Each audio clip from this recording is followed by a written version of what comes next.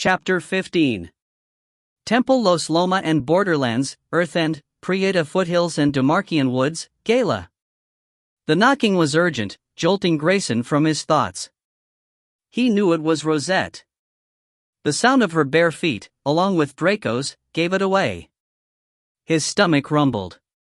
Was she coming to press him for news of the notes? He'd already told her what it might mean to activate the backup CPU, but now they knew for certain. What would he say? Callie had sworn him to silence. She wanted Rosette in Demarca with Nell, safe until the baby came. The baby, he closed his journal. Enter, he said, turning towards the door. Where was Nell, anyway? He was curious to meet her, and he had hoped she would arrive before he faced Rosette and her questions. Maybe she had, and Rosette was simply coming to say goodbye. Goodbye? He hadn't even had a chance to say hello. He schooled his thoughts, ready to tell her what he was feeling, ready to ask if he could accompany her to Demarca. He took a deep breath and smiled, opening his arms. Rosette stormed into the room. It's gone. She slapped her palm on the bench. Draco growled at her side, his tail lashing. Grayson had never noticed her resemblance to Kreshkali, not until now. Her eyes were on fire, her cheeks red. His smile evaporated and he took a step back. What's gone, Rosette? The spell is gone. Vanished. It's not in my DNA. You can't know that. I can and I do. Impossible. The CPU is encoded. It can't disappear. He took her hand, guiding her towards a seat. She pulled loose, bristling. I'm telling you it's gone. There's no spell in my blood to activate. There has to be. She planted her hands on the back of the chair. Really? There has to be? Funny, because I tried and nothing happened. The blood drained from Grayson's face. You tried to activate the spell? How could you know what to do? It's simple, really. I think I could have done it without the translated notes, but it's not there, so it doesn't matter. Jared is gone, as far as I can see, forever. She was panting between her outbursts. Draco jumped up onto the bench and snarled, knocking over inks and needles. Draco, easy. Please. Deep breaths, the both of you. He nudged the temple cat down and sent soothing energy to them both, righting his ink bottles, straightening papers. Slowly Rosette's hands opened, and she let out a sob. He's gone, Grayson. He's gone. Tears ran down her cheeks. Jared is gone. He took her into his arms and this time she didn't pull back. He brushed his lips over her ear, whispering, You can't be certain. The CPU is gone, Grayson. It's not there. You looked at the notes? I did, and Draco and I did a calling too. You what? He held her at arm's length. Just a weapons calling. I had to be sure he wasn't wandering around with amnesia, or dispirited. But nothing came. Nothing but a broken arrow that had never been in his tulpa anyway. He's not there, in Corsonon. I'm sure of that now. Grayson held her close again and she sobbed. I found the notes and did the ritual, only nothing happened. I couldn't visualize Bacillo. He exhaled, releasing her, though she lingered, her body leaning against his. Rosette, that can only mean one thing. He searched her face, hoping he was somehow wrong, knowing he was not. What? It means you never actually had it. But I did. He nodded, sitting down and offering her the seat beside him. She took it. He rubbed his temples. You had it when you were in cryo. I saw the slides myself. Could Everett have done something? Could he have taken it? I don't see how, but I couldn't get him to come with me to Los Loma. He was paranoid. You said. Rosette looked out the window into the dark. It's nearly midnight. Nell will be here soon and she might have some answers. He cleared his throat. Rosette, we haven't had time to talk. About us. She lifted her head. The look in her eyes made him wince. We did, Grayson. You said you couldn't handle the uncertainty of relating to me. Perfectly understandable. I'm fine with it. She stiffened. Why bring it up now? There are much more important things to consider. Not more important to me. Immediately he wished he hadn't said that, but it was too late. He hurried on. I didn't know you were pregnant, Rosette. That only makes things more uncertain, Gray, not less. Anyway, our relationship isn't about the obligation you felt when you heard I was pregnant. We are friends. I'm glad of it. But right now it's your knowledge I need. Sweetheart, please listen to me. When I realized you were pregnant I felt. He was cut short by the sound of boots clipping down the hall. Rosette pushed out of her chair. Nell, she said, opening her arms. Draco bounded out of the room only to return immediately with Nell Paris. Rosette raced to the door, embracing her mentor, her mother, tears flowing down her face. I'm so glad you're here. Me too, my darling, though it's not like I was ever gone. You've had Kreshkali. You know we are one and the same.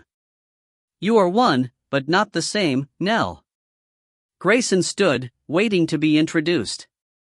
I've heard so much about you, Nell Paris. He reached out his hand and she drew him into a warm embrace.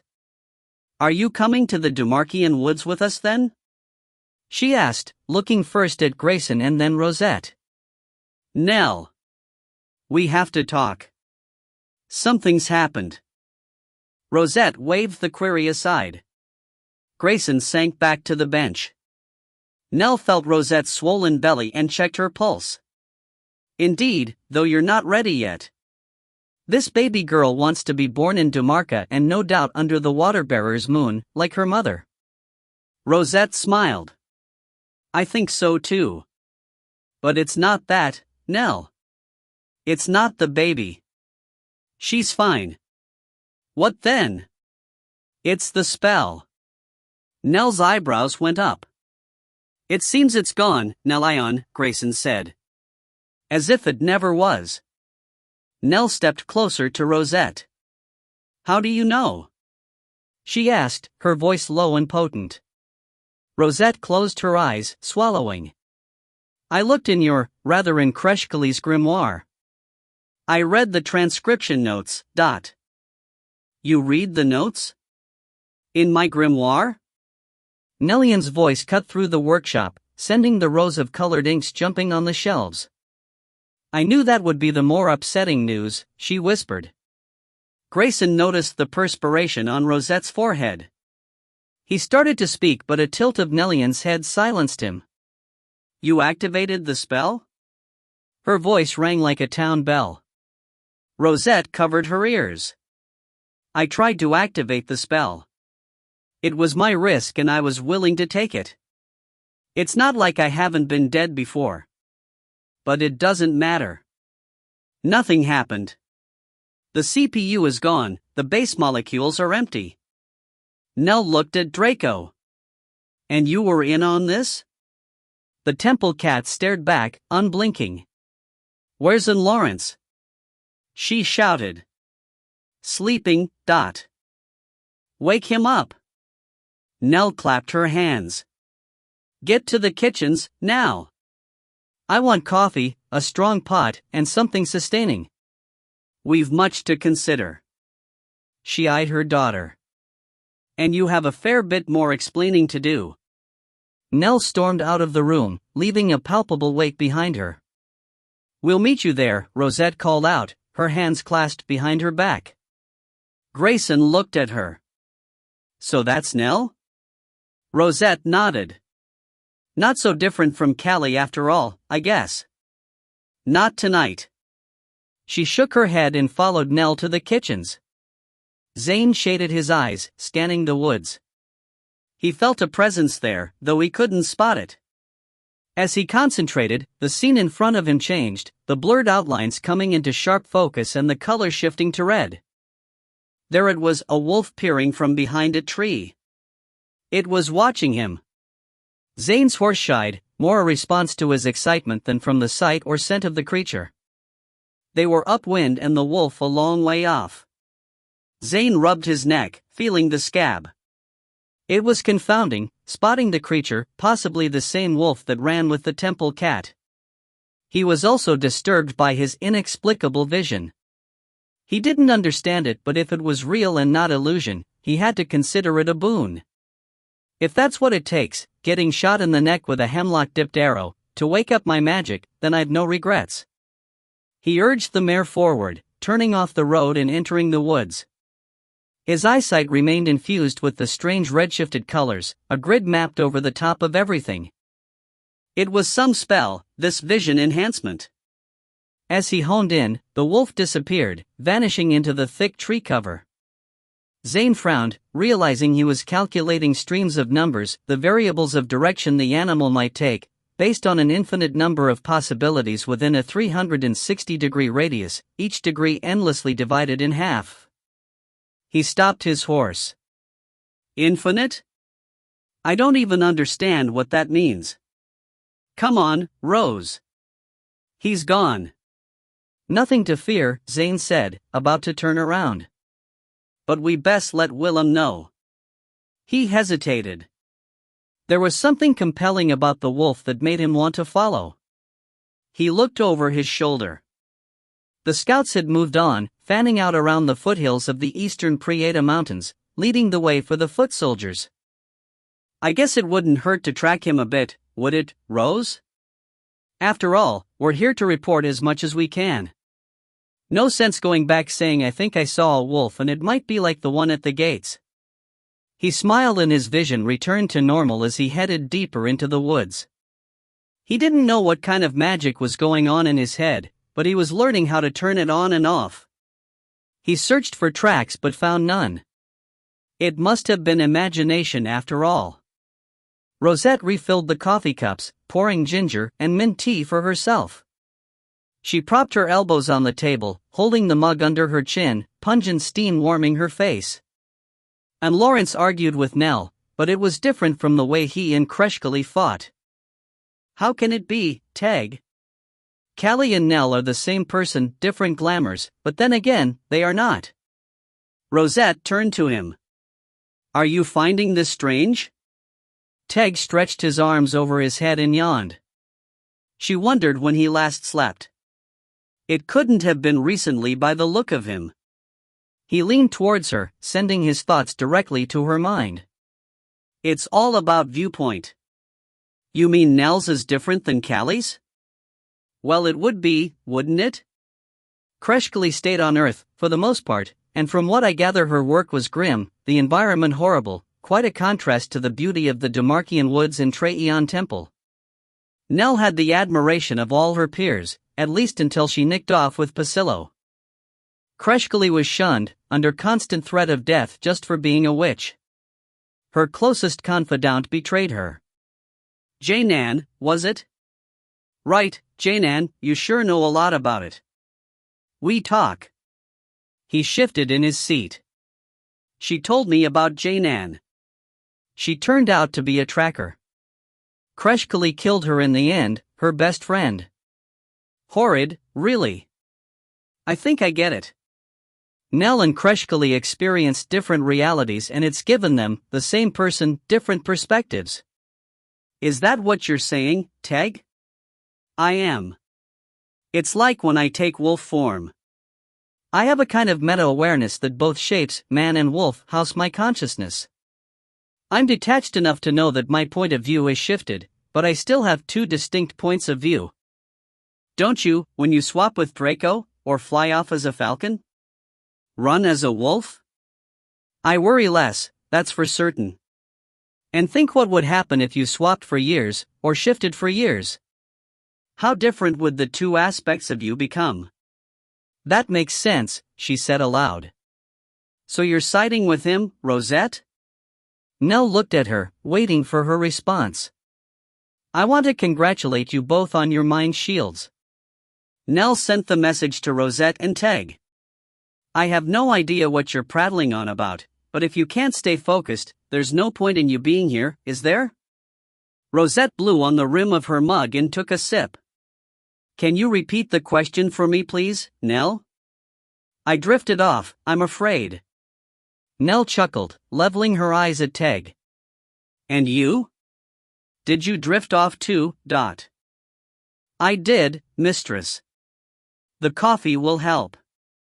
He took a gulp and blinked his eyes. I'd best have another. I wish I could have one, Rosette whispered. Pregnancy can make you a little vague, sweetie, Nell said. How are you feeling? My legs ache a bit. Nell patted her thigh and Rosette offered her bare foot. Nell nested it in her lap, massaging her toes. Shall we recap? Please, Rosette said, though her eyes were closed. Draco purred. Since Teg's news of the march, your fathers wanted to join ranks with Temple Dumarca and fight the Corsinons. Of course, that does make sense, Rosette said. You agree? The sword master's brow went up. It's what you did, isn't it? Fight the Corsinons, but I was thinking it might be the perfect diversion, but... Good to have you back with us, Rosette. Diversion for what? It's clear to me that Maki, or Rawl if that's who she really is, wants the spell so badly she's been willing to change events to the point where you never got it, and you never passed it to me. That's what we suspect, right? Nell nodded.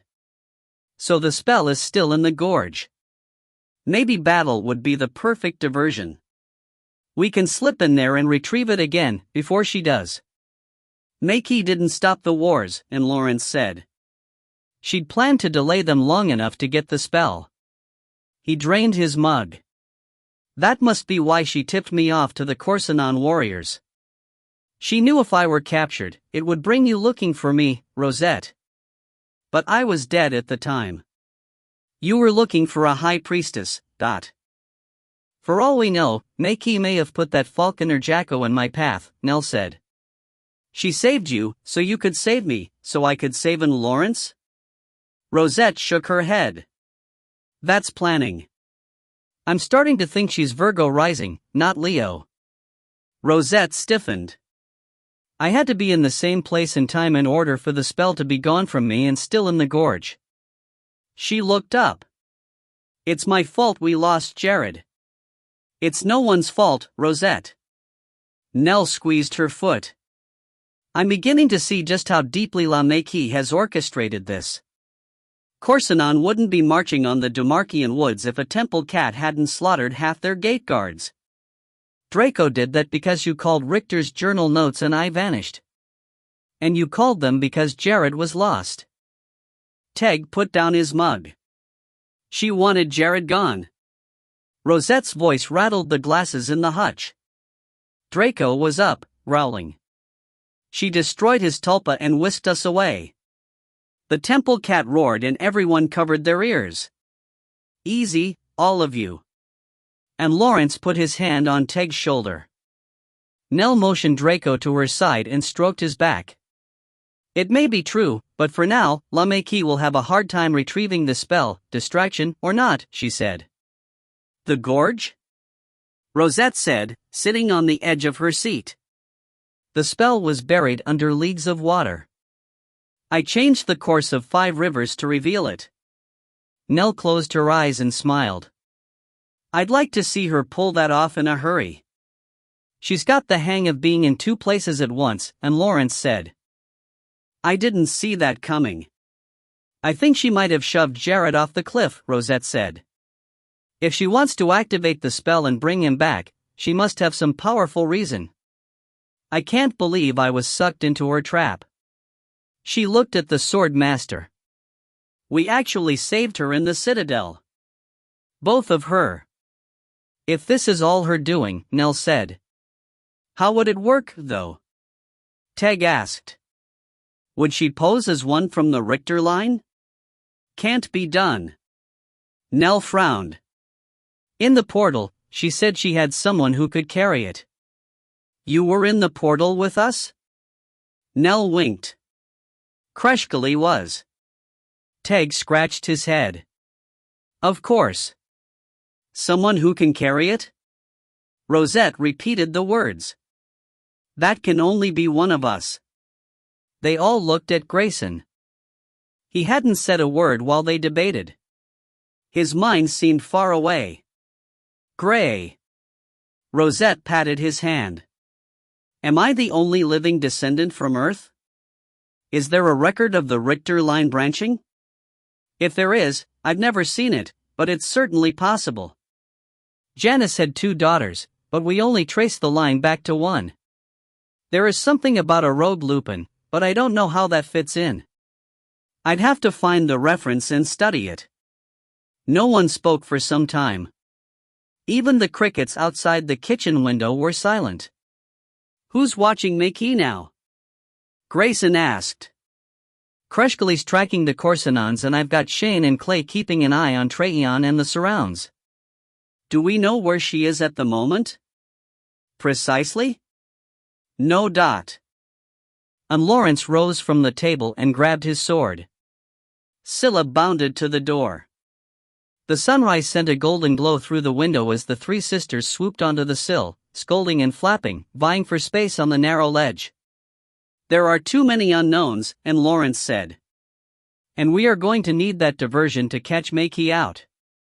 He grabbed his cloak. Where are you headed? Nell and Rosette spoke at the same time. To the Dumarkian woods to protect the temple, as is my charge. He tested his wounded leg and gave it a slap.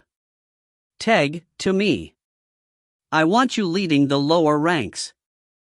You do? The Lupin was on his feet as he spoke, a smile lifting his face. Grayson?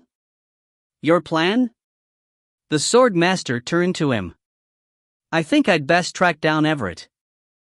He's a missing piece to the puzzle.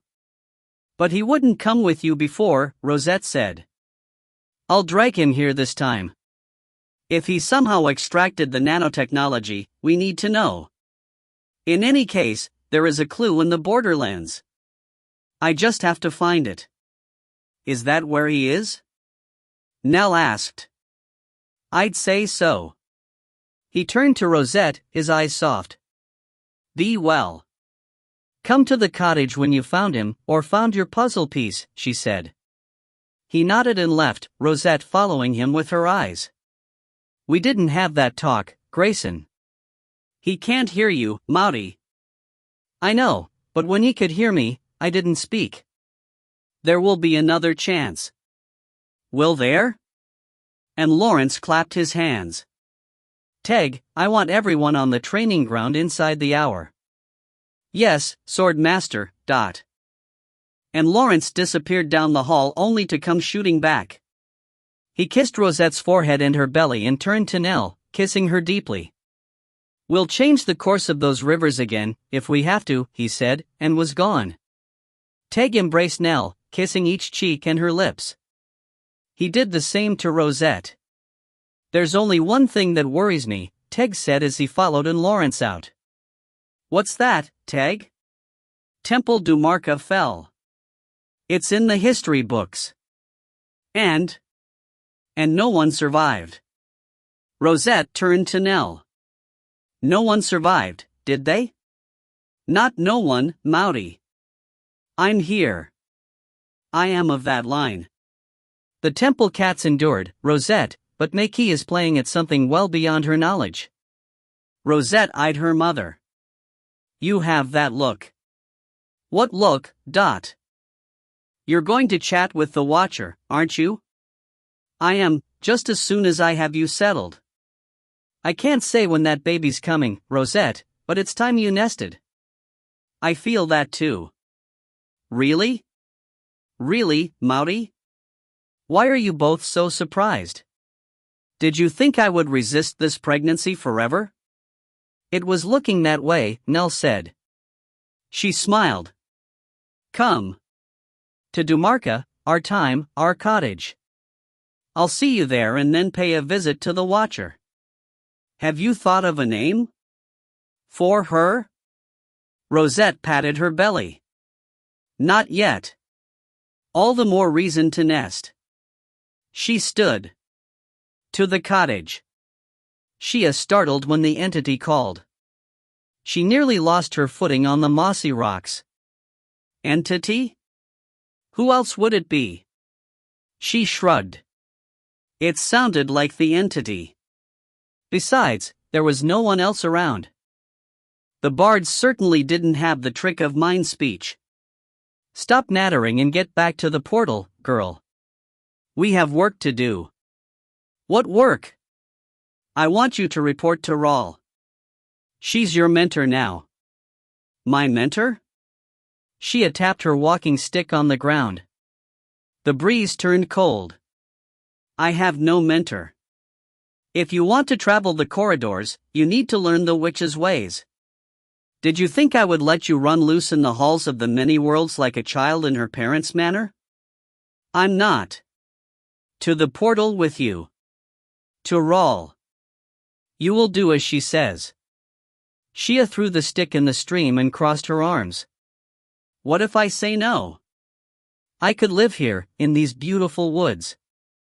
I don't need to ever go another step. She planted her feet wide, staring in the direction of the portal. The sun disappeared behind clouds and her damp hair whipped about her face. Thunder rumbled on the horizon. Are you prepared to go the way of your brother? How do you know about him? She asked, shivering. How do I not? Lightning zipped overhead, followed by a crackling boom. A sudden squall dumped buckets of rain, soaking her to the skin. Shia sprinted up the path, climbing the steps to the portal. She grabbed her coat and pack, looking for the bards. There was no sign of them as she scurried into the corridors, rushing past the plasma entity and turning around. She pressed her back against the wall. There you are, Rawl said. She pushed wet curls from her face. I've been looking for you. Her cloak was saturated, but she brushed her shoulders as if there was only a light dew. Well, you found me, Shia said, frowning. And I'm guessing you had help? Why, darling girl, what do you mean? Come with me, will you? I've a place near Treeon Temple where we can get dry and share a meal. Treeon Temple? You don't know your way around these parts, do you? I can help with that too. I know the names of the temples. I know that one anyway. Of course you do. Rawl passed her hand over the plasma entity, jerking it back as if it stung. A whirl of lights raced across the entrance. Shia closed her eyes, rubbing her head. She wondered about Clay and Shane but felt it best not to ask where they had gone. Wherever it was, they hadn't waited for her. When the portal cleared, she followed Rawl, glancing at the glowing purple strands of the entity. You've gone silent?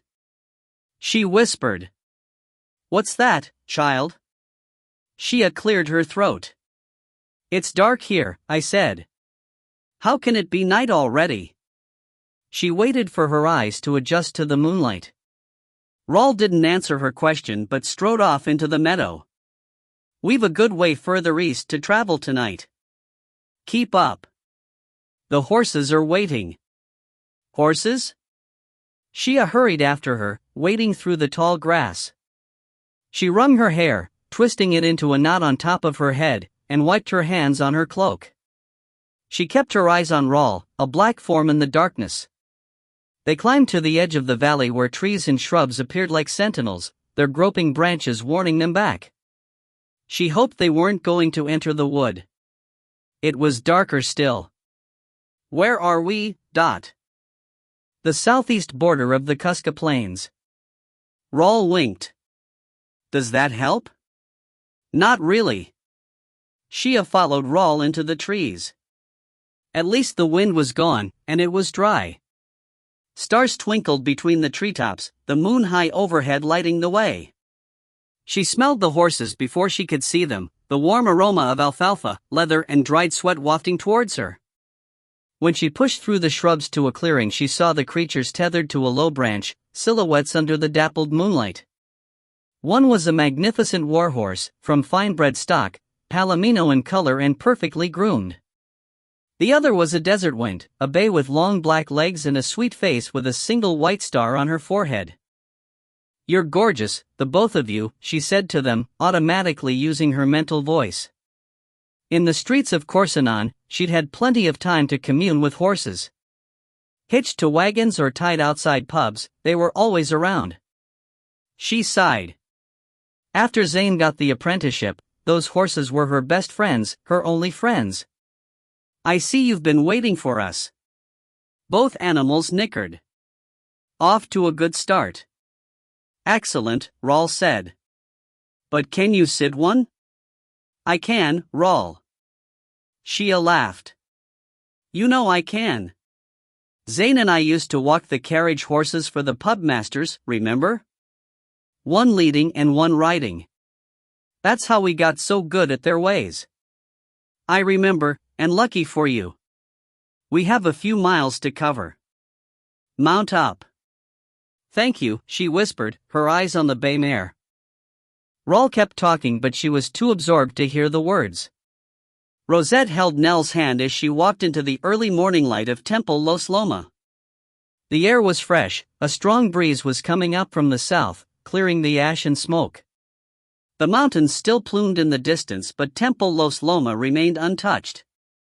"There's some potent spell on this place, isn't there, Nell?" "There is, and I've yet to find the source." Rosette closed her eyes. "It's running underneath everything, like the caverns of Los Loma Gala." Nell touched her arm. "That's a thought worth exploring." Rosette smiled. "Thank you." Nell inclined her head towards the entrance gates to the north. "Shall we fly?" "If we want to get there before noon, I think we must. I'm down to a waddle these days, Dot." Draco took off at a run, the three sisters above him. "I'll meet you there, Mouty." He gave a roar that surprised her. It was answered by Scylla, her screech coming from somewhere behind the training grounds. Horses' heads flew up and the brood mares bolted, foals frisking at their sides. They stampeded to the far end of the paddock. "Draco, what's that about?" "Just saying goodbye, Mouty. You've never done it like that before." "I might be gone for some time." "I hope not." Rosette crouched, dipping her head to her chin. She took a deep breath and launched into the air. As her toes left the ground, she shifted into a falcon, light, free and soaring. The shockwave scattered leaves across the road and bent the trees lining the driveway. She shot upward, Nell beside her, calling in a high-pitched whistle. "Oh, this does feel good." As the wind streamed past, her eyes adjusted to the telescopic vision. "I love flying." She spotted Draco running below, the top of his back arching, his legs bunched before stretching into a straight line as he extended his paws. "Shield, my lovely," she said to him. "I've something to discuss and we've only seconds. I thought our packing off to Demarca was a little complacent." She kept her own mind shield tight. Nell was gliding in a thermal above her. "I am packing off to Demarca. I must. I know the baby's coming soon and really, I need the rest, in that form." "In that form?" "Draco, I discovered something new and I think I can do it." "I know I can." Mouty, Dot. "I read the theory of how to be in two places at once." She said the words in a rush before he could interrupt. "So the pregnant me is going with Nell to Demarca, but another me is slipping out when we get to the portal and going to Trackmakee. I'm not letting her get the spell, Draco, and I can do this. I want to do this." She swooped lower, bracing for her familiar's response. "Mouty, must I point out the obvious? You have no experience with the technique. It's not taught in any of the temples and only a rare few high priestesses know how to do it." "I realize that, Dre. Also, remember you are not yet a high priestess." "I haven't forgotten that either." "Then how can you contemplate it?" "It's a brilliant idea, I give you that, But I think the next 30 seconds that it will take us to reach the portal isn't quite enough time to study and prepare for the ritual, let alone understand it and perform it. Am I missing something, Maori? You are. She veered to the right, catching a thermal that lifted her high above her familiar until he was a black speck on the dust-red plains. From that vantage point, she dove. Best tell me quickly. It's 15 seconds away now. Janice Richter's notes were not the only thing I read in Kreshkali's grimoire. Even from her high vantage point she saw Draco falter. Maori, you didn't. I did. The book itself opened to the exact page. Really, Dre, it offered it up to me. I had to read on. I know how it's done and alignment is 9/10 of it anyway. I'm aligned, Draco. I can feel it. I want to be in two places at once and I will. This is going to be hard to explain. What's that? I will be with you in the hunt for Meiki, Maori. There could be a battle. I will go with you there. Not open to discussion. You can't, not at first. Listen, sweetie. Here's what we will do. She broke out of the dive, riding a thermal to the entrance gate as Draco dropped to a trot. You stay with me and Nell until I'm settled at the cottage, a few hours at the most. When Nell goes to engage the Watcher like I think she plans, you come to the portal. I'll be there waiting. We'll track Meiki together, ahead of Lawrence and the others. How will you explain my absence at the cottage, Dot? I've got it figured out. Don't worry. I am worry-free, Maori. You know that, though it would be an easier state to maintain if you'd discussed this topic with me sooner. Rosette back-winged onto the ledge above the portal, shifting to her human form when she landed. Nell had done the same and was already down the embankment, looking up at her. She tightened her mind shield. There wasn't time, and I didn't want Nell picking up on it. She might have agreed. And she might not have. This is necessary, Dre, and it will work. Risks? Best not know them. Draco's tail snapped. It's going to be fine. I promise. He rumbled a purr. If anyone can do it, Maori, a witch born under the sign of the twins can. Thank you, Draco. Rosette groaned as she slid down the bank, Nell clasping her hand and keeping her upright as she hit the ground. Draco came to her side, panting. He pushed his head into her thigh and she buried her hand in his ruff. Nell stared back at Temple Los Loma and together they surveyed the wide expanse, their eyes resting on the mountains, smoking and rumbling as if the earth would soon erupt. Rosette kept hold of Nell's hand as the three sisters glided into the crevasse behind them. We'll bring him back, Nell. We'll find a way to bring Jared back and figure this out. Earth will survive. Rosette squeezed her hand. Nell nodded and led her into the portal. Here I go, Dre. Here I go. Rosette closed her eyes and let her hand slip from Nell's.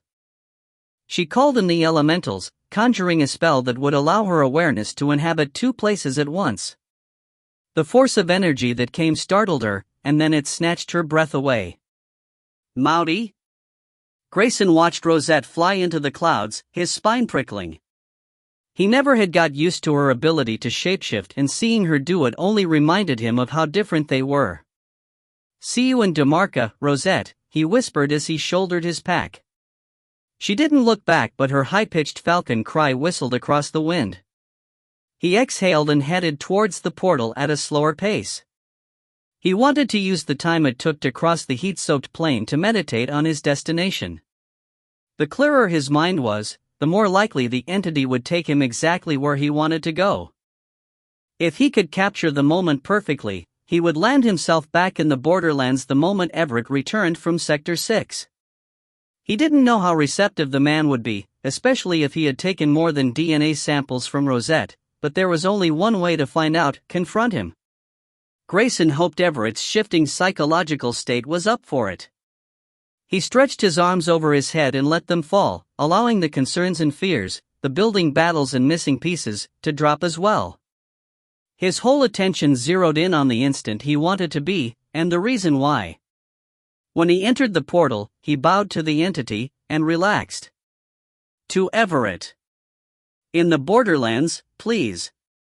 When he stepped out of the corridors, he knew he had got part of it right. The air was warm and moist, carrying the fragrance of ginger blossoms and banana sap. Whipbirds called with their lash and snap voices, their bodies invisible in the dense forest behind him. The sun baked down from above. It wasn't the penetrating dry heat of the Temple Los Loma plains, heat that cooked to the bone, but a thick, wet warmth that made it feel like he was breathing steam from a bubbling jam kettle. He headed for the abandoned flight center, a horde of crows taking off as he emerged from the bush. They shot skyward, squawking and flapping until they resettled in the treetops a bit further away. He found a spot in the shade of a tall palm grove and took off his pack. Nesting it behind his head, he stretched out on the grass and waited. Grayson watched the comings and goings of the crows, black against the blue sky, and the pecking guinea fowl in their herringbone suits, scratching up dust, searching for seeds near the shed. A lone eagle winged into the valley, riding the thermals high above, scattering the crows and the ground birds. Without realizing it, his lids grew heavy, the warmth of the day and the lack of sleep catching up. Of their own accord, his eyes closed, and when he popped them open again, Regina stood above him, tapping his foot with her walking stick. Grayson? He scrambled to his feet. I thought that was you, she said. Gave me a fright. You looked dead. Live and well, Anne. Looking for Everett? He nodded. Me too. Perhaps we'll find him together. Regina embraced him, giving him a strong thump on his back and a kiss on both cheeks. He relaxed, glad to have found her so soon. Has Everett been missing long? You mean this time? She asked. A day. A little more. He's like a sheep caught in a maze, one moment browsing contentedly on the shrubs, the next bleating and racing into the barriers, desperate to find his way out. No improvement then, Grayson said, giving her hand a squeeze. His memory? It comes and goes, along with the paranoia and angst. After he saw you last, he seemed to recall more. I think you're good for him. She led him down the path. Come. It will rain soon. The clouds, as if on command, raced towards the mountains, covering the sun and billowing into giant thunderheads. Hike it back to the village? He asked. She closed her eyes for a moment, lifting her palms to the wind. A downy feather escaped from her sleeve and disappeared with the breeze. We might as well. That is where he will return to, when he regains his senses. She looked over her shoulder at the portal. Unless there was any trace of him that way. Grayson shook his head. None. Come then. Home. He shouldered his pack, following her down the path and into the valley. Grayson was drenched when he reached the village, the cloying heat of the jungle sticking to him like a second skin. Water ran down his back, off his cuffs and into his boots.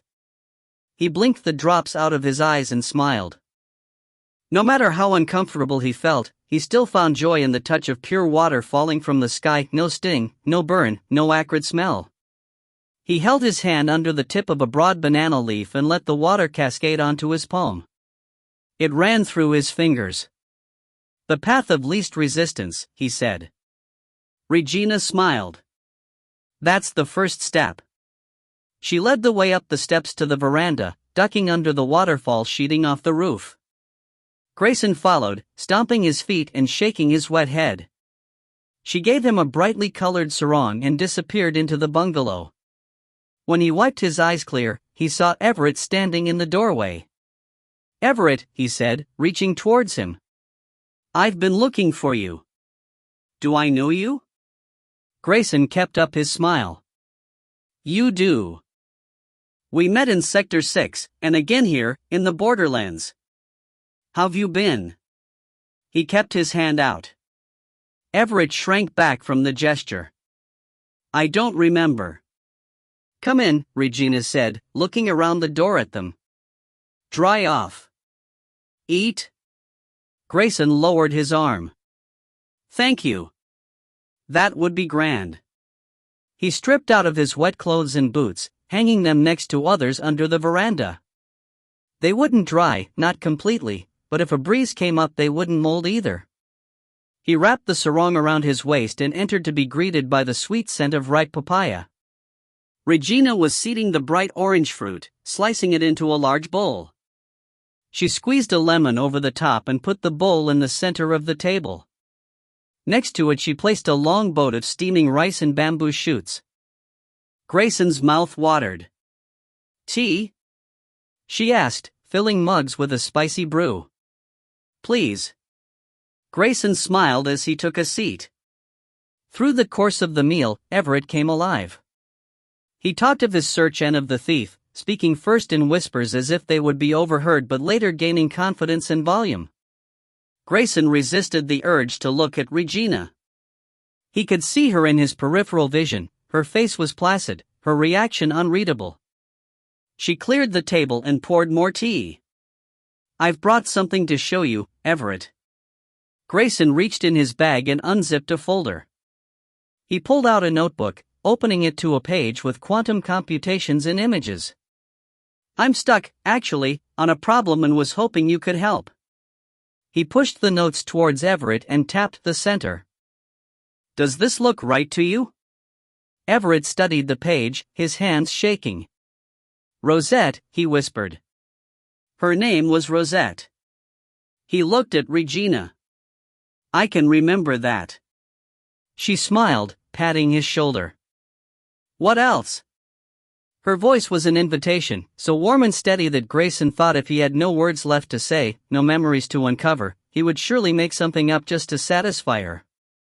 But Everett clearly remembered something. His brow was knitted, his eyes half closed. You remember Rosette, Grayson said, leading him to the information he so hoped was there. She died on my table, but they said they could bring her back. Everett stared at his hands, the notebook falling from his grip. They trembled until he clamped the mug. When his head came up, he leveled them on Grayson. You said you could bring her back. We did. She is well and grateful. She sends her best wishes. His face softened. Can I see her? He played with his ring finger, though it was bare. She's not here, Everett, Regina said. Only the picture. Everett's eyes went back to the page and he scrutinized it again, pinching the corner into a dog's ear. He studied the equations, his eyes flashing across the images. Everett, I must ask you something. Grayson waited for a response, continuing even though there was none. Did you remove this from Rosette? He pointed to the diagram of Jared's backup CPU. Extract it from her DNA? To examine it closer, perhaps? Everett shivered. She wasn't like us. She had life in her, more life even in death, more than any at Assist, Sector 6. Fecund she was, so I took a chance and removed it. Why let the child die? I didn't know about the devices. I didn't have the requisition forms. How could I? She had no ID. We didn't even know where she was from. But I faked one. I got it, stored it, before I knew. He pulled on his earlobe while he talked, his words a stream of thought. Then I saw the slides. The technology was banned. Demon technology. How could she have it? I didn't know what to do after that. Would it pass on? Did it pass on? I don't know. The thief came and took the child. Took them both. He grabbed his head and rocked back and forth. Regina placed her hand back on his shoulders, but he didn't notice. Suddenly he stiffened, slamming his fists on the table. The thief came and took them before I had a chance to know. Grayson swallowed. The thief took them? One moment they were here and then they were gone. Everett drummed the diagram with the palm of his hand. We'll never know. I wake up and it's too late. I can't catch the demon. She's looking for more, smells for them. I can hear her scratching about the bungalow. I can see her at the edge of my mind trying to worm her way in. Everett's body shook. Sweat dripped into his eyes, but he didn't blink. It's all right, Regina said. The demon's gone. Not gone. He shouted, knocking his chair over as he stood. Not gone like the infants. His eyes were searching a lighthouse, unseeing. The thief followed me here. She hunts for more. I have to track her down. He ran out of the bungalow, his screams drowned by the pouring rain. Chapter 16. Prieta Foothills and Demarkian Woods, Gala and Borderlands, Earth. Zane rubbed the gray mare with liniment, a mixture of snow root and peppermint tincture, butcher's broom, rue, and witch hazel. She had swollen tendons along her cannon bones and the pitting edema was getting worse. The ride had strained her, she wasn't in condition for it.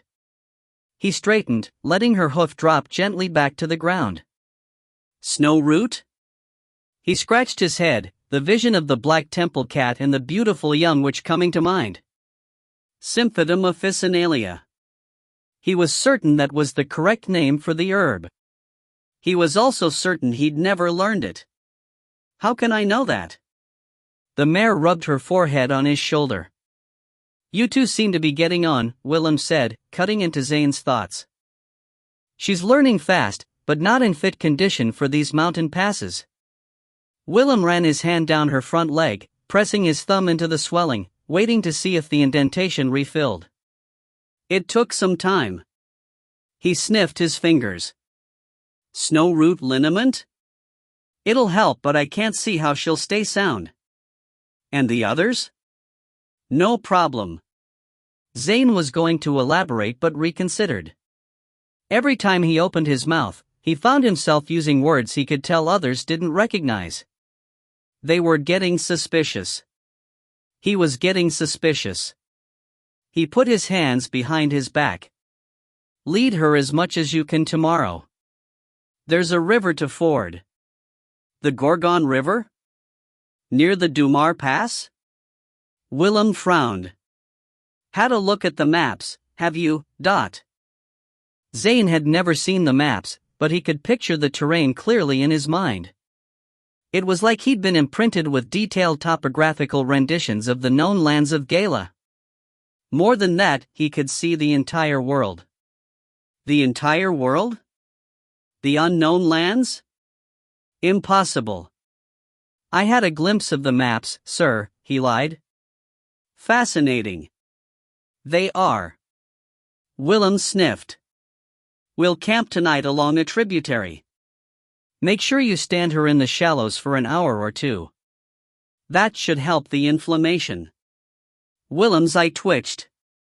Zane kept his face calm, though behind the mask he kicked himself. Inflammation? Where was this coming from?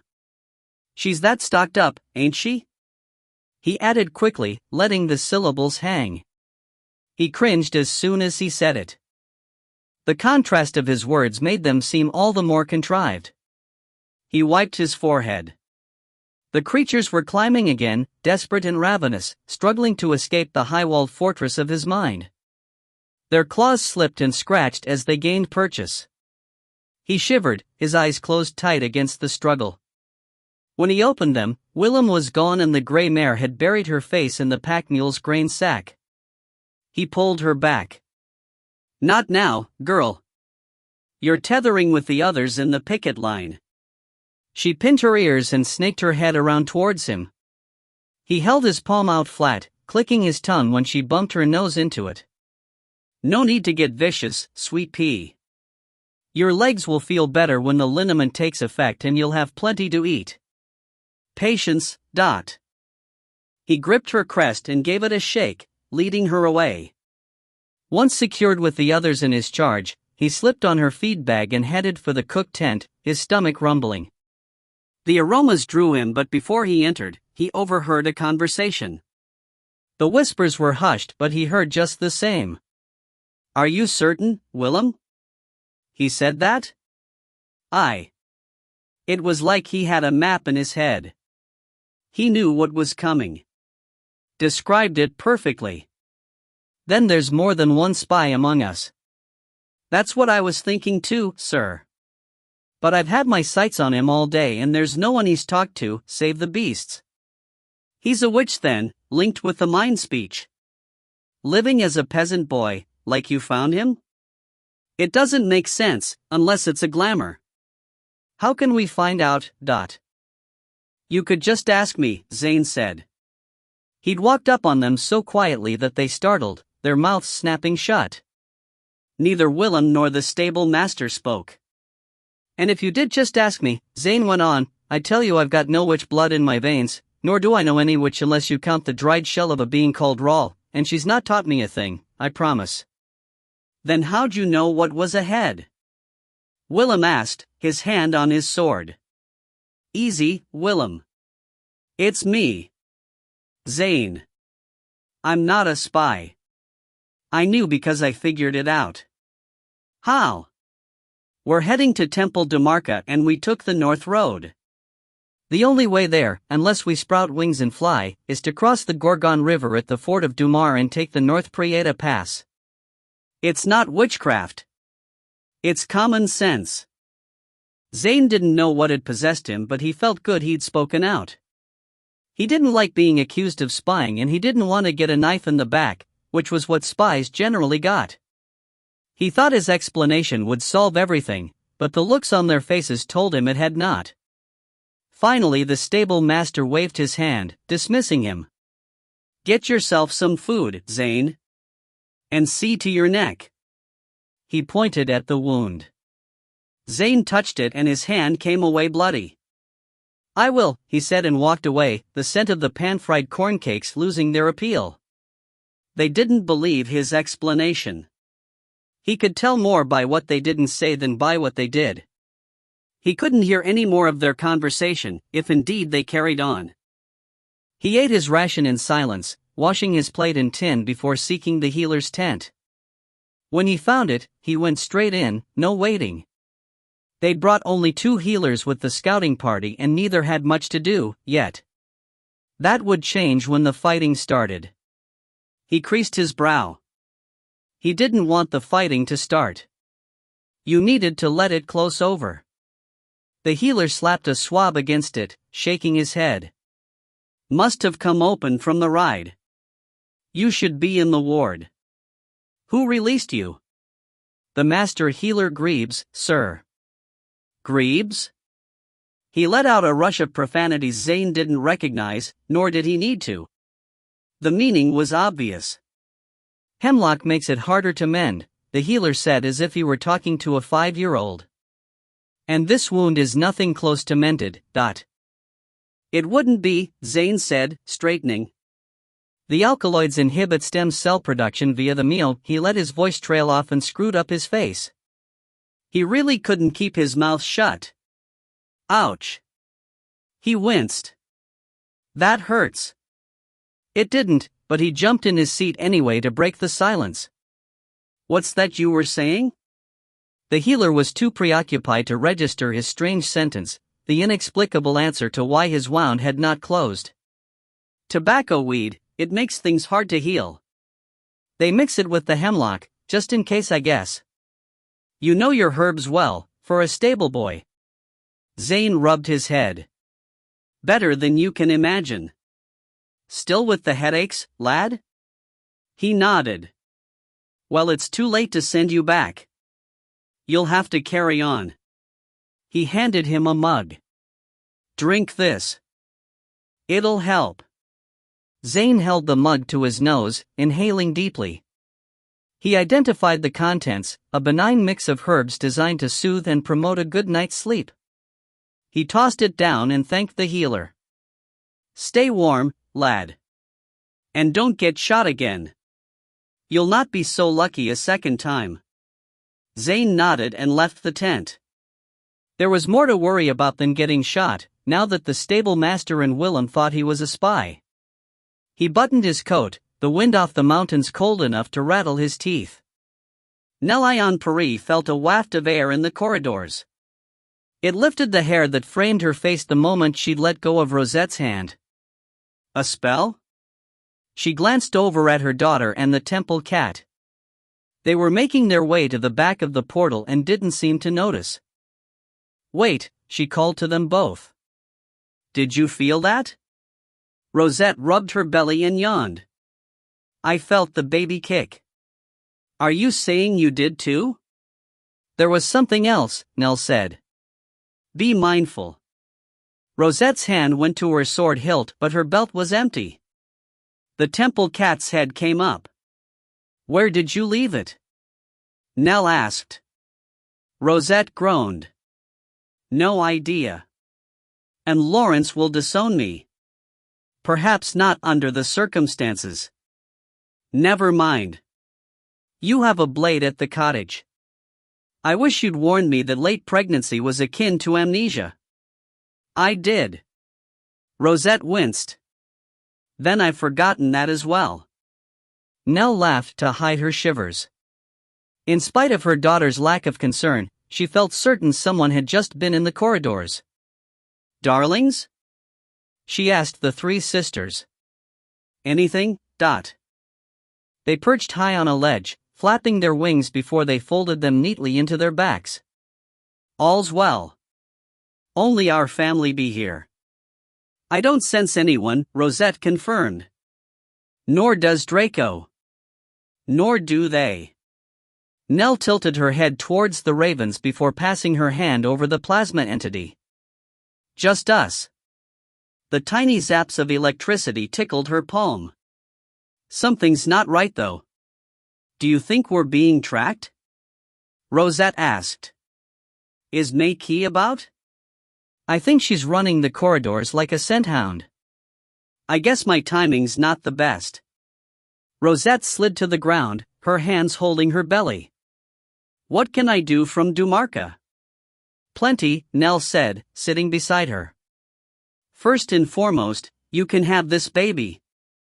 That's a complete enough task on its own. Rosette closed her eyes.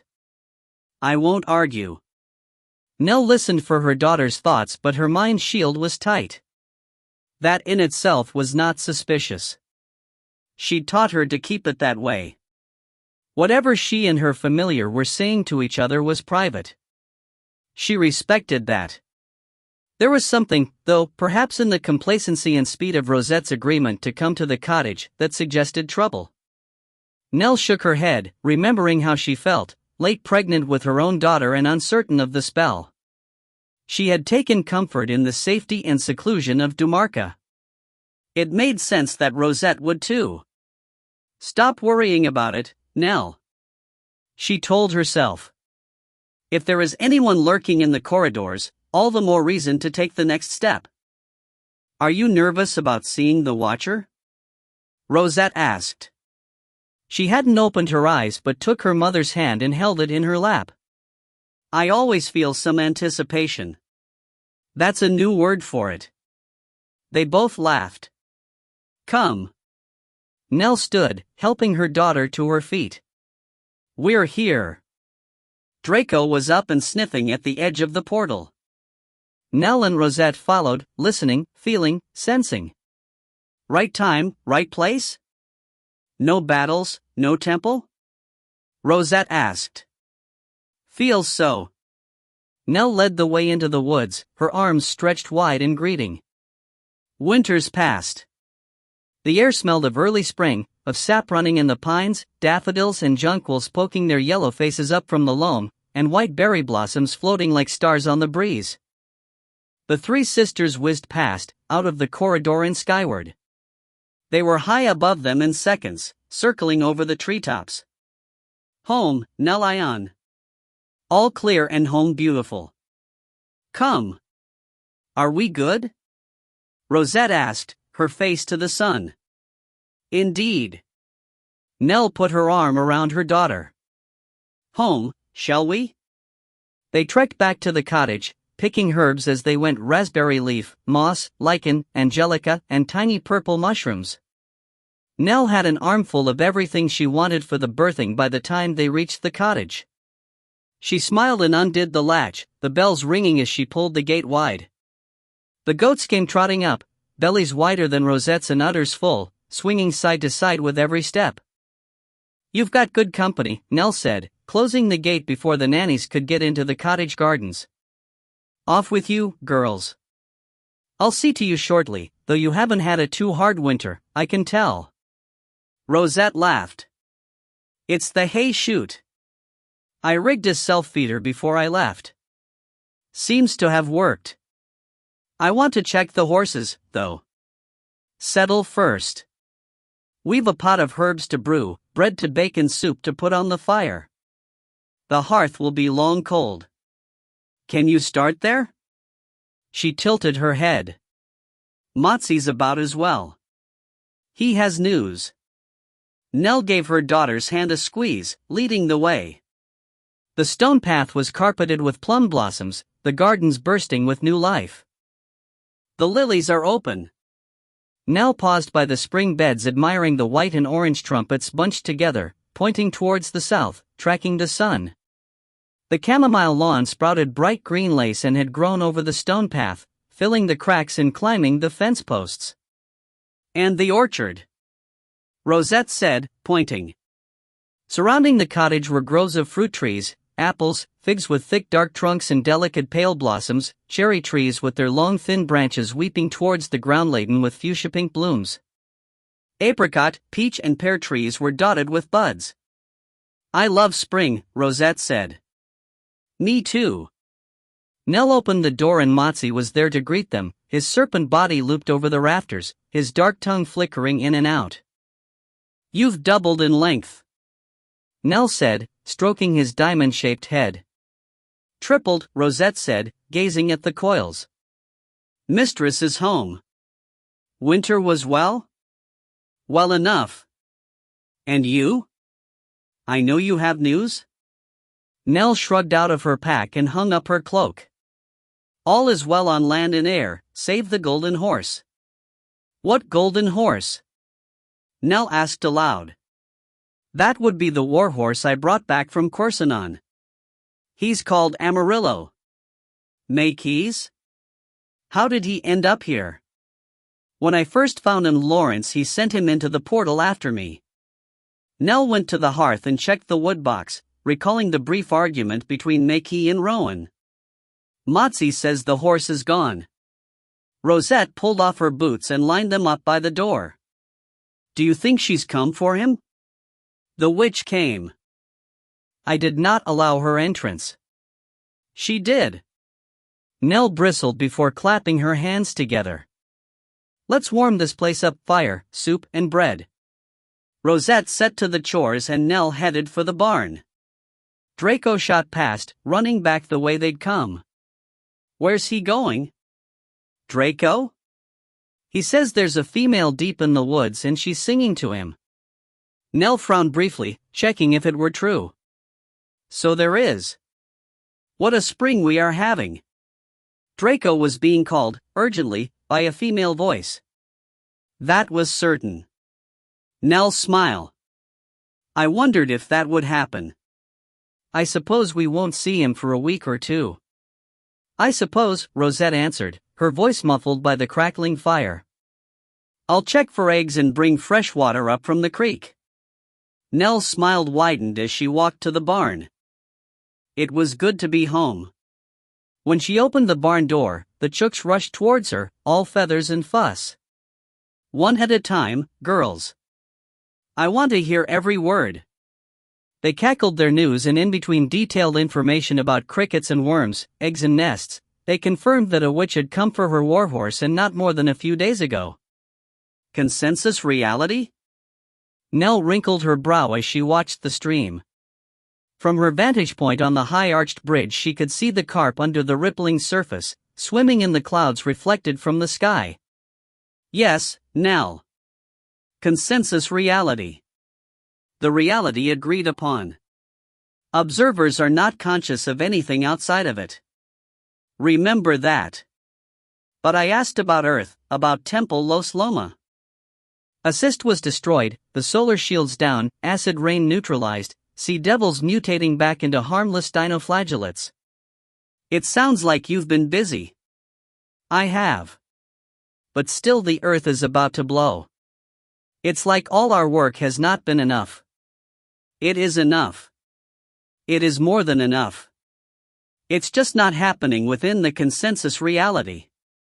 Are you saying Temple Los Loma isn't in the same reality as the rest of Earth? Did you think it was, Nell? She clutched the railing. Great Sphinx, she whispered. I did. Most of the beings on Earth have been consuming energy and making choices based on their own needs. Most are thinking about their small lifespan, not 10 lifespans or 10 million lifespans ahead, or behind. The Watcher chuckled. Can you imagine it? Pass me the salt, dear. He's about to comply. But how will that affect my great-great-granddaughter? The Watcher continued to laugh. Good to know you think it's funny. You would too, if you could see it from here. That's what I came for, a larger perspective. I'm making choices and considering how it will affect hundreds of years into the future. And hundreds of years into the past. Well done. Now instead of hundreds, do billions. Nell choked. Without Jared, it's... Are you certain you are without him? She loosened her cloak, the sun beaming on her upturned face. A hawk rode the thermals above her. Sphinx, I've got a world about to explode, a daughter about to give birth, a witch about to nab the spell, a man about to start a war, a Lupin about to break all the rules ever made, and a quantum sentient nowhere to be found. I'm not certain of anything and I don't feel like playing games. Worried about the entropy, are you? You aren't? Hardly. Nell felt fit to scream. Nell, if it's entropy that's upsetting you, seek the energy outside. Outside what? The closed system, of course. Outside the closed system? Where else? Energy only becomes increasingly unavailable within a closed system. If you remember that consciousness has no dividing walls, no doors and no doorkeepers, if you remember that consciousness doesn't need them because it is an open system, you'll see how to reverse the law of entropy. That's what you are wanting to do, isn't it? Turn the entropy wheel around on old Earth? She nodded. I do. Nell, relax. Consensus reality is egocentric for a reason. You are in the borderlands. The spaces on the edge. The borderlands? It's a metaphor, Nell. Loosen up. She unclenched her fists, rubbing the backs of her knuckles. Remember the first rule. The first rule? Nell asked. The first rule of magic, the first rule of physics, the first rule of the universe. The only rule that really counts in such instances. Everything is energy? That's the one. Keep that in mind, and get outside the notion of closed systems. Consciousness is open, and enlightenment is simply realizing it. Are you ready to move on? A carp jumped out of the water, its orange and black scales shimmering as it flipped in the air, caught a moth and dove back under the ripples. Sphinx? She called to him silently, though she knew he was gone. The luminous surface of the water sparkled like laughter. Nell closed her eyes and began the journey back up the layers of her mind until she could hear the three sisters squawking in the redwood branches overhead. How far? She asked them, looking to see the progress of a red-tailed kite.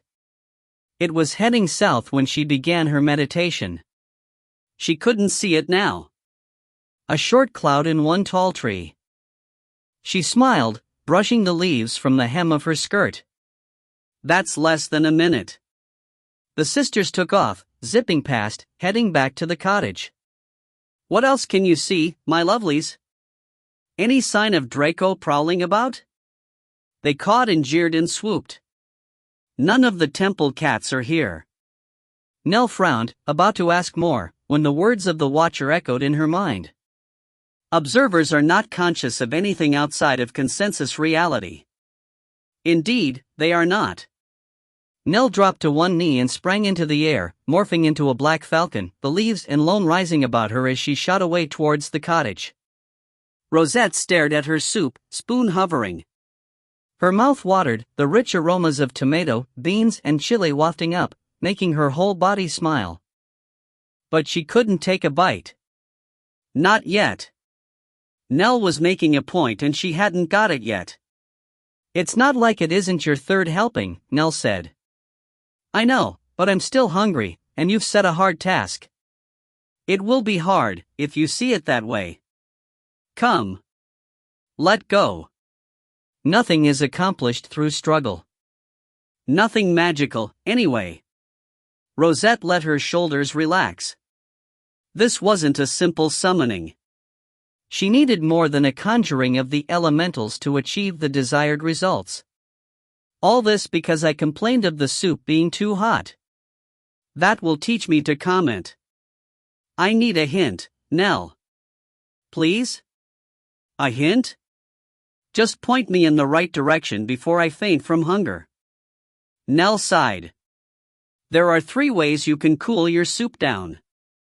Think of the obvious first. That would be time, Rosette said. Given enough time, the soup will reach the same temperature as everything around it. That's the easiest way, if you have the patience. The universe does it for you. Rosette wished she did have patience, yet part of her was exhilarated. Nell was giving her opportunities to demonstrate her skills. She was on her way to passing her apprenticeship. She could feel it. She straightened, focusing. I could also hasten the process by slowing the soup down. Explain. Heat is molecular motion. If I slow the motion with an inertia spell, it will cool faster. Excellent. There is one other way. Can you imagine it? She couldn't, and the strain of trying was tensing her up again. She took a deep breath and let it out slowly. Draco wasn't around to help, and she didn't want to tap that channel. Nell would sense it, and this was about what she knew as a witch, right here, right now. She took another breath and closed her eyes. She and Teg had talked about something like this, a problem of energy conservation versus energy consumption. He had been studying these ideas on a quantum level, fascinated by the world of the very small. His time with Kreshkali at the library of Temple Los Loma helped because she stiffened, her mouth gaping open. Got something, dear? Nell asked. He'd had time to consider physics from a philosophical view. She finished her thoughts aloud. Are you talking about Teg? She nodded. He's brilliant with the word puzzles, and the mind puzzles too, don't you think? We talked about this, but I didn't get it then. And now? I'm catching a glimpse of the third way. Let's hear it. She was about to explain but shook her head. I'll just do it. The process will explain itself. Nell's eyebrows went up. Well said. She leaned back, taking a sip from her mug. Rosette allowed her awareness to surround the soup, visualizing the bowl until it became a vast landscape, seeing the contents as tiny particles of energy. They were all moving about in wild gyrations, some faster than others. The quicker ones were the hottest, the more languid ones cool. She imagined a wall splitting the terrain in half, and in the divider she visioned a small door. Rosette smiled, rubbing her hands together. This would work. In her mind she allowed some of the molecules to come together, forming a tiny entity, a guardian of the door. She instructed the guardian to let the faster-moving energy pass through one side of the divider and the slower-moving energy to the other. The tiny guardian cackled, clearly enjoying the task, swinging the door open and closed as energy exchanged places. Soon all the faster molecules filled one side of the bowl, the slower filled the other. She thanked the imaginary being, giving a little nod, and drifted back up into her normal awareness, the landscape of the bowl retreating until it was no longer a red sea but a dish of soup on the table. Nell whistled. Done and well done, my brilliant daughter. Who would have thought? She got up from her chair to take a closer look. You didn't think I could do it? Break every law of thermodynamics? Of course, but you've gone about it in an extraordinary way. I'm very proud. Thermodynamics? I thought I was defying entropy. That too, my dear. That too. You cooled the soup without dissipation. Inspirational. They both looked down at the bowl. Half of her soup was on the boil, bubbling like lava. The other half was frozen solid. Nell beamed and toasted Rosette, but as their mugs clanked she frowned. Meki, what are you playing at? She whispered. Nell. Meki has spent a great deal of time on Earth, Nell said, tapping the side of her mug as she held it close to her lips. I thought she was helping us settle the environment. Nell dipped her spoon in the boiling side of Rosette's soup. I think she might have been helping herself, and I'm getting an idea of how. The mountains? All the new volcanic activity might well be Meki's doing. Why would she? If we have to evacuate Temple Los Loma, it will only make our presence in Gala stronger. Maybe she's hoping to keep us distracted, for one, but there's more to it. I'm just not sure what it is yet. Rosette drained her mug. The sign of the archer can get a little like a megalomaniac, yes? She asked. Sometimes. Their propensity for expansion can sweep them right over the edge. Is there any coming back? From that edge? If she can imagine it, there is. Nell's eyes drifted to the window before she turned her attention to Rosette. Eat? I know you're still hungry. Rosette blessed her little guardian and stirred the soup, the boiling side whirling over the ice, melting it fast with a few quick strokes. She blew on it, taking a mouthful. Just one more question, Rosette said after she had swallowed. If La Meki did make the mountains around Temple Los Loma boil, what did she freeze solid? Nell clicked her tongue. I don't know, but I intend to find out. Kreshkali rode at the gallop, hood flung back, cloak trailing behind her. She wanted to reach Temple Dumarca in the most expedient way and, at the same time, stay clear of the portal. She'd felt something there when she left Temple Los Loma, like eyes that vanished the moment she searched for them.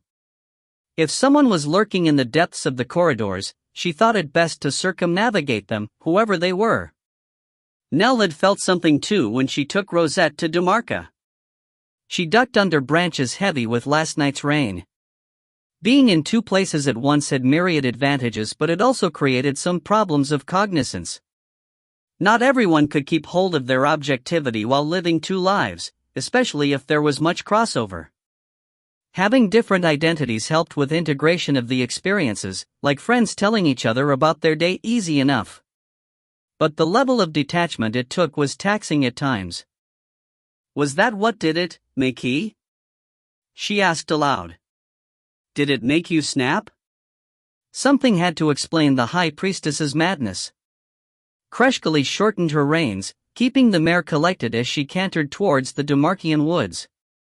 Shapeshifting would have got her there sooner, and in better form, but Kreshkali didn't want to leave her energy signature behind.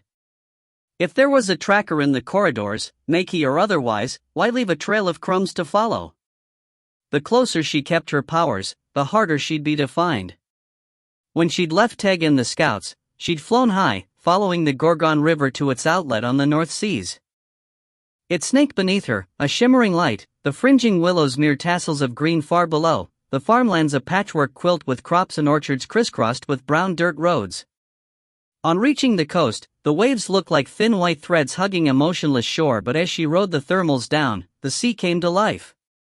It crashed hard against the cliffs, the offshore wind blowing froth from the peaks. She backwinged onto a large twist of driftwood and shifted to her human form. It took her a day to reach the township of Dumarca by foot, following the sandy coastline to the west. She stayed the night in the local inn, buying the horse first thing in the morning. No one had followed and she felt confident her journey to the temple was not being tracked. The sun warmed her face and the smell of pines filled the air. She turned down the forest road that wound its way to the temple, a place that never existed in her time save as ruins when she crossed over from the sewers under Half Moon Bay. "Not then, but you are certainly here now," she said, marveling at the sight. She took in the magnificence of the temple grounds. The bridges arching the stream, the close-clipped grass and the wide steps to the temple courtyard made the dark woods look like a mythical realm. Flags whipped in the wind, lashing the sky with purple and red streamers identical to the illustrations she'd seen in the ancient textbooks. The archives had it right, for the most part. What she hadn't remembered from the depictions were the high towers on either side of the gate. Perhaps Temple Dumarca was more prepared for assault than she had imagined. She had only one thought as she eased her horse to a halt. "Goddess of the woods, please don't let my visit be their ruin." Playing with history was risky business. One never knew when the best intentions would change the course of a river, a child's life or a world's destiny. She dismounted, studying the woman who approached. She wasn't dressed like a guard but wore leggings and boots. A rag hung from her hip pocket. She reached for the reins. "I'll mind your mount," she said. "Thank you." Kreshkali patted the horse's shoulder. "Easy on the water, please. We've ridden hard this morning, Dot." "In a rush to see me, High Priestess?" Kreshkali turned at the voice. Descending the steps was a woman of extraordinary beauty. She wore a long fern-colored dress that flowed like the sea behind her. Kreshkali didn't think the woman's feet actually touched the ground as she glided towards her. "I am," Kreshkali replied, drawing in her breath as the temple cats appeared. Rosette had talked about her experience at Temple Dumarca, but to see the felines parade down the stairs towards her was something she hadn't been prepared for.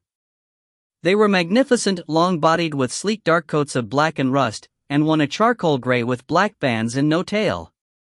She held out her hand in the traditional greeting, introducing herself. "Kreshkali, High Priestess of Temple Los Loma and friend of Dumarca." "Saphan, High Priestess of Temple Dumarca. This is Noelle, my familiar."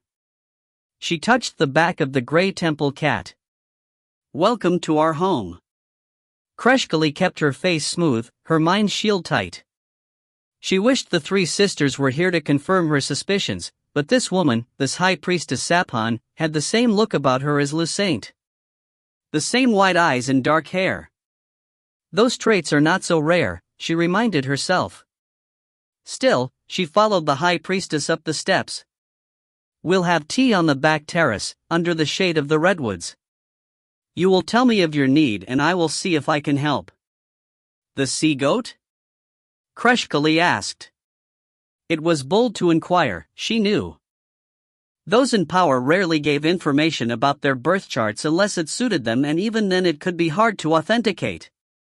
Sometimes a priestess wouldn't announce the birth of her child for days after the event to cloud the exactitude of her child's horoscope. Knowledge was power in the time of the Temple Wars. Information embedded in the birth chart could be used as a weapon. But sometimes the sharing of such information could build trust. Kreshkali was hoping for the latter. Saphan laughed. "I do like to plan things, you've got that right. But let's leave the intimate details aside, at least until we get to know each other." "Well answered," Kreshkali said, using her mental voice. "Ah, the mind speech. I rarely get that uninvited, from a human, anyway." "Thank you." Saphan looked back at the temple cats. Some were wandering out into the woods, others following through the courtyard. The mare had been led away, the sight of so many felines too much for her. "Are you testing me, High Priestess Kreshkali? I hope I'm protecting you. Corsanon rides?" "They are crossing the Gorgon River this moment." "What lovely flowers," Kreshkali said aloud, her fingertips brushing the hanging baskets as they walked past. "There are gardeners among us," Saphan said. "From the southern Kuska Plains. They know how to grow a posy there." Indeed. You have spies? Kreshkali asked. Doesn't every temple? They sat at a table under the trees, the light filtered through the branches and made golden patterns as the limbs swayed. After a light meal of cornbread, honey and spiced apricots, and more polite exchanges than Kreshkali thought she could endure, Saphan got down to business. How many? 500 strong. 500? Saphan paced, her bare feet padding alongside her temple cats. What could provoke this? She turned to Kreshkali. Horsed or on foot? Marching, for the most part. About 100 cavalry. Kreshkali put her arm out to stop Saphan. It will take them another 6 days to get here. We have time. Time for what? This is not a warrior temple. Our skills are in explorations of the mind, not battle. The towers? They are for the Star Watchers. Did they foresee this? Saphan crossed her arms. Change comes in many forms, she said aloud. And change there will be. But, Saphan, it is the skill of the mind that can turn them. With illusion? Alteration. High Priestess, you are not alone in this. My warriors. From Traeon? Not exactly, but I do have skilled fighters. They plan to meet the Korsanons and turn them back. Saphan returned to the table. She sat opposite Kreshkali and folded her hands. Forgive my bluntness. I fear it will betray another quality of my personal zodiac, but why would I listen to you, Kreshkali? I have no knowledge of you or these events, forward or backward in time. No dreams, no premonitions, no point of reference. No predictions. It is like you came out of nowhere. Unheard of and unheralded. Why would I trust you? You will, Saphan. How can you be so certain? Because you already have. Kreshkali again spoke aloud, letting the words ring through the hallways. And have you seen the results? Do the temple cats and priestesses of the Dumarkian woods prosper? Kreshkali lowered her voice. Not yet. But I think this time, they will. This time? I'm confident, yes. Chapter 17. Dumarkian Woods, Korsanon and Kuska Plains, Gala. Grayson hesitated at the garden gate, listening to the cacophony of sounds, searching for a single voice amongst the myriad others. It was a contrast to the stark winter silence of his last visit. The creek babbled, flush with spring runoff. Woodpeckers were tapping away, magpies sang their sweet operas and butcherbirds twittered in the trees. The cause of the three sisters rose above them all, loud enough to bring an army. He didn't hear anything else, particularly, he didn't hear the cry of an infant. Rosette? He called. Nell? Draco? Draco's not here. He's catting about in the woods and I haven't seen him for days, Rosette said. Her voice warmed his heart. She was coming up from the barn, a milk pail in each hand. Her smile made him answer in kind in spite of his perceptions. She didn't need him, and that was the problem. His problem, he corrected himself. She might love him, but he could see it all in her single look, her boots caked with mud, her swollen round belly, her hair tied with red leather in two long braids, the milk splashing as she waddled. She was happy, with or without him around, complete within herself. Wasn't that what they were all striving for? If so, he wasn't there yet. He wanted her to need him. No denying it. But she didn't and he had to deal with it. He opened the gate and let her through. Rosette, I. She kissed his cheeks as she passed. Good to see you, Gray. She kept walking. He cleared his throat. Rosette, I wanted to. Nell spotted you, she said. She's on her way in. Let's save the news for her too. Rosette led the way into the cottage before he could say more. He'd wanted to speak to her alone, before he told them about Everett, but now, in her presence, he wasn't sure how to begin and she didn't seem to want the intimacy. He let the smell of baking bread distract him. Food seemed a much easier topic. "I'm in time for lunch?" he asked. "You are." Rosette poured the milk through a strainer into a large earthenware jar and corked it. "If you run this down to the creek, lunch will be ready when you get back." Again the smile, the confidence, the peace. No trace of need. His heart skipped a beat. He found himself out of the cottage, trotting down the steps to the creek before saying another word. He hauled up the cold box, a large lobster trap that nestled in the eddies of the icy stream, and settled the milk jar. "Bring us up the cheese jar, can you? And the butter?" she called out from the window. When he retrieved the other jars, he caught sight of a black falcon winging in from the woods. Nell was here already. So much for his private conversation with Rosette. He wasn't sure if he imagined it or if she was avoiding any talk of the child with him. True or not, he would speak with her tonight no matter who was in the room. He had to. Nell greeted him at the door, relieving him of the items and kissing his cheek, one and then the other, and his lips. "Did you find Everett?" "I did." Both women stared at him. "From the sound of your voice, it's not good news." Nell ushered him inside. "Did he tamper with Rosette's DNA? Was it him who took the spell?" "Not the spell." Grayson blew into his hands, rubbing them together. "What then?" Rosette asked. He nodded to the table. "Let's sit down." The women remained standing. "What could he take?" Rosette asked, lifting her palms. "I'm not missing anything, save Jared's CPU, am I?" "You might be missing more than you think. There's no way to know for certain. He's unstable, his mind erratic." Rosette brought the food to the table. "What do you mean, erratic?" Nell asked. "He's paranoid, disordered. His behavior is unpredictable, his thoughts inconsistent. Particularly his memory. It's flawed." "What do you mean by paranoid?" Nell asked. "He thinks a thief is stalking him." Nell frowned. "Maybe there is. What am I missing, Grayson? What do you think he took?" Grayson looked at her beautiful round belly.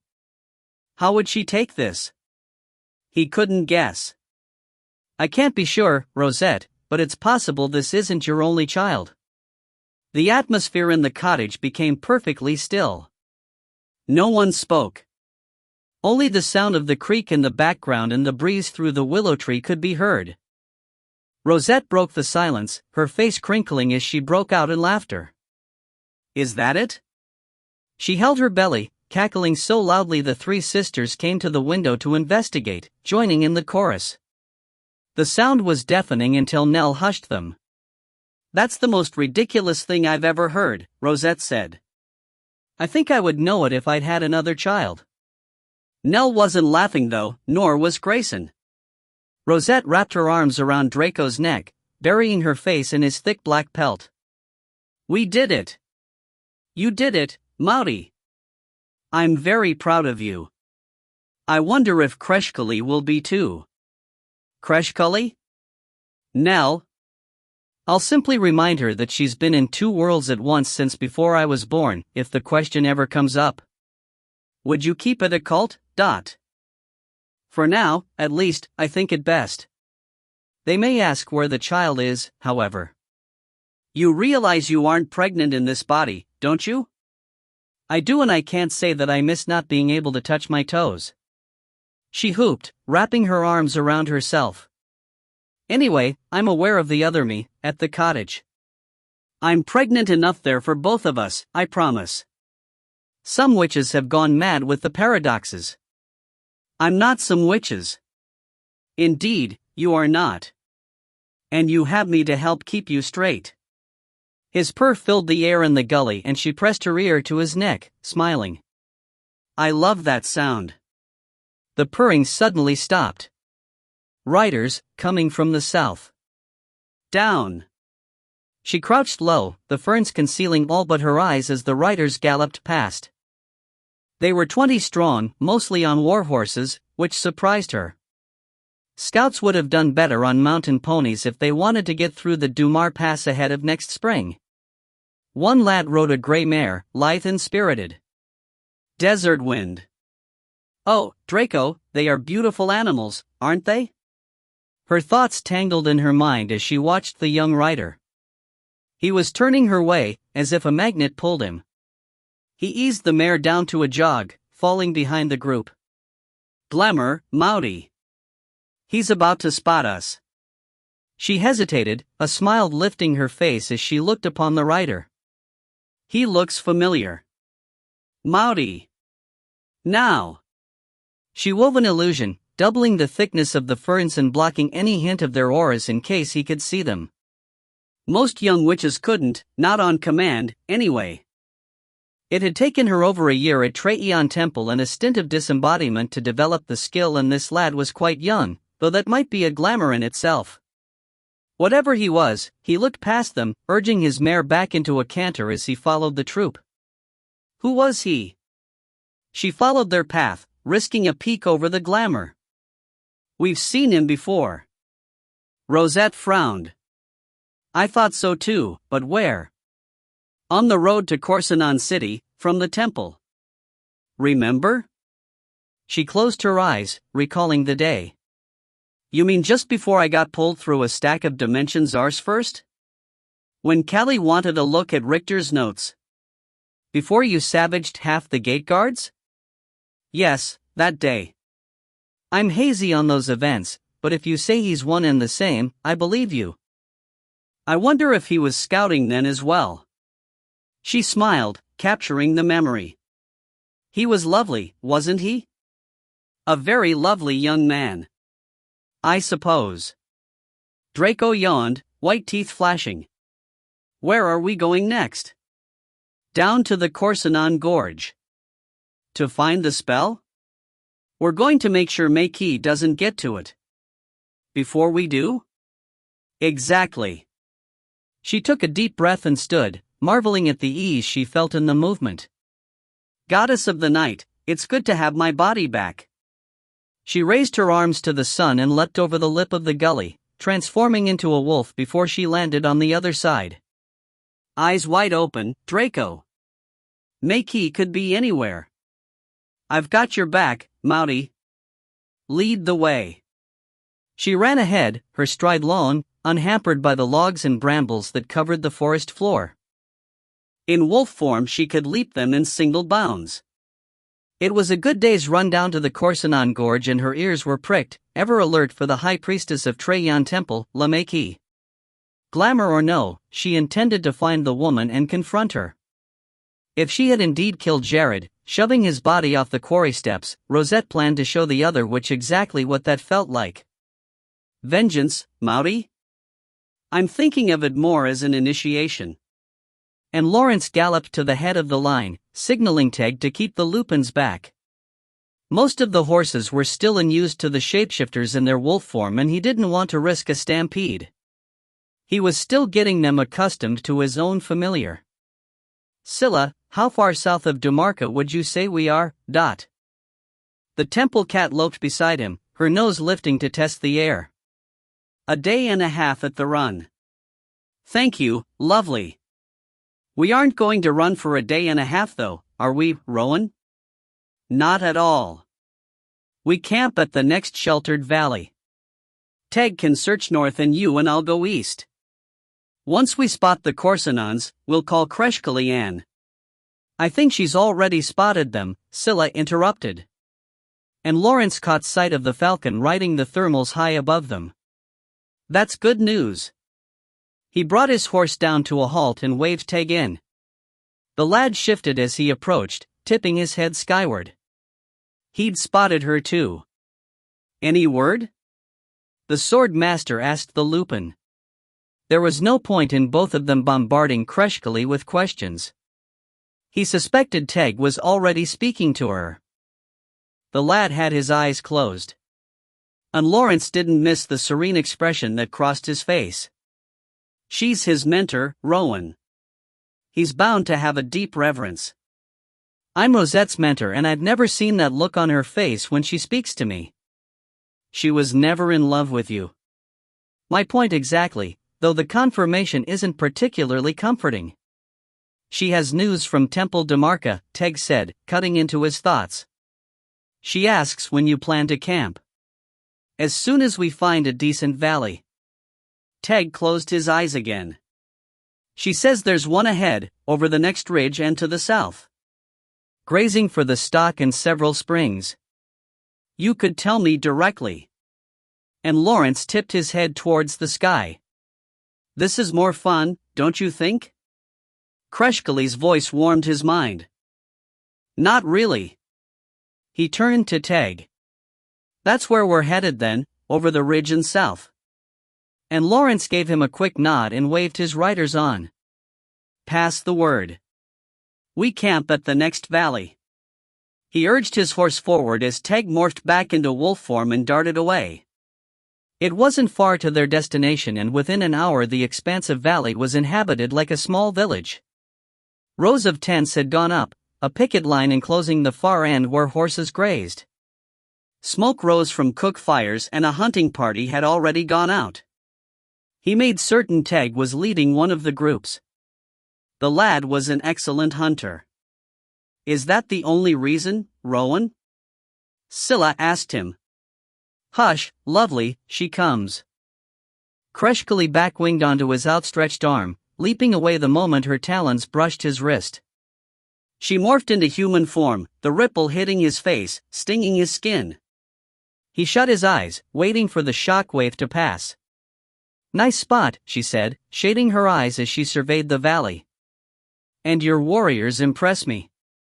If they fight as well as they pitch a tent, we're in good shape. It's not the fighting I'm worried about, Callie. Me neither. She filled him in on her meeting with the High Priestess Saphan. Saphan? That name's not in the archives. Not even in Timbali? Not that I've ever heard. Kreshkali tapped her lips. He wanted to kiss them but looked away instead. If the plan works, it's a perfect result, she said. There will be no trace of the temple at all. Korsanon can't touch them. Unless we can't get them back. Not an option. She brushed dust from her cloak, blowing a small down feather from her shoulder. You sent my apprentice hunting? I didn't know you'd mind. Hardly. Sounds a grand idea. Before he could say another word, she dropped to one knee, then launched herself into the air, morphing as she cleared the ground. She flew over the treetops, her long shrieking whistle coming back on the wind. It was answered in the distance by a wolf's howl. Not quite the exchange you were hoping for, Rowan? Scylla, aye. He comes. The lead Lupin. And Lawrence didn't finish his thought but turned to face Hotha. He stiffened at the Lupin's grin and his fingers twitched, pausing for a moment over the hilt of his sword. The action wasn't missed, but it only made Hotha's grin widen. What are the odds, Swordmaster? He said. His voice was a little too cheerful. I sent her the most troublesome whelp under the mountain and she takes to him like a bee to honey. I hadn't noticed, and Lawrence said. He crossed his arms, staring into the other man's eyes. Did she speak to you? Too busy on her escapade, it seems. Hotha shook his head. What I would give to have her hunt again with me. He said the last bit under his breath, and the swordmaster lifted his brows. It wasn't the words themselves that surprised him, but the frankness, the honesty. He gave the smallest nod of agreement. Join me at the cook fires? And Lawrence invited him, waving towards the center of the valley. I'll fill you in. Hotha pulled his eyes back from the sky. I'd appreciate that. Making friends, Rowan? Scylla, lovely. I know you hold a grudge. I do too, when I'm not mindful. But this is Hotha. He's on our side, and he really did try to stop the others that day.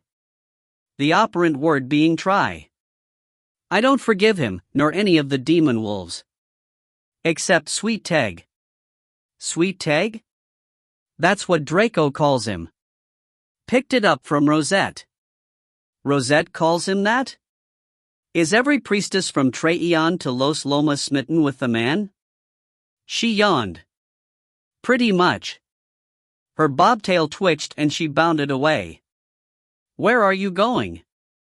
To join them. Hunting with the Lupin. Why not? Like you said, he's the best there is. Thank you, Scylla. Good to have the reminder. And Lawrence led the way to the central tent, focusing on the campaign. It would be good to discuss it with Hotha. It would be better still to fight. When Kreshkali returned, she and Teg joined them. The hunt had been successful and several deer were already dressed and turning on spits, the aroma drifting over the camp. Kreshkali leaned close to Teg and whispered something. The lad glowed, whispering back. And Lawrence clenched his jaw. Was she trying to annoy him? Why didn't she just use a mind link? He preferred not to witness their every little exchange. Even if Safan's idea works, we need to engage the Corsinons before they set foot in Demarca, Kreshkali said aloud. You're right. Hotha turned to her, clinking his mug against her own. 500 brute warriors, man and woman alike, charging through the forest would decimate the place. It's sacred ground. We have to protect it, Teg added.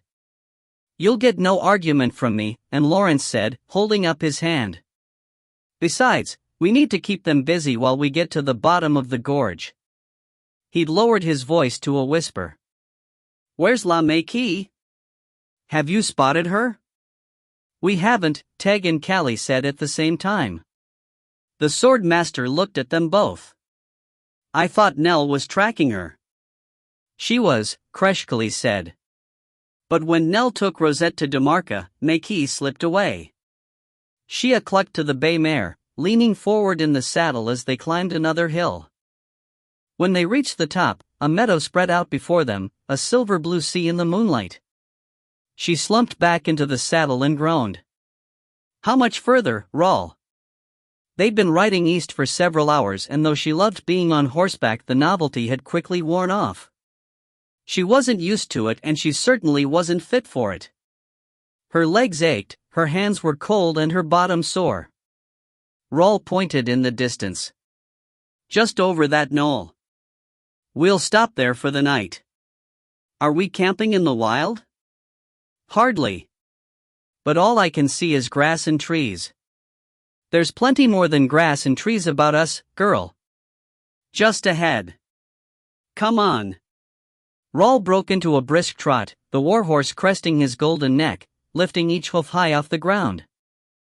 The mare took little urging to keep up, though Shia thought she would be churned to butter if they didn't arrive soon. She imagined being jarred right out of the saddle, falling to the ground and blending into the blue moon-lit grass, disappearing forever.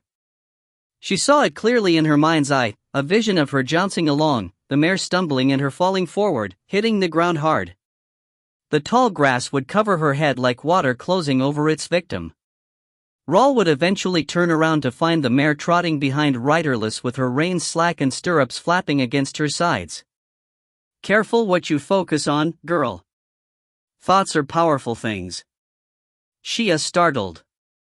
How do you do that? Do what? How do you get your voice inside my head? With clear intention. You can do it too. I don't think so. You can. It's in your blood. Nothing's in my blood but chill and ache, I promise. Give it a chance. Concentrate. I don't want to.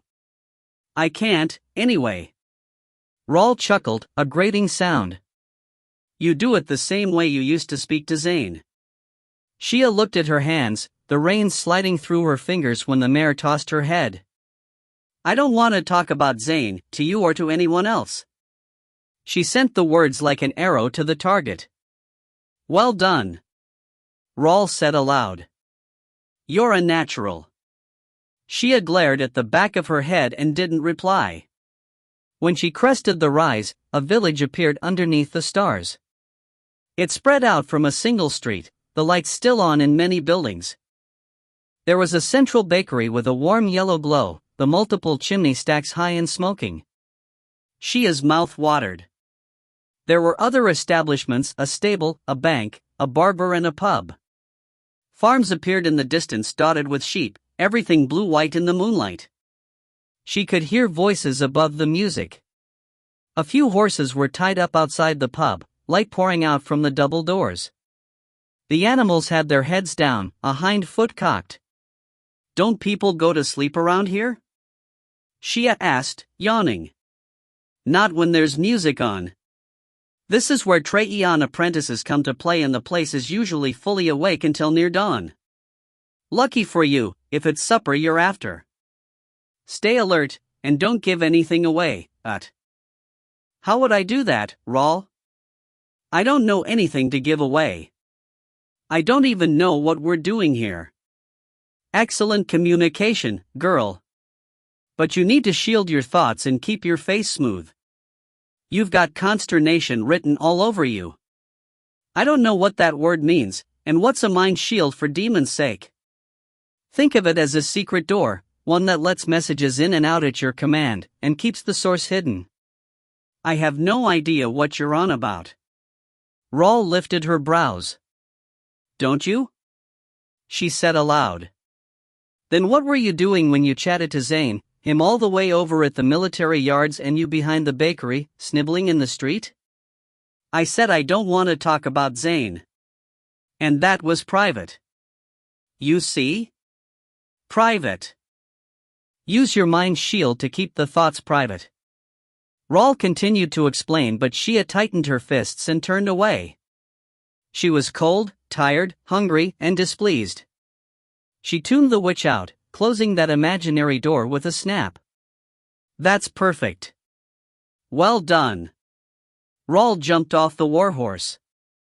You're definitely a natural. Shia dismounted, shaking her head. If the entity hadn't insisted she follow Rawl, she might still be in those lovely woods. She wished the entity was close to hand. She'd ask why. Or perhaps give it a kick. Take the horses to the stable and see that they are rubbed down, fed and watered. Rawl tossed her a coin. And where are you going? To the pub, of course. Rawl cocked her head towards the door. Meet you there. Shia led the horses to the stables. She was greeted by two girls lounging on hay bales. They were playing a game with dice and cards but got up the moment they eyed the warhorse and the lovely mare. They went to work on the animals and Shia watched for a while until she felt satisfied they knew their business. She patted the bay mare's rump and handed over the coin. We'll be back for you too. Hopefully not until we've all had a proper rest. She braced her back, pushing her palms deep into her spine. Saddle sore? One of the girls asked. It's been a long ride. Shia returned her smile. Stay a while. The other girl winked. We're good at getting the knots out. Shia kept her grin in place. I would, but my mentor, she tilted her head towards the pub. Slip away, if you can. The girls held hands for a moment before returning to their tasks. Shia had no idea how to respond. Thanks. She headed for the pub at a brisk walk. Riding horseback was definitely something to get used to, and so, it seemed, was talking to people. When Shia reached the double doors of the noisy pub, she halted. All her life she'd been excluded from the warmth and congeniality of such establishments. She was a street child, unwanted and uncared for. Oddly, there was a certain comfort in that. She knew who she was, where her boundaries lay. Even though the lines that marked her life were jagged like debris that clogged gutter drains, broken glass windows and abandoned cellars, the edge of night creeping into her hiding places in the hours before dawn, she was still Shia, sister of Zane, and she was alive. This other world, the one where she rode horses instead of cleaning up after them, ate fresh food instead of begging for scraps, wore fine clothes instead of filthy rags, it was all new. The edges were smoother, and though it attracted her, it repulsed her as well. It was foreign, and she didn't believe, no matter how she looked in the mirror, that she belonged. How could she? Stop gawking and get in here, girl. The familiarity of Rawl's voice, harsh and demanding, eased her mind. She pushed through the doors and into the warmth of the gathering. Her eyes were cast downward, her movements slow and hesitant. It would be far more comforting if she were hunched over a rubbish bin in some Corsinan back alley. But I hated that life, didn't I? Now you're dawdling. Straighten up. Look bright. Do you want to draw attention? No. Then stop acting like a misfit. She squared her shoulders, lifting her eyes off the floor. Rawl was right. She didn't want to draw attention, but it was already too late for that. Heads turned and conversations stopped. Shia swallowed the bile in her throat and searched for Rawl. The room was packed, smoky and animated. Voices talked over the music, the rhythm loud and lively. She pushed through the gathering, avoiding eye contact, until she found Rawl at a table against the side wall. She kept her eyes locked on the witch, unwavering, until she caught a glimpse of the musicians playing on a small stage in the back. Her mouth gaped open at the sight of them. She whistled through her teeth. That's hardly subtle, dear. I do want you to tell me if you recognize anyone, but try not to signal it to the entire establishment. Shia's mouth snapped closed. I know that guitar player. It's obvious he knows you too. Clay thrummed out his chords, standing as Shia walked past. He beamed a smile at her. Come and sit down, Shia. Ignore him. There you are, Rawl said aloud. Horses settled? That's where you sent me, so of course they are, Shia said. Yes, mistress would do better, girl. Who are we trying to impress? If it's those lads on the stage, it's too late. The word is whom, and no, not the lads. Play along. The tone in Rawl's mental voice made Shia lift her chin. Yes, mistress. That's better. The horses are well taken care of. I saw to their feeding myself and... Don't overdo it. Shia closed her mouth to keep from snarling. Do you know these musicians then? From your time at Tre Eon? I've never been to Tre Eon, and you know it. What's the game? The game, girl, is to seem one thing and be another. You aren't playing well, I promise. Not from Tre Eon Temple, mistress, but from the quarry road in Corsinan, At the mention of Corsinan, even though the word came quietly from her lips, their corner of the pub hushed over. The music stopped and there was a brief silence before the crowd cheered for more. Shia thought she could see steam coming out of Rawl's ears. What are you doing? I told you not to mention Corsinan. Then why did you ask me about it? Is it too late for supper? Shia said aloud. I'm famished. Rawl stood, her fists on the table, her black curls bouncing as she dropped her head level with Shia's. And what would you fancy, young witch? Some bread and soup perhaps? Rawl's jaw locked tight. That sounds wonderful, thank you, Shia said, folding her hands in front of her. I should have left you in the gutter. No, Rawl. I should have left you in the gutter, I'll order us soup then. Rawl straightened, patting Shia's hands. You can tell me all about your friends when I get back. Shia watched Rawl push her way through to the bar. Most of the punters stepped back to give her room, though some, drunk and oblivious, had to be nudged aside. Shia was fascinated by the power of the woman. Could this really be that old stick insect she knew as a child? A hand touched her shoulder and she nearly jumped out of her skin. What are you doing here, beautiful? Clay asked. Me? What are you doing here? Playing music, of course. Where did you get to, Shia? Clay shoved his red curls up into his knitted cap. You left without a word. I'd say it was the other way around. Shia pointed a finger at him and he grabbed it, pretending to bite. She tried to pull away but he brought it to his mouth and kissed it. Her eyes widened. You were gone when I got back to the portal, she whispered. And you were nowhere to be found when we left. But here we are now, she said, her face lifting. How strange. It is. He leaned in close. What are you doing here? She shrugged then whispered into his ear, I'm doing as the entity has told me. The what? The entity. The guardian of the portal. It speaks to me. He cocked one eyebrow. It speaks to you? It does. He leaned forward, his lips brushing the curve of her ear. The entity didn't speak to me, but a high priestess did. I'm working for her, he said, tilting his head back towards Shane. We both are. How, Dot? We're playing music and watching out for the high priestess of Traeon Temple. There's something going on with the temples. Something big. Which high priestess of Traeon Temple? She asked.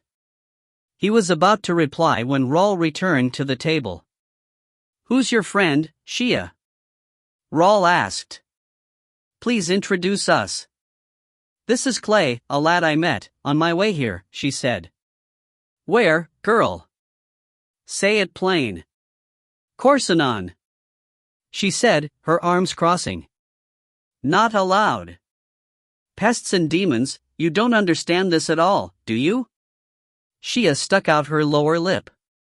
How could I when you haven't taught me anything? Pleased to meet you, Clay, though there's more to that name, I'm certain. What brings you to the edge of the Mojave Desert, if I may ask? I'm honored by your interest, mistress. I'm a journeyman bard, playing in the outlands of Traeon until the end of summer. It's part of my apprenticeship. Then it's been plain luck to find you here tonight. What a coincidence. Plain luck it is, Clay said, looking over his shoulder. I've more music to perform, so if you will both excuse me. He gave a smile and was gone. Is that what you mean? Shia said, leaning back in her chair. Because he was certainly playing a game with you. He was. And I know exactly who put him up to it, too. I'm happy for you, Raul, but I'm still in the dark. Chapter 18. Dumarquian Woods, Prieta Foothills, Cusca Plains and Corsonon, Gala and Temple Los Loma, Earth. Rosette opened the barn door, the sweet scent of alfalfa and oat hay rushing to meet her. The chickens cackled and she led them out the back, scattering scraps over the ground. With them out of the way, she poured grain for the cow and retrieved the silver bucket from the milkroom. Oh, Delilah, I'm so grateful for your cream. It goes perfectly with hot pancakes and strawberries. Don't you love spring? Delilah mooed, her long rasping tongue sweeping up the grain. She would calve soon and the goats would kid as well.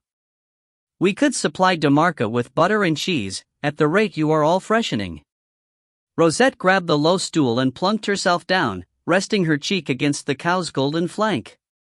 And I will be full of milk too. Any day now. With the pail between her knees, the rhythmic motion of her hands and the milk streaming into the bucket became hypnotic. Her mind wandered, reaching out to Draco. She couldn't speak to him in her usual way. He was in another world, with herself in another form. It would be jarring to communicate, so she sensed for him instead, searching for his silhouette, allowing the image to play across her mind. She sighed, spotting him in the underbrush. She saw herself as well. They were near the Corsonon Gorge, hidden in the reeds, watching the water. In her vision, she had her arm around Draco's neck, his rumbling purr making her fingertips vibrate. She smiled, both aspects of her feeling satisfied, connected. As the pail filled, she felt a warm sensation along her spine, though when she reached for the cow's hip to pull herself up, the warmth turned into a ripping pain. It lasted for 30 heartbeats and vanished. Rosette's forehead was damp with sweat, and she leaned against Delilah, who looked back at her with huge brown eyes. "What was that?" Rosette whispered. "Am I being spelled?" Bracing her back, she waddled over to the gate and latched it open. "You don't mind if you find your own way to the paddock this morning?" she said to Delilah. "I'm not feeling up for the walk." The thought of getting back to the cottage seemed daunting enough. She covered the milk pail and collected the eggs, the pain not returning. Perhaps it had been a cramp from sitting on the low stool. It felt like her body had doubled in size, after all, and it was bound to be hampered by certain positions. "Or the baby is coming, Mouty. Draco, my love. You can talk to me, Dot." "Of course I can. When you are asleep on this side, it's easy for me to find your mind there. Either way, here or there, you are still you." She smiled, relishing the sound of his voice, catching up on his doings as she shuffled along towards the cottage, bucket in one hand, basket in the other. He was telling her about the rabbit he caught when the pain struck again. "Mouty?" "I'm fine," she said, panting. Her knees wanted to buckle, but there was no way she would let them, not with a full pail of milk and a basket of eggs at stake. She started to call for help but didn't have the breath for it. "Excuse me, Nell? Are you busy?" She sent the mental message through clenched teeth. There was only a moment's hesitation. "Rosette! I'm coming. Breathe, Dot." Rosette took a deep breath, but it was not from her as pain gripped her body. The pail fell and white milk splashed to the ground, disappearing into the soil without a trace. She dropped to her knees. The eggs rolled from the basket, cracking open, bright orange yolks sticking to the new spring grass like strange wet flowers. "Nell! Help!" It was the longest day Rosette could remember and the longest night. By morning she couldn't pretend the look on Nell's face meant everything was all right, though her mother's words were soft, encouraging, loving. Grayson's too. He remained calm and strong, holding her up when the contractions came, allowing her to sink deep into each one. She'd panted, walked, focused, turned and twisted, but nothing was helping. The baby didn't come. Night turned to day again, and for the first time ever she saw fear in Nell's eyes, and Grayson wouldn't look her way at all. She pushed, screaming, the roar of Draco echoing in her mind, though no other sound came when she finally birthed her child. The cottage went deathly quiet. "What's wrong? Nell? How is she?" Rosette struggled to get up, but Nell eased her back down, her hand on her heart. "Give me a moment."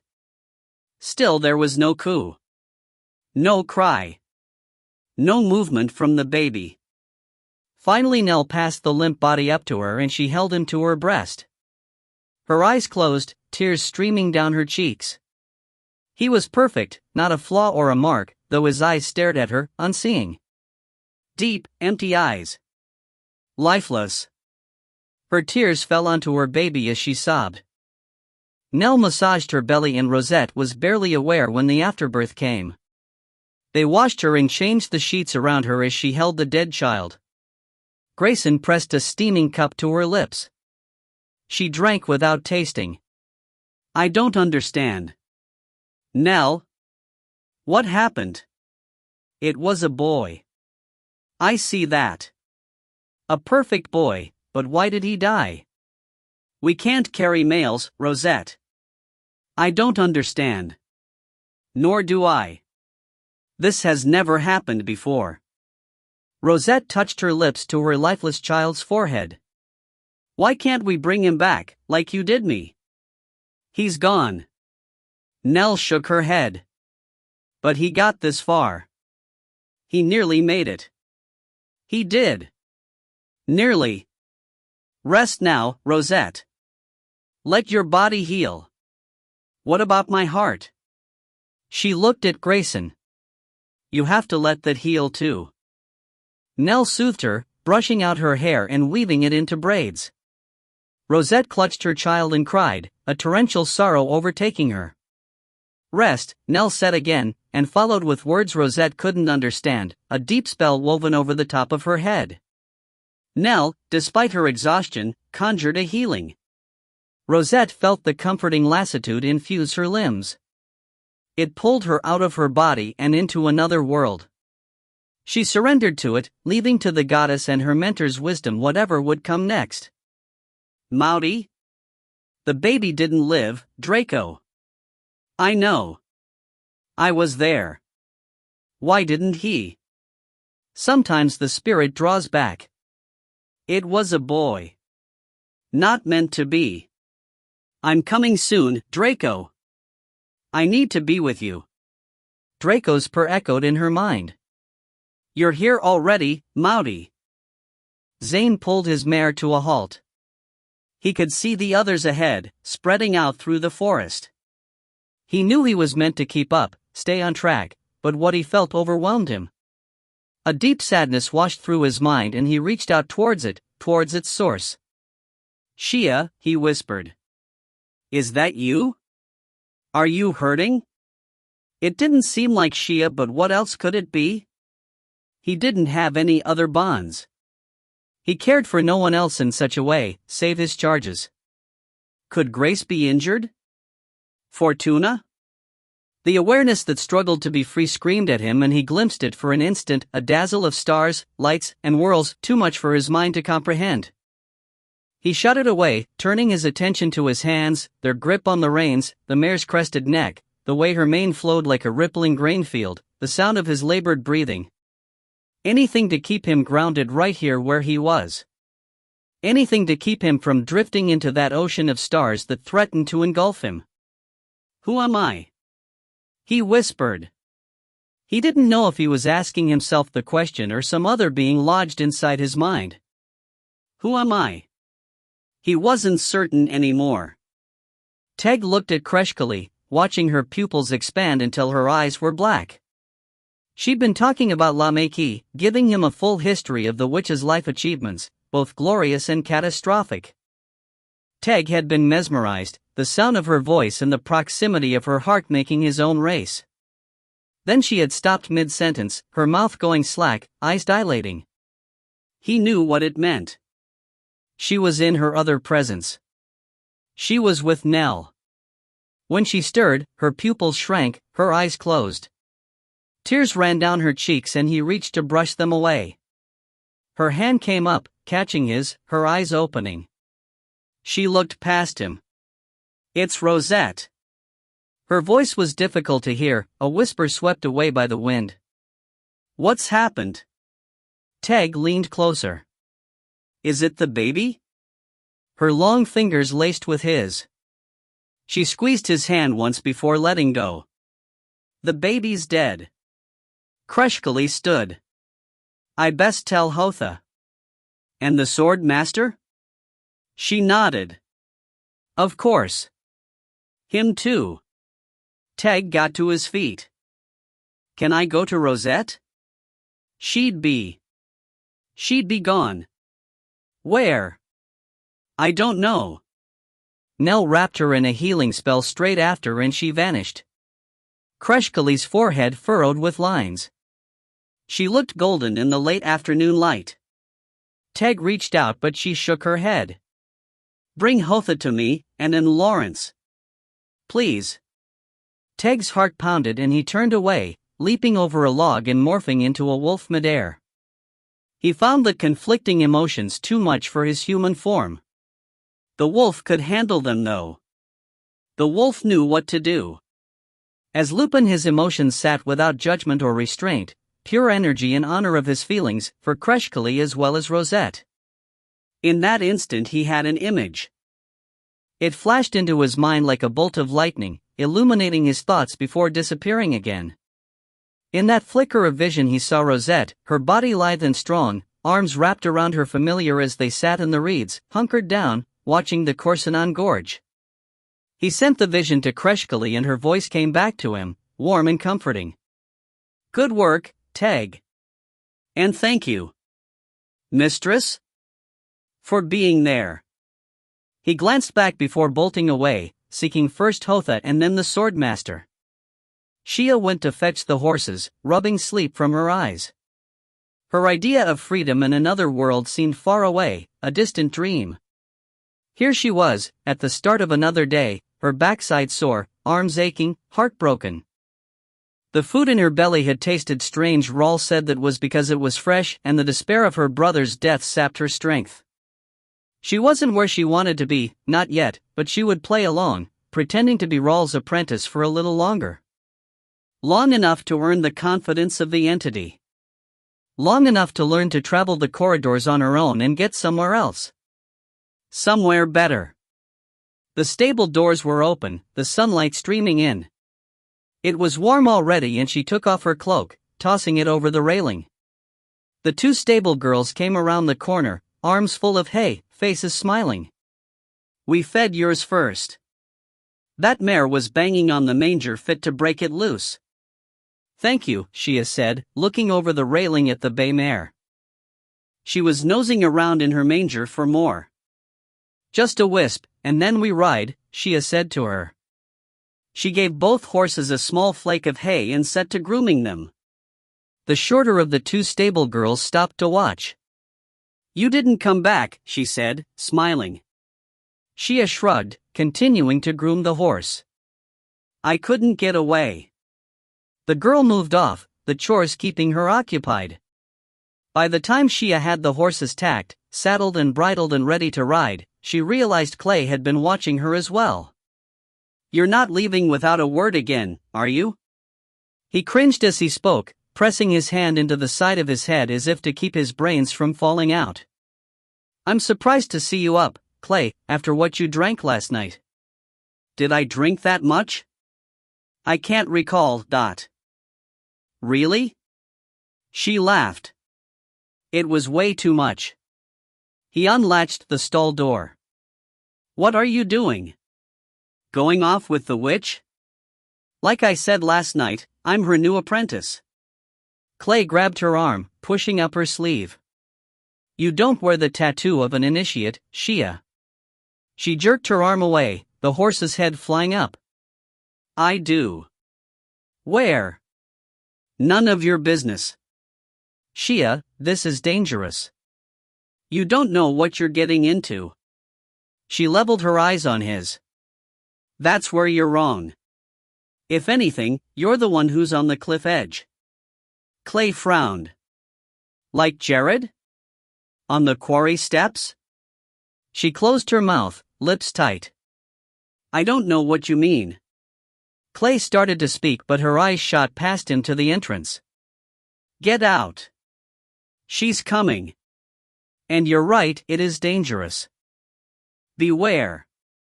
She opened the stall door and swung it wide, tilting her head towards the back of the barn. He took the hint and left, disappearing behind the haystack before Rawl appeared. The witch wasn't fooled. She followed the path of his exit, tapping her fingers on her staff. "Having a little farewell, are we? He thinks I'm in danger, is all." Rawl smiled, a hungry look. "He's inconsequential. We will be there and back before he knows we've left. But he's already seen me tack up, Rawl." Rawl unfocused her eyes, letting a stream of sounds escape her lips. "Not anymore he doesn't," she said, straightening her cloak. "Let's go." "What did you do?" Rawl glared at her and Shia cleared her throat, trying again. "Where are we headed today, mistress? That's not something we will be discussing aloud. Have you forgotten how to send a mind message already?" "Hardly." "Well then. Your question, please? Where in blazing demon's balls are we going now?" Rawl covered her ears. "No need to shout." "Where then?" She said softly. "We'll camp under the shadow of the eastern Pleiades tonight and cross to Corsinon in the morning." "Back to Corsinon? Why?" "There's something to retrieve." "A treasure?" "You can call it that, if you like." "Who's it for?" "You, Shia." "Me?" "You will have the honor of carrying it." "Well, I hope it's not heavy." I'm already sore as cuss from riding so far.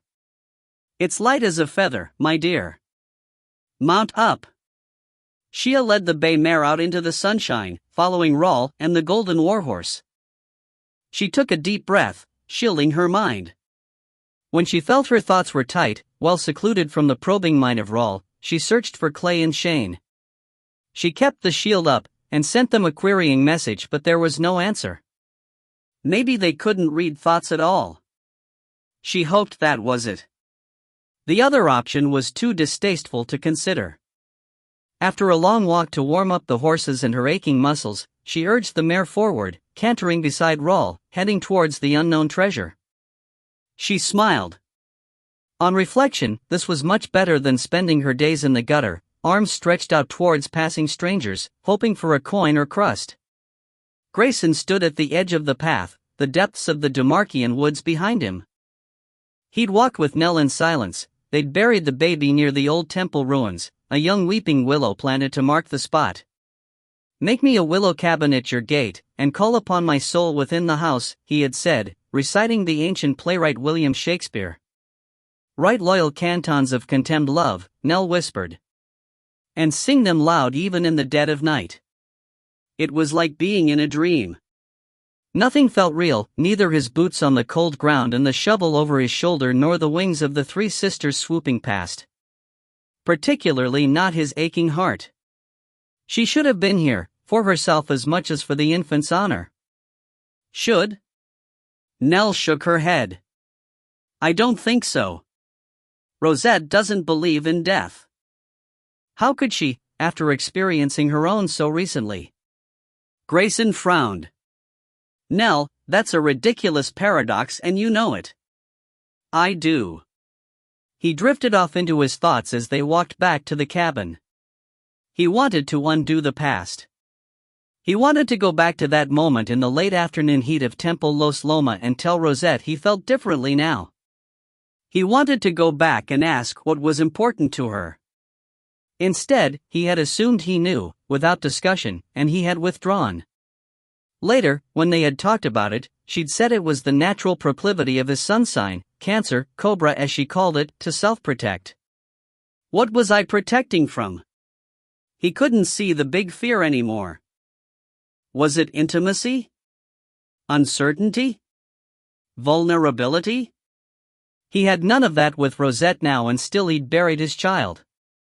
He kicked the dirt, shooting a rock out ahead of him. It caught Nell on the leg and she spun around, eyes blazing. He ducked. "Sorry, I just thought you might share the pain?" "No, Grayson, listen to me. If you want to change the past, do it." Easy for you to say. It is, for me, and for anyone. Care to learn? He caught up to her, switching the shovel to his other shoulder.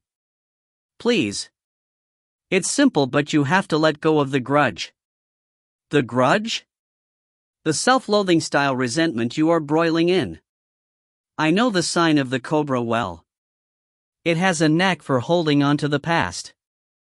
I want you to drop it, at least long enough to see how your grip is making things worse. How can it make things worse if it's already happened? Simple. Every time you revisit the thought, you set it alight. You empower it to continue its creation. I don't get it. Grayson, you're a quantum geneticist. This is not beyond your grasp. He sighed. I'm trying. That's the problem. Forget about trying and visualize it.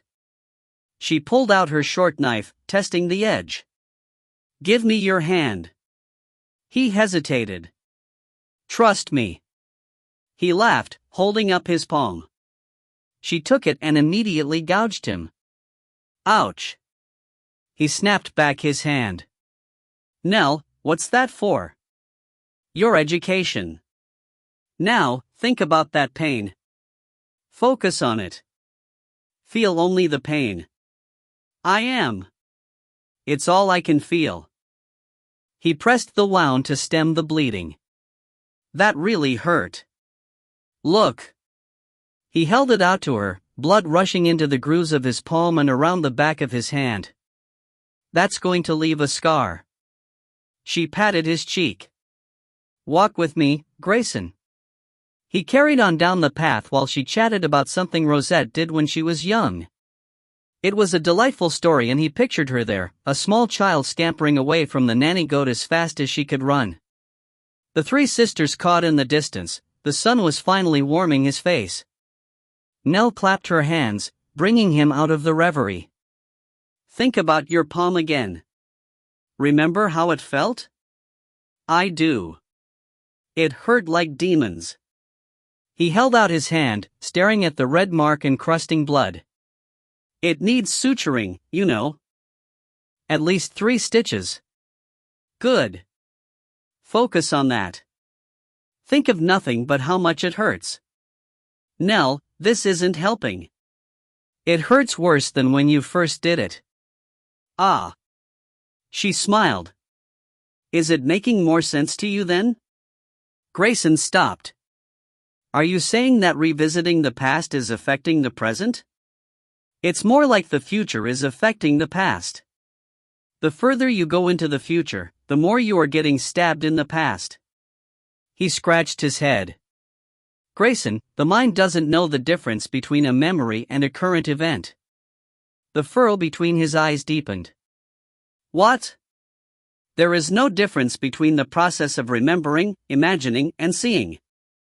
The mind has no sense of time, so everything is experienced as real and in the present, whether it's already occurred or a fantasy about the future. This is proven? She laughed. You're such a scientist. She took his hand and held her palm over it. The redness and discomfort vanished at once. It is part of the natural paradigm on Gala, so there is no proof needed here. On Earth, centuries ago, it was known, but the information was withheld. I can imagine. A cyst wouldn't want the masses getting a hold of that concept. They didn't. The point is, if you continue to remember events in a certain way, the results of those events, painful or happy, or positive or enlightened, continue to affect your reality. So you can keep thinking and reliving your conversation with Rosette that brings you grief, or you can play it out in your mind a different way, the way you want it to be. Focus on that, and before you know it, the old memory loses power. The pain goes away? Does your palm still hurt? You healed it, Nell. It doesn't hurt at all. She laughed. You thought I healed it, Grayson? You didn't? It doesn't matter if I did or not. What matters is what you think. When I was telling you the story about Rosette's first experience milking a goat, did your palm hurt? He cleared his throat. Not at all. And when you put your attention back on it? Like the demons again. So you understand. Pay attention to how you remember. Change it where you want. Think it the way you wish it were true. And that affects the future and the past? She put her arm around him and kissed his cheek. Does it ever? Grayson contemplated her illustration when they returned to the cottage. He made them a pot of licorice and mint tea, watching the herbs saturate, sinking to the bottom before securing the lid. Nell lit candles and burned scented oils. It soothed his soul. The sun brightened the stained glass windows and he felt lighter. Better? Nell asked. Much. Part of her wasn't here for this, she said, staring out the window. I didn't put it together before, but it makes sense now. Her hands were on her hips, a crooked smile on her lips. I'm guessing Rosette had more than a quick glimpse at my grimoire. What did she read? Enough to understand how to be in 2 places at once, I'll wager. Grayson's mouth dropped open. Don't look so surprised. How do you think I learned it? Witch's business, he muttered. Indeed.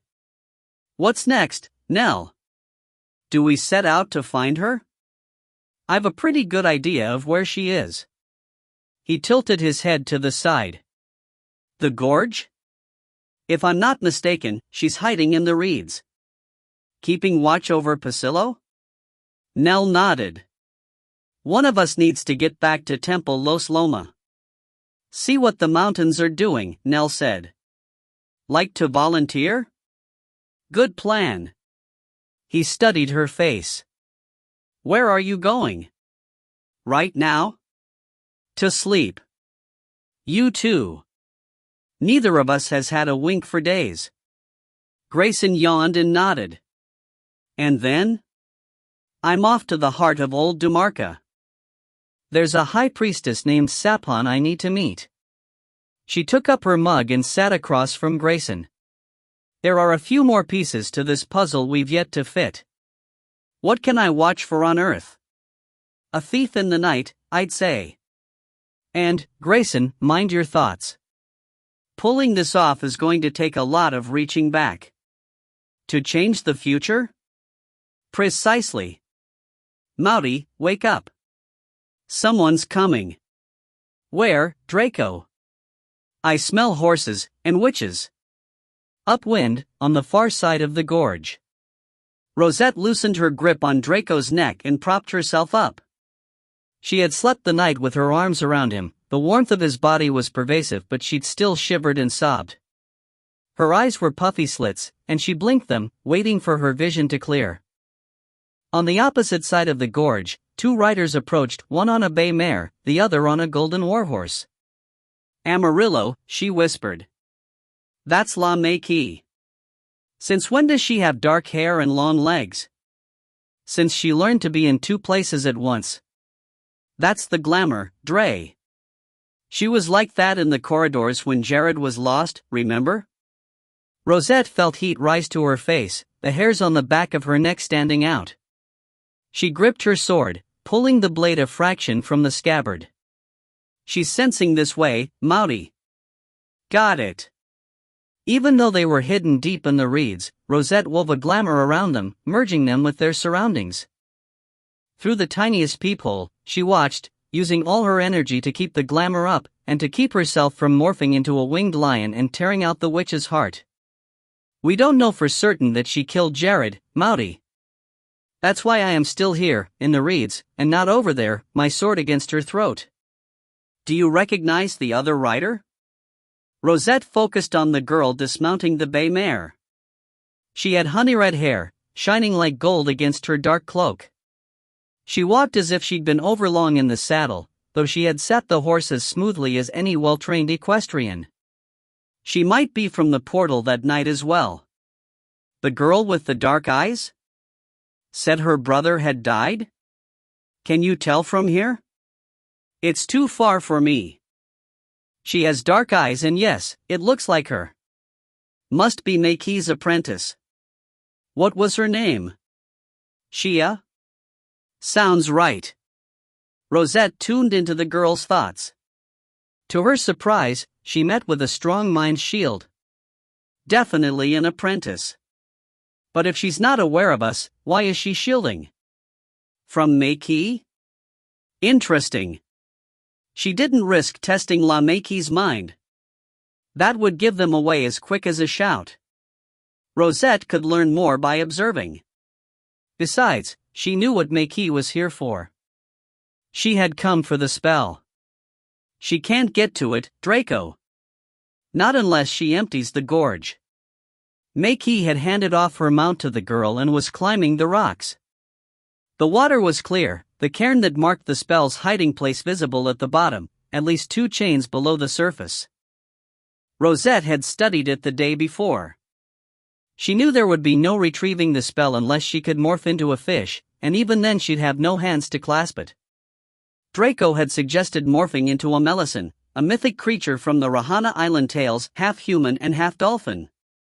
She'd laughed. Even if it were possible, she didn't have the skill. Anything is possible, if you can imagine it, Draco had reminded her. That's just it, Dre. I can't imagine how to do it. She guessed Maquis had come to the same conclusion. She left her perch on the rocks and got back in the saddle, taking the trail to the top of the gorge. As the horses disappeared from sight, Rosette let the glamour down. She's gone upstream. To divert the water. It'd take one demon's fire of a spell to do it, but yes. I think that's her plan. Then what? She can't carry Pacillo. That's the one aspect of this whole business I haven't figured out. Only my line can use the spell. Maybe Makee is going to grab it and try to keep it from us. A dog with a bone? Rosette chuckled. Something like that. Whatever it is, she has a strong intention going. One that precludes Jared. That must be part of it. She's gone to a lot of trouble to get him out of the picture. Her hand went to her belly, pulling away when she felt it flat, hard. Are you all right, Mouty? I'm fine, thank you, sweetheart. She sighed as she looked at the twist in the path that wound behind the mountain. What's that witch up to? She asked aloud. Follow, Mouty? Oh yes. I'm not letting her get far from my sights unless. Mouty? She climbed a nearby boulder and tossed a rock into the depths. It sank to the bottom like an arrow to its target. I've got an idea, Draco. With a little luck, I think it just might work. Grayson gripped the gates of Temple Los Loma, holding the wrought iron post to keep from being knocked off his feet. The ground churned, the surrounding mountains choking the sky with smoke. The haze burned his eyes, the air thick with sulfur and ash. Fissures cracked the land around him and he buckled, staying down on his knees until the undulations subsided. The ground gave one last shudder, like a belch, and went still. He brushed the red dust from his pants as he stood and headed down the lane towards the temple. An eerie silence blanketed the land, not a bird was in the sky. The dogs didn't bark to greet him, and the paddocks were empty. There was no sign of the three sisters either. The heat baked down and his shirt was drenched when he reached the temple grounds. What he saw in front of him was not expected. He stood, barely noticing when Finn came up, wagging his tail and sitting on his feet. The pup whimpered and Grayson squatted down to pat him. What's this, little Finn? What's happened here?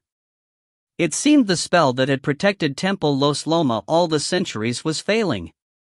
Statues were overturned, trees down, water flowing past in a muddy torrent where the aqueduct had ruptured. One of the buildings near the orchard had collapsed and a fire was being put out. He spotted Anadusa heading towards him, her sleeves rolled up, her hair tied back, wisps clinging to her damp forehead. Her hands were covered in soot. Spells broken? He asked, bending down to embrace her. Finn barked as if to answer first. Only in the last few days. I can't tell why. It stood for so long. She squeezed his hand. Rosette? He lowered his eyes. Baby died. Anadusa bit her lower lip. And the mother? Gone to, I don't know where. He lifted his face, tears in his eyes. We buried him in the Demarchian woods. Him? It was a boy. That can't be, unless there were twins. Even so, only the female would have developed. It was a boy, he said again. And Kreshkali? Where is she? A call from the barn turned their heads around. A young girl was trying to control a horse, blood soaking its neck and chest. We'll talk later, Anadusa said, hurrying towards the barn. Where do you need me? The fires. There are still some to put out. Grayson left his pack by the temple steps and ran to the shed, grabbing a sack to beat out the flames. Finn stayed behind, trembling, watching the road. Chapter 19. Prieta Foothills, Cusca Plains and Corsanon, Gala and Temple Los Loma, Earth. Kreshkali pounded her fist on the table and the argument came to an abrupt halt. And Lawrence and Hotha were not in accord and even Teg had been emboldened by the debate, firing his thoughts at the others.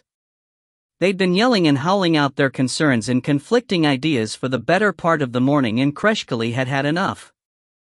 If you can't speak one at a time, how do you expect to hear each other? She asked. You're behaving like whelps with a single shin bone.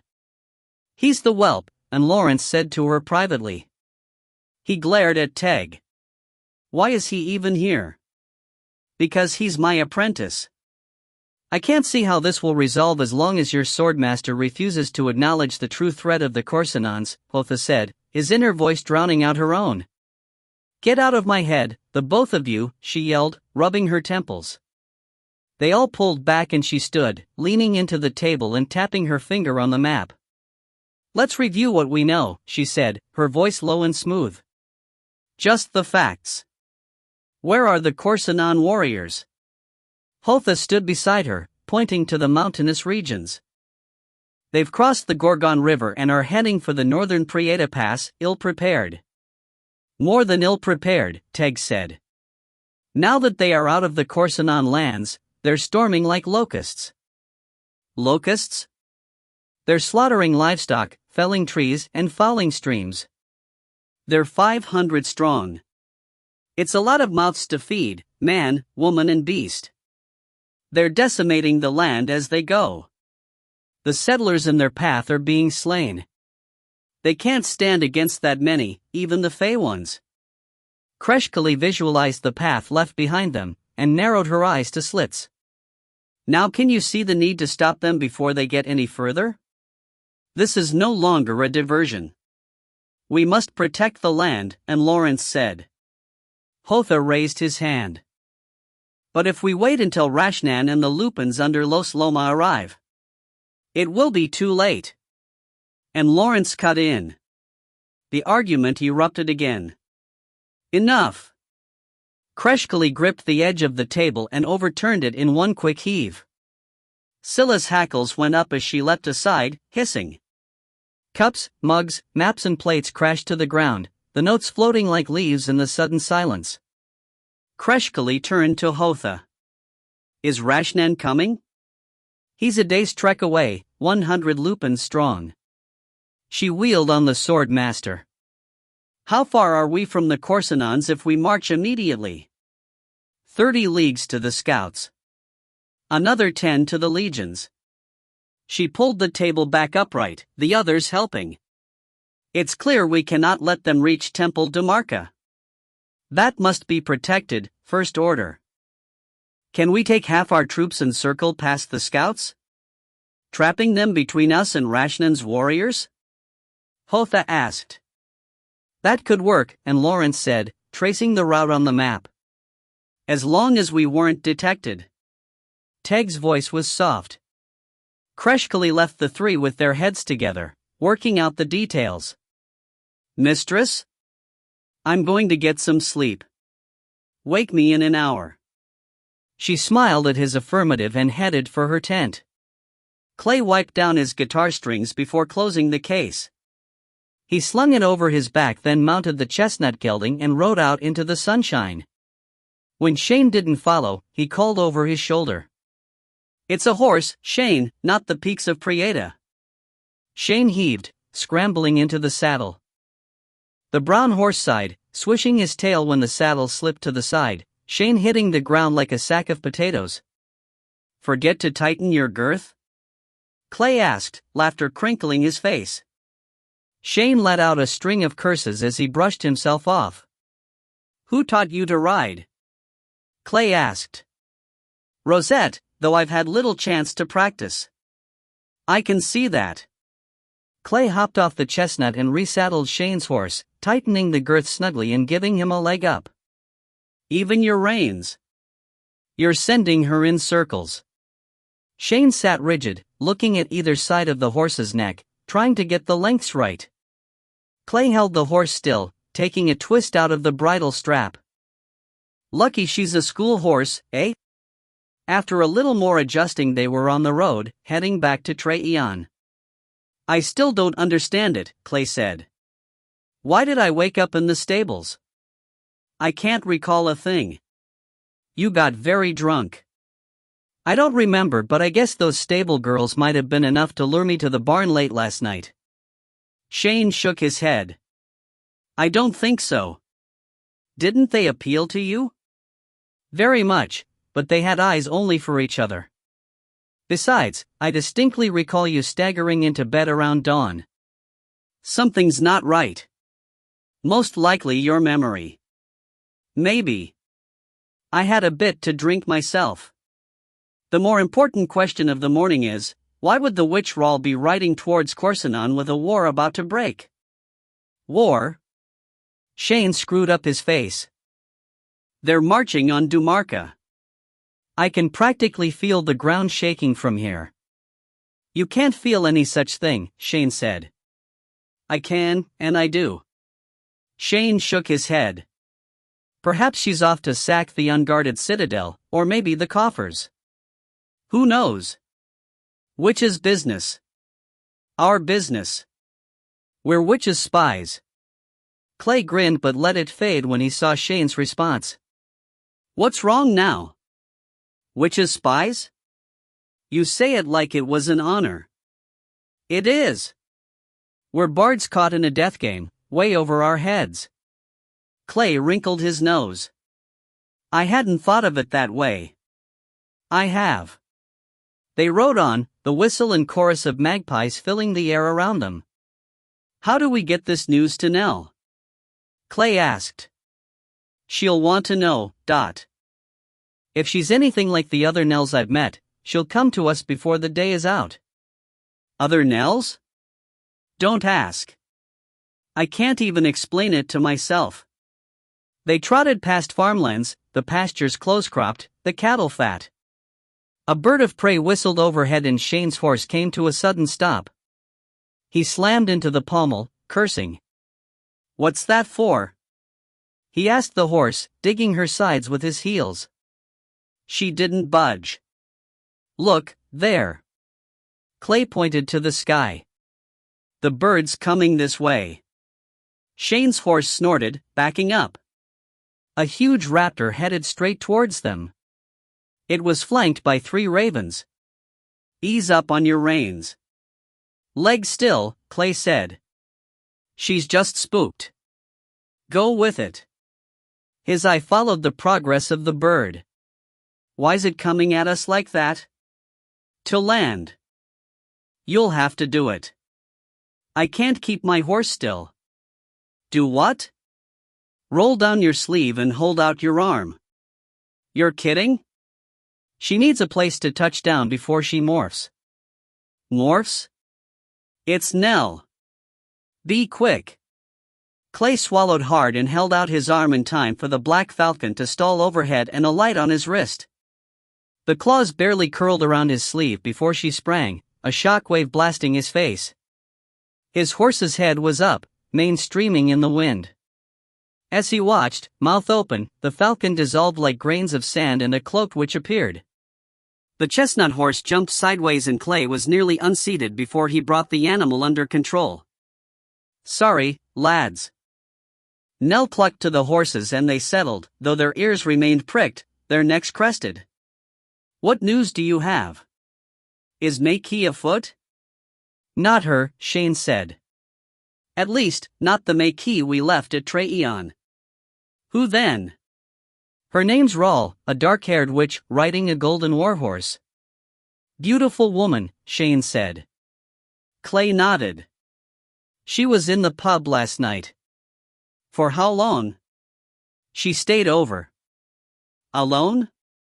Clay shook his head. With her apprentice, Shia. Shia, is it? From the night in the corridors, yes. Clay sighed. With the honey-red hair and dark eyes. She's beautiful as well, Shane added. Did you see, after noticing all this beauty, where they were headed? That's the curious thing, Shane said. They were riding straight back to Corsinan. You're sure, Dot? The road only leads 2 ways east to Corsinan or west to Treeon. They were heading east. Good work, lads. Nell went to the side of the road. Mind your horses. I'm off. Wait. Clay held up his hand. What do you want us to do? Back to Treeon. Let me know if Makee makes a move. But? Thank you. Nell dropped to one knee and sprang, shooting into the air. The horses spun in circles when the warp of energy smacked them. Shane lost his seat and hit the ground, Clay reaching for the brown horse's reins as it turned to bolt. He managed to grab them and hang on, but the effort jerked him from the saddle, the wind knocked from his lungs when he fell. By the time he got to his feet, the falcon had vanished and his horse was cropping grass at the side of the road. He brushed himself off, checking his guitar case. "No worse for it," he said. "On to Trey Eon then?" Shane rubbed his shoulder, staring into the distance. "Without my horse?" "She's headed the right way." Clay waved in the direction the horse had run. "Come on. We'll find her around the next bend." He offered a stirrup and his arm. "I can double you until we do." "No thanks. I'd rather walk." The conversation in the kitchen fell silent. Grayson sat across from Anadusa, Finn curled up asleep near his feet. The fires were finally out. He'd eaten his fill, and bathed, but still had not slept. From the strain on his mother's face, he felt sure she hadn't slept either. She poured him more tea and his lids grew heavy. "What's in this?" he asked. "Nothing much. Some ginger, mint, that sort of thing." He cocked an eyebrow. "What else, Mother?" "Maybe some valerian root." "Maybe a fistful?" "Oh, all right," Anadusa said after draining her mug. "A teaspoon of the stuff. You need to sleep, and so do I." He nodded. "What started the fires?" "I'm not sure. I felt the spell lose potency. We need to reinforce it, but I don't know where to begin. Has there been anyone about that seemed strange to you?" She chuckled. "You mean stranger than those haunting lupins and other Galian witches that wield swords and weave spells?" He laughed with her for a moment. "It feels like we're being watched, is all. I hadn't noticed. Been too much to tend to. That's what worries me." "You think the fires were set on purpose?" "It's possible, Dot." "By whom?" "I don't know, but I wish Kreshkali were here. She might pick it up." "There's a way to find out." Anadusa refilled her mug. "How?" "Temple Los Loma is an island. We've nothing but red desert around us. Unless a witch flies in, there have to be tracks. Tracks can be covered." He frowned. "But not scent." "Grayson, no one here's got the nose for it." Finn woke up and yipped. "He does," Grayson said, patting the dog's head. "But we can't communicate with him, not like Rosette can." Anadusa brightened. "A lupin might hear his thoughts. And a lupin would have the nose for it too." She leaned forward and grabbed his hand. "That's our answer. But there aren't any about." They all followed Hotha and the swordmaster. She smiled, her face creasing. "Not all. There was one left behind. The goddess knows," she grumbled about it too. Anadusa went to the sink and rinsed her cup. "Maluka's here, and she's perfect. Finn adores her. I'm sure they talk." "Maluka? I know her. Fights like a demon." "I'm surprised they excluded her." "What did she do?" "Broke her clavicle. It's nearly healed. But she can morph, sniff out the perimeter with Finn? I can't see why not." She looked at her son. "Where are you going?" "To get her, while the trail's hot." Finn's tail was wagging. "It's 3 a.m, Grayson. Let the girl sleep. She's been fighting fires for 2 days." He felt his lids grow heavier and suspected Anadusa had cast a spell with the words. "You're right. But wake me at dawn. We need to know what we're up against." "You mean more than a volatile environment?" He grimaced. "Volatile is putting it lightly, but yes. You think assist is still active? If they are, we best not be blind to it. The library. That would be the first thing they'd want to destroy. We've guards around the temple grounds now. Good. He kissed her cheek before heading upstairs. I'll see you at dawn. Grayson, she called him back. Are you all right? With Rosette, I mean, and the baby. I am. He nodded. Everything is all right. Mistress? Kreshkali opened her eyes. I've brought coffee. She yawned, stretching her arms over her head. Good man, she whispered, looking at his shadow in front of the tent flap. Come in, Teg. He ducked his head at the entrance, light streaming in with him. He had 2 mugs and a plate of flatbread. How'd it go? She asked, taking the drink. Do we have agreement? We do. And Lawrence is leading half the troops south to circle behind the Corsinons. They left almost an hour ago. Hoth is holding on here? Until Rashnan catches up. Excellent. She ate in silence, studying his face.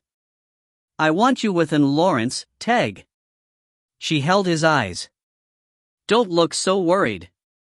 It's not a punishment. I thought I would fight beside you. You may still, but I want you with him for another reason. He sat immobile, eyes soft, waiting for her to continue. She loved that about him, the way he didn't interrupt. So much patience in one being, true to his Capricorn sun. He had earth magic, through and through, even though he was born on Gala. Or maybe because of it. All Lupins carry earth magic, he said, his voice barely audible. I remember. She blew on the edge of her mug, taking a sip, offering a smile. My task within Lawrence? Depending on what make he pulls, Rosette may come up behind the Corsinons. I want you there in case she does. She's no idea of our plans and I can't reach her. Teg nodded.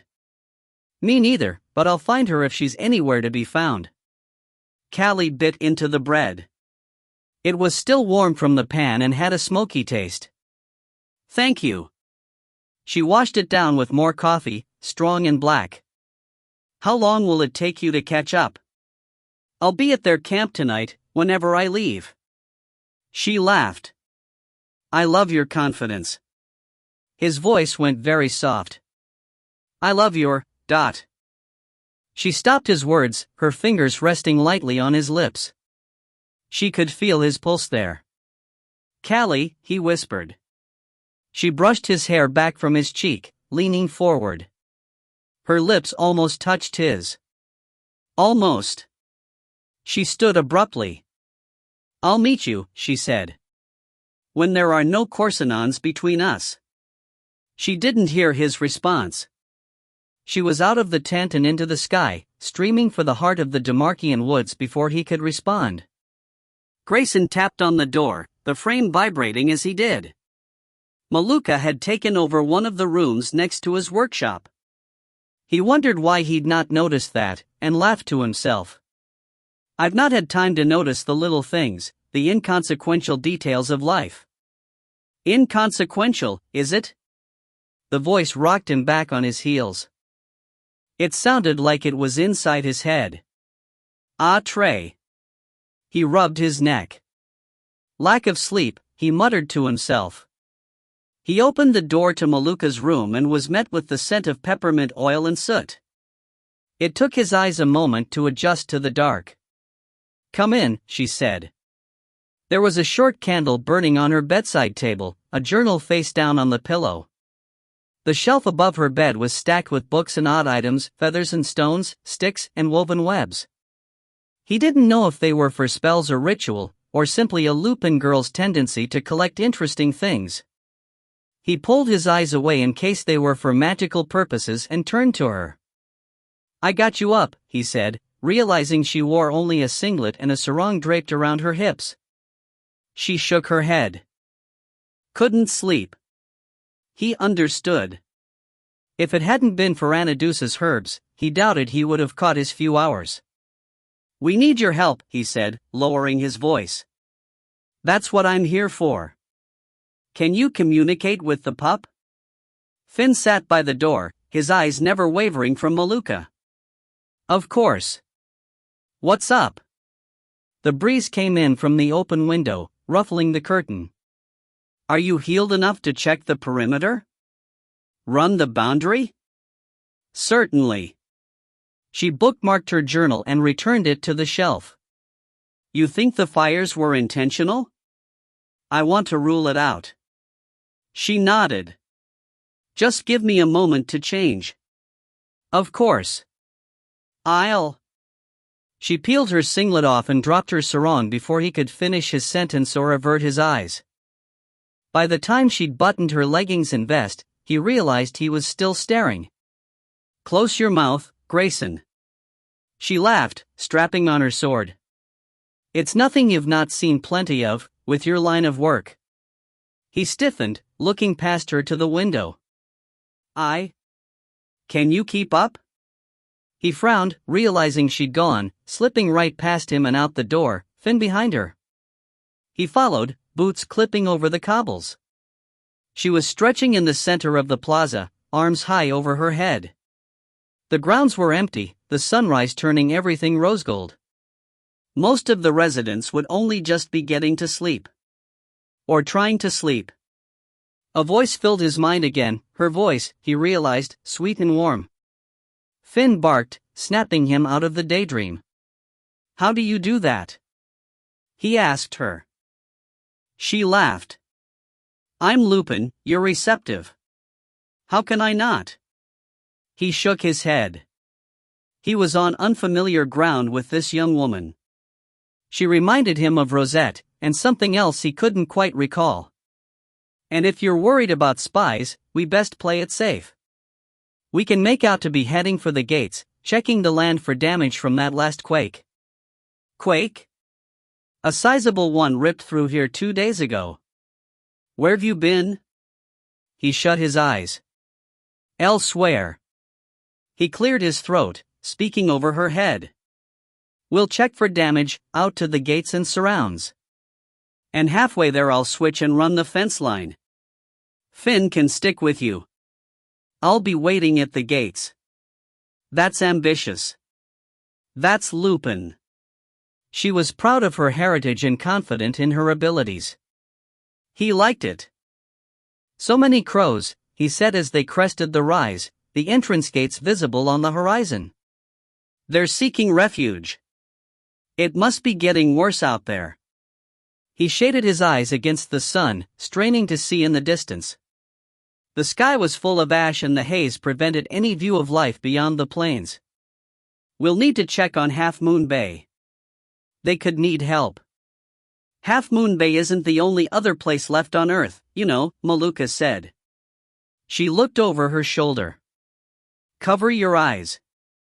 He had barely time to shut them before the sand stung his arms and face. When he looked again, he saw a rust-brown she-wolf running away, her coat turning to gold in the morning light.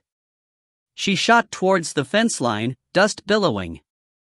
Finn darted after her, spinning back on his heels to stick with Grayson. She must have set him the task: sniff his way to the gates and let them know if he identified an intruder. Grayson walked on, letting his thoughts settle to the bottom of his mind. In the trees the crows rasped their eerie language, joined by the chatter of jaybirds and plovers. Plovers? That's not right. He squinted at the birds. Some dropped to the ground in front of him, their stilt-like legs pacing in the hot sand, a staccato kick blasting from their yellow beaks like miniature horns. "What are you doing here, you crazy birds?" "The ocean's that way." The yellow-wattled plovers were one of the few seabirds that had survived the algal blooms and sea devils. Many were missing a foot or a leg, but they'd migrated to the silt-covered mudflats that spread across the once fertile ground of the San Joaquin Valley. What brought them this far from the coast both baffled and worried him. They best check on Half Moon Bay soon. He took a swig from his canteen and jogged the rest of the way to the gate, Finn nose to the ground. When they reached the apple trees, Maluka was back in human form. She was sprawled out beneath the branches, her eyes closed, her chest rising and falling in rapid succession. "Have a good run?" "I did," she said, opening her eyes. She pushed Finn away when he tried to lick her face. "And not unproductive either." The young dog sat at attention. Grayson picked 2 apples and handed her one.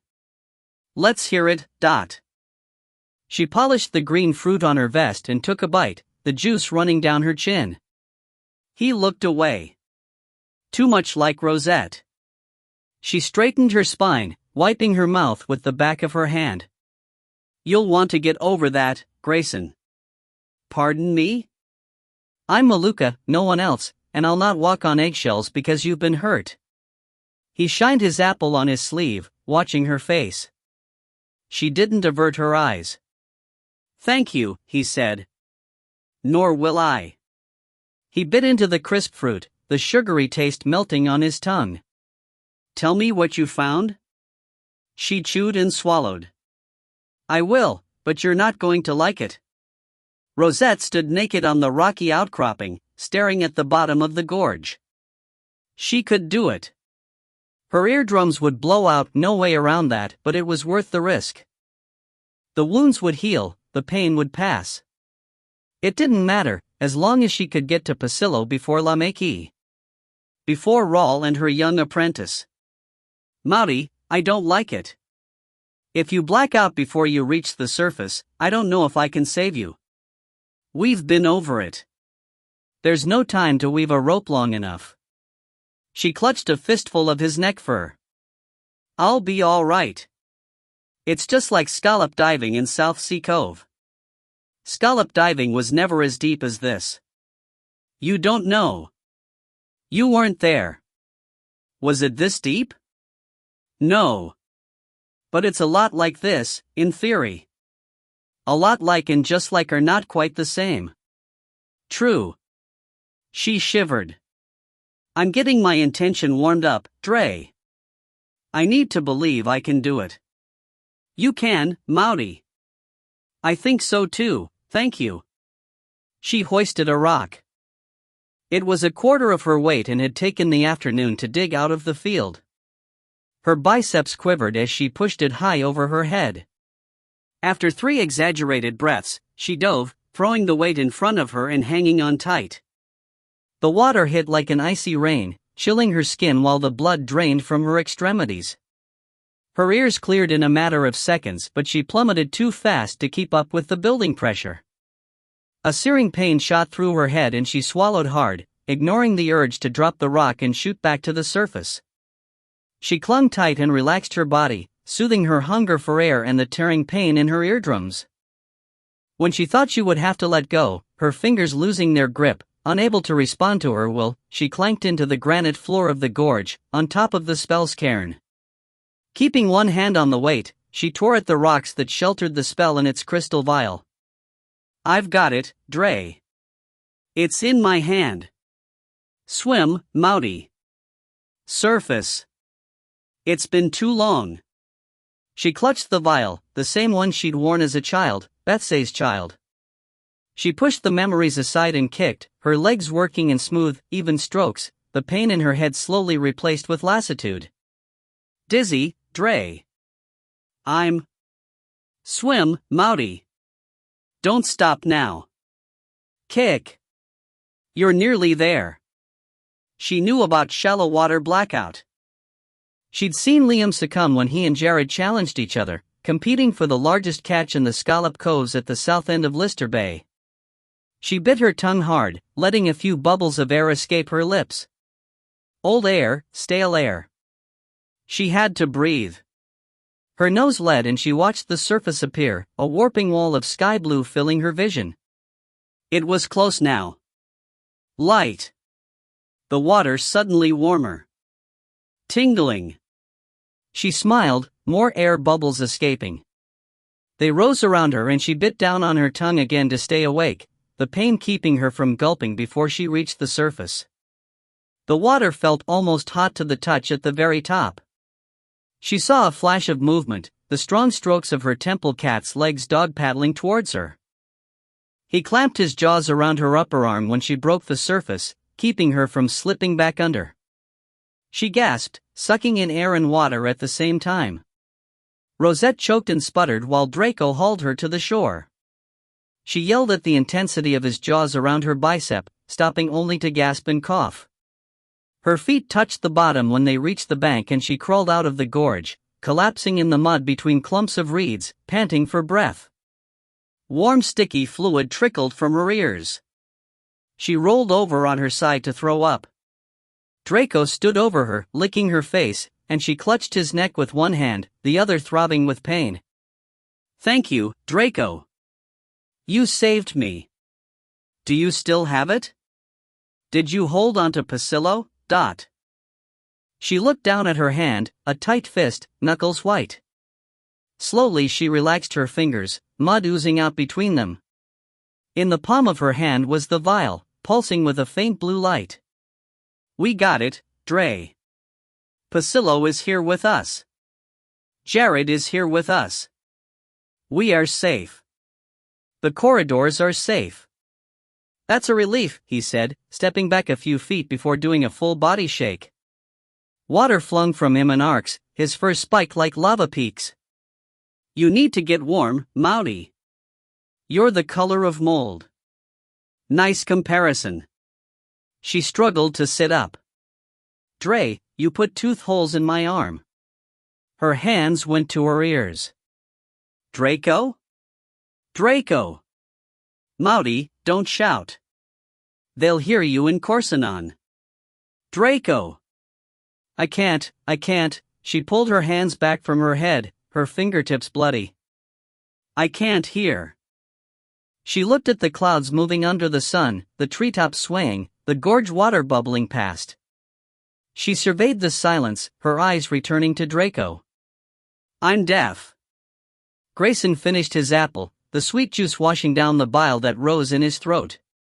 "Are you sure, Maluka? Assist? I've spent time in Half Moon Bay, remember? I was there when we stormed Assist. Their scent is all over the place. The boot prints, everything." They climbed the fence a league to the west. 3 of them. Maybe a 4th. The tracks are crisscrossed. Behind the first knoll? He shooed away flies that were alighting on his apple core. They were out of sight, but the scent is clear. Grayson shaded his eyes, the sun was baking the top of his head, even through the branches. "That means we've trackers among us?" he asked. "Spies? We had. They're gone now. The trail leads back, towards the coast. 3 of them at least. There could be one among us still? Either that, or they didn't survive." He searched the distance. "Trackers," he whispered. "Assist isn't down after all." "What are they, exactly?" "Scouts. Assist's hunting squads." She cleared her throat. "What do they hunt?" He reached for her hand, hauling her up. When she stood in front of him, he didn't let go. Originally they were after witches, techno-witches to be exact. Then they tracked Jared. Followed him to Gala, too. And now? What are they after? "I can't be sure, Maluka, but it seems they're after us." "I'd say they're not far from their goal then." "What do we do, Dot?" "We wait." "Wait, like nesting ducks?" "Ridiculous." "I'll not be." "Easy." "We wait for Kreshkali. She won't be long." Maluka strode beside him, her fists clenched. "And if she doesn't come?" "She will." "How can you be so sure?" "Because I believe it is true. We aren't going to let Earth go under." "Go under?" Maluka looked at the jagged red plains and the distant mountains like chimneys clogging the skies with black dust. Sweat ran down her face. She blinked her eyes. "How can you be so sure it hasn't already?" "Because we're still here." Kreshkali towered above the cliffs of the North Seas, clinging onto the highest branch of a cypress. There she perched as the sun rose, checking the landscape with her falcon eyes. As if through a telescope, she could see fine details leagues away: the paper-thin ear of a mouse, backlit by the sun, red veins standing out like rivers in a map, a drop of amber trickling down the trunk of a distant pine, the flap of purple flags anchored to Temple Demarca's turrets. She watched for signs of being followed, particularly trackers in the woods. When she was convinced there were none, she waited a little longer before swooping down to the temple grounds, announcing herself with a high-pitched whistle. Saphan met her on the steps, her temple cat, Noelle, by her side. "How lovely of you to return so soon," she said, her arms outstretched.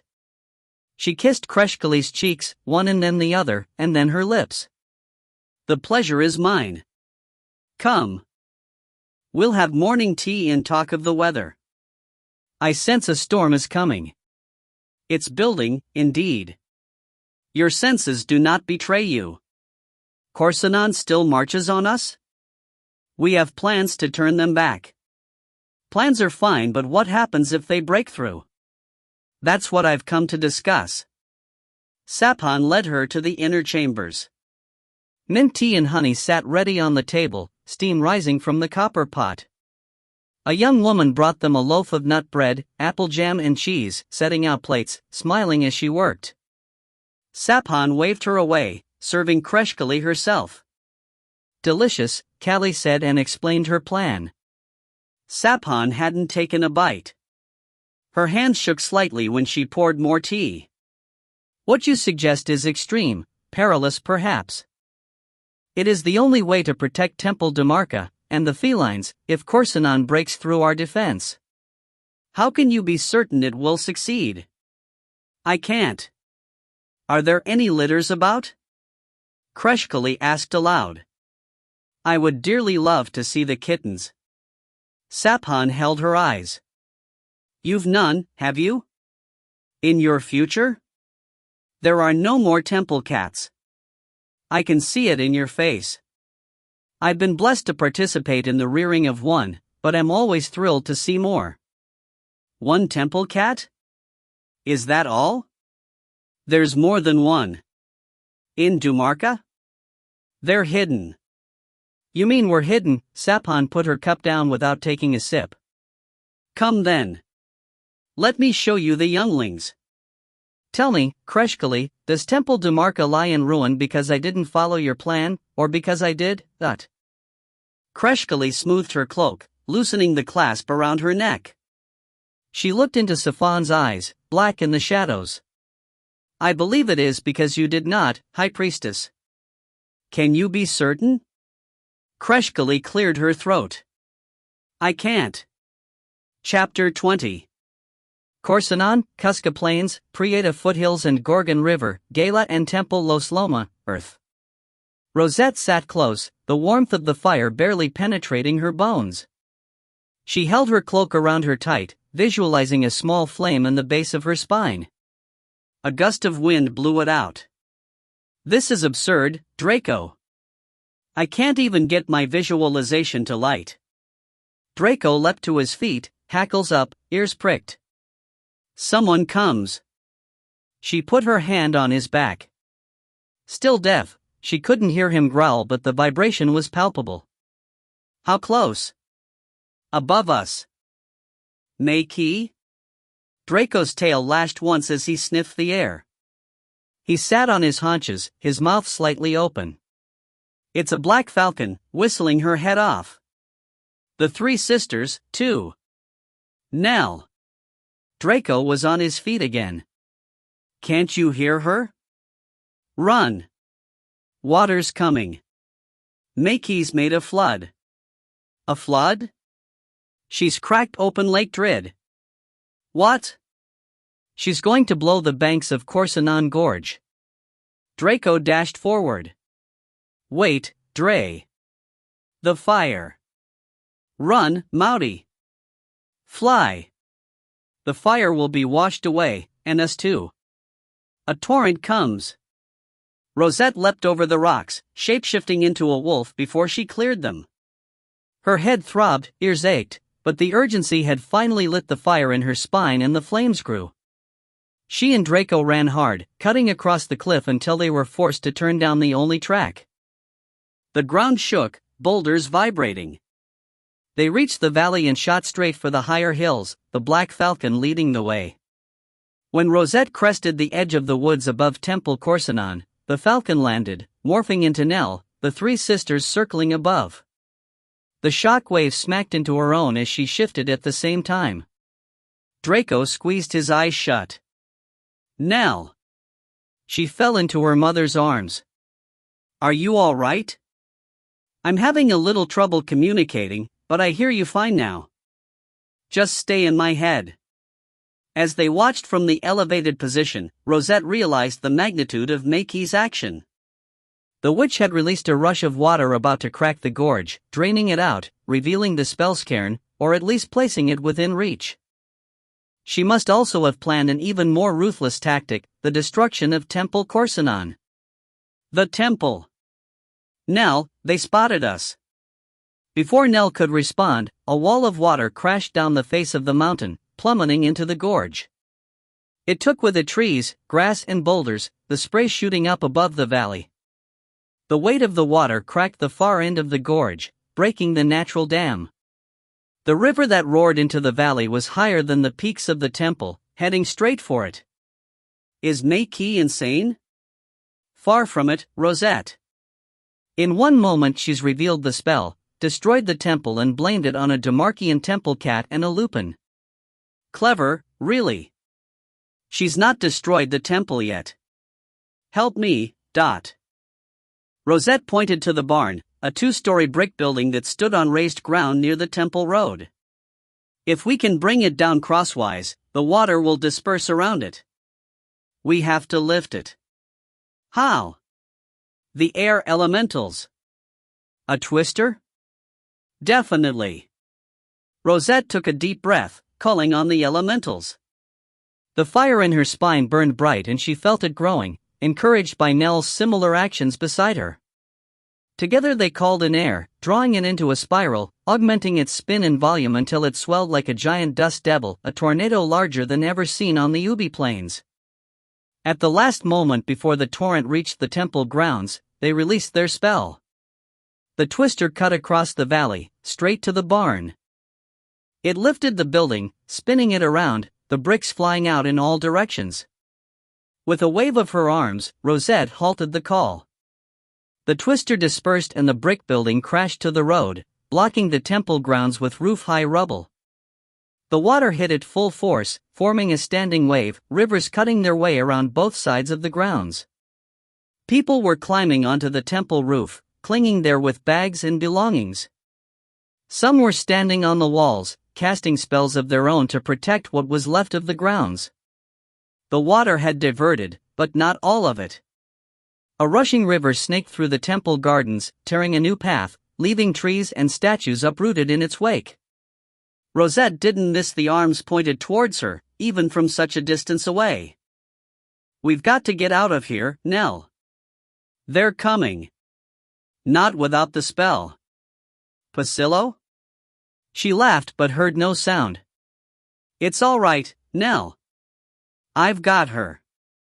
Rosette pulled open her cloak, revealing the vial secured around her neck. Nell's face contorted, mouthing words. Rosette shook her head, cupping her ears. I can only hear your mental voice, Nell. She shrugged. I've gone deaf. Hope it's temporary. It best be temporary. I have much to say to you with both voices. Excuse me, Maori? Nell? The Corsinon temple guards are halfway up the hill. They seem upset. Shall we go? Rosette spun around. Run! Nell morphed, the wind nearly knocking them down. Head for the mountains, both of you. Dead run! Stop for nothing. The Black Falcon screamed towards the top of the gorge, though Rosette could see no sign of Meikie, or the witch Rawl and her apprentice. Where are you going, Nell? She's got to be stopped. Meet me at the portal below Prieta South. If I'm not there before you, head straight back to Los Loma. Rosette bolted, Draco on her heels. The chestnut mare trotted along at an easy jog while Clay sang. He was learning a new tune from Shane, his eyes bright with excitement. What's it called? It's got a few different names. What do you call it? Her long black hair. Ah, like Rosette? Did you too? Nah, Shane answered fast. She's too. Yeah. I know what you mean. She's daunting, in a way, but also alluring. I think I wouldn't mind, Clay was about to say more when he spotted a large blackbird zeroing in on them. How many shapes can that witch shift into? He asked, pointing skyward. Don't know. Plenty, I'll wager. Clay kept his arm outstretched. Try not to lose your horse this time. His face crinkled, eyes squinting at the creature flapping overhead. It knocked his arm hard as it landed, springing back and morphing, the wings turning to particles of dust that floated away, a cloaked woman touching her feet lightly to the ground as she landed. Here you are, she said. Clay screwed up his face. On the road, right where you left us, Nell. Indeed. She brushed a white down feather from her sleeve. Did you want us to gallop all the way back to Treon? Shane asked, struggling to keep his horse still. I was on foot for a while, you realize. Nell laughed. Treon? Hardly. There's been a change of plans. Clay frowned. How so? I want you to follow a young witch, keep an eye on her. Can you do that? Rosette? Clay whispered. That's the one. She's running northwest, towards the Prieta portal. If you turn off at the Foothills Road, you'll get there before her. Any questions? She didn't wait to hear an answer before she took off again. The horses reared, but Clay was ready for it. He leaned forward when his mount reared, keeping the gelding under control. Shane managed the same. Far in the distance a raptor whistled and the raven shot away towards the west. I've never seen a blackbird so huge, Clay said, scratching his head. Can they shapeshift into any creature or does it have to be real? I'm not sure what you mean by real, but I've seen such a bird before. They're called lemur ravens. There's plenty of them at Timbali Temple. At least, that's what I've heard. Clay's face lit up, his smile wide. He hooped, urging his horse forward. What luck! We'll be seeing Rosette before the day's out. And we were just thinking about her, both of us. Shane frowned. It doesn't feel quite right. Not right? Clay called back over his shoulder. Come on, man. It's all right. Keep up. Nell rode the thermals high above the lemur raven. When she was directly overhead, she dove. To the ground, la Makee, or I'll break your neck midair. The lemur raven cawed, faltering before cutting sharply to the right. Nell adjusted her dive, picking up speed by the second. In falcon form, she was the fastest animal alive. No one could outdistance her, and certainly not in a dive. The three sisters vanished from her peripheral vision. They couldn't hope to keep up. Last chance, Makee. The raven dipped its wings, stalled and recovered in time to flap hard in the opposite direction. Nell had to pull out of the dive, riding the thermals back up. She kept Makee in her sights, the wind rushing past her face as she gained altitude, closing in. You've done enough damage, Nell. I'll not have you destroy my last effort. Effort for what, witch? To plant yourself on every dragon bone chair in the known lands of Gala? Hardly. I'm saving this world from your stupidity. Nell whistled and dove again, the raven in her sights. The blackbird's head came up and it flapped hard against the wind. Nell saw that she was laboring. She pinned her wings to her sides and plummeted. Again the raven evaded the strike, though her recovery was slower. Nell hit an updraft and soared above her, sure this would be the last strike. Wait, Nell. Stop. Maikie's voice strained in her head. I'm landing. We can talk. Nell followed the raven down, tracking her every move. Adrenaline rushed in her veins. She felt a wash of emotions, trust in the other which not being among them. She dropped to a grove of oaks, touching lightly to a branch beside Maikie. The raven's head cocked, her blue eyes blinking before she jumped to the ground, morphing as she landed. Nell did the same, her toes touching the dirt an arm's length beside her. Maikie began to pace, her hand on her sword, her red hair flaming behind her. Nell stood back, watching. What do you think you're doing, La Maikie?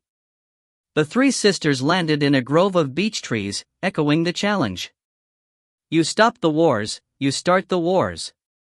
You destroy Temple Corsinon and point the finger at Demarca, and you nearly kill Rosette in the process. From what I can see, you've destroyed Jared and set the mountains of Earth to boil. Have you gone insane? What are you thinking? What purpose could you possibly have? Maikie spun on Nell. What shall I answer first? She didn't give Nell time to speak. It was Lawrence who started the Corsinon Wars again. I had that fire out. Out? Hardly, Maikie. You baited him and you know it. She ignored the comment. And Temple Corsinon was set to blast the entity apart, or didn't you remember that? The flood just saved my world. You've never heard of diplomacy, Maikie? Did you even try to talk to their high priestess? Try to talk? Maikie spat. I'm sorry, Nell, that you think I didn't discuss matters thoroughly enough with their high priestess. I was too busy being stalked, caged, and locked in a burning citadel. Where Rosette saved your life. And you promptly try to drown her in a flood and send the temple guards to run her down, but she's fast enough, and her temple cat too. Maikie leaned towards Nell. She'll survive. At what cost? She's deaf now. Did you know that? She'll heal. And Jared, the spell. What's your game, Maikie? You don't know, do you? Nell crossed her arms under her breasts. That would be why I'm asking. Maikie looked over her shoulder. Not here, Nell. We're being watched. Nell stiffened. She sensed someone in the distance and hissed, "Follow me." She knelt for an instant and sprang into the air, La Maikie a wing's length behind her. I know a more private place. And Lawrence rode Cheetah, a black mare, 16 hands high and full of the demons. A 4-year-old daughter of his stallion, Diabli, he'd been training her in Los Loma, with mixed results. She had all her sire's gusto but so far none of his good sense. She knew the Lupin was not far off, his form was hidden in the tree cover, but not his scent. She also was familiar enough with this particular one by now that her skittishness was uncalled for. And Lawrence stroked her neck, motioning Teg to back away. He ground his teeth. He'd have words with the lad when they camped for the night. It was easier to blame his proximity than any shortcomings of his mares. He's following your orders, Rowan, Scylla purred in his mind. Clearly he has something to communicate, but you banned him from mind speech while scouting, remember? There could be Corsinon priestesses about. They would hear. With his mind shield ability? Scylla, I can't believe you defend him. I tell the truth. And I like Teg. She ran ahead, leaping over a fallen log. They were heading south, skirting the foothills of the northern Prieta range, hoping to stay out of sight. He'd wanted Kreshkali to fly scout, but she'd had other plans. It would have been nice if she had let him in on them. Whoa, girl. The mare's head shot up and she braced her forelegs, snorting. He caught the Lupin taking off, a flash of black in the corner of his vision. Where in Demon's dark woods are you going now? Get out of there, father. The Corsinons are headed right for you. He jerked his head skyward. Rosette? Ride. Back to the hills. It couldn't be Rosette, could it? She was at the cottage, in a Dumarkian woods far from this one. The mare crowhopped and he was preoccupied with controlling her for a moment. Then he heard the thunder. It shook the ground like a wave crashing onto the shore. He squinted at the sun. There wasn't a cloud in the sky as far as the horizon. He cursed. Rolling the mare back on her haunches, he turned westward and headed into the deeper cover of the forest. He signaled his lateral scouts and galloped to the troops, leading them in the new direction.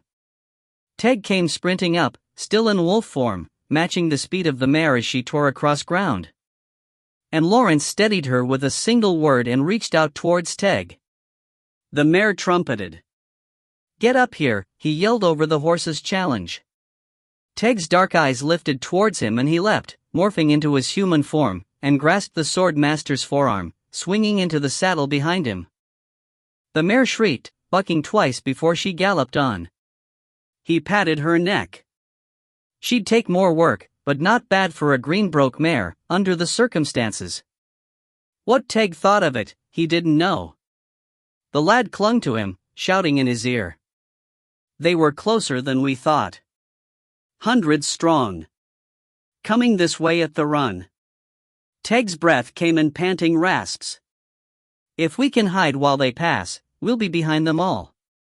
And Lawrence nodded. Meet us on the other side of the rise. Get everyone out of sight. Now. He pointed towards the grade and promptly assisted Teg's dismount, pulling him off the mare and leaving him where he hit the ground. It was not a smooth execution, but he didn't have time to explain. There were scouts to the north, and he couldn't risk them getting cut off. He rolled the mare back on her haunches again, heading off to find them. A little harsh, wasn't that, Rowan? Scylla asked. He can handle it. Teg nursed his arm, rubbing the bruised bone. What was wrong with that man? He could have simply asked. The Lupin shook his head, then morphed into wolf form and continued to shake his whole body. The grade was steep and he wanted to get up it fast. In the form of a wolf he was quicker, but many of the horses were not used to him yet. He stayed wide, morphing back when he got to the summit. Signaling for the captains, he gathered them round, keeping one eye on the troops and the other over the ridge where a cloud of dust advanced. Keep everyone quiet, out of sight. We'll give them an hour's lead, then double back. The sword master, He's catching up our north scouts. And what about the Corsinons? They'll have scouts riding flank as well. Good point. Mind the horses. And you? I'll mind the scouts. Rosette panted, her sides heaving. The only sound she could hear was the rush of blood in her head and the pounding of her heart. In wolf form, the landscape took on an eerie feel. She knew that twigs snapped under her feet, wind whipped through the pines, birds called, leaves flew up behind her, but she didn't hear any of it. Her world was silent, her sense of smell and sight magnified in the absence of sound. How far, Dre? Suddenly it seemed like no time had passed since she last ran this way, from the Corsinon fields to the portal near the foothills of Prieta. But this time they were staying under the cover of the trees, as much as was possible. Across the next creek and 2 more hills. Nearly there, Mouty. I thought so. Do you hear them behind us? A far distance. Horseback? 10 or 12. Her tongue lolled out and she ran harder. Nell? Are you near? There was no answer. They didn't break stride when they hit the creek, fording it in 3 bounds. Straight into the portal when we get there, Dre. We won't wait for Nell? And give the portal away to the Corsinons? If Nell's not there, it's straight in. And if she is there? Straight in either way. Nell wasn't at the portal. Rosette called to her, in case she was overhead, out of view, but there was no answer. When they dropped to a halt below the entrance, two horses reared, the brown one breaking loose and shying away. She morphed, sending out a calming spell to the animals. The riders looked on, one shocked, the other grinning wide. "Have you seen Nell?" she shouted, rushing up. Her voice was loud in her head. She had no idea what the volume was like for them. Shane said something, mouthing words. It looked affirmative. Clay added something else. His eyes were wide, his face soft. She reached for him, falling into his arms. "I didn't know what happened to you," she whispered. He hugged her back. "Shane is saying he's all right too, no worse for all he's been through. Thank you very much for asking." "Odd. He doesn't sound thankful, Maudie." She pulled away from Clay and clasped her hands around the other man's neck, planting a kiss on both cheeks and then his lips. "I can't hear." She cupped her hands behind her ears, shaking her head. Shane frowned, pointing at her belly. Clay touched her arm, asking questions, his eyebrows raised. She pretended she didn't know what they meant. "Maudie? The temple guards? They're about 30 seconds behind. Into the portal," she shouted, pulling away. "Bring the horses. I'll cover the tracks." Draco led the way up the path and into the crevasse. They got the horses through, just in time, and Rosette waved her hand over their tracks below, causing the dust to sweep the ground clean. She caught sight of the guards before she ducked in and hoped they hadn't spotted her. Tag ran hard, nose to the ground. In his wolf form, he could cover the distances effortlessly. Almost. He was running on little food and less sleep, keeping the fatigue away with thoughts of his mentor. Meeting back with her, perhaps even. Tag. Location? Hotha's voice jarred him, like a trapdoor opening beneath his feet. West of the Korsanon troops. Pursuing the scouts to the north. Too late, lad. Too late? It can't be. They got through. I don't know how. They must have temple witches with them. A glamour? Couldn't have. I can smell through any ever made. Teg knew that wasn't true, but he wasn't going to make the point. Where are they headed?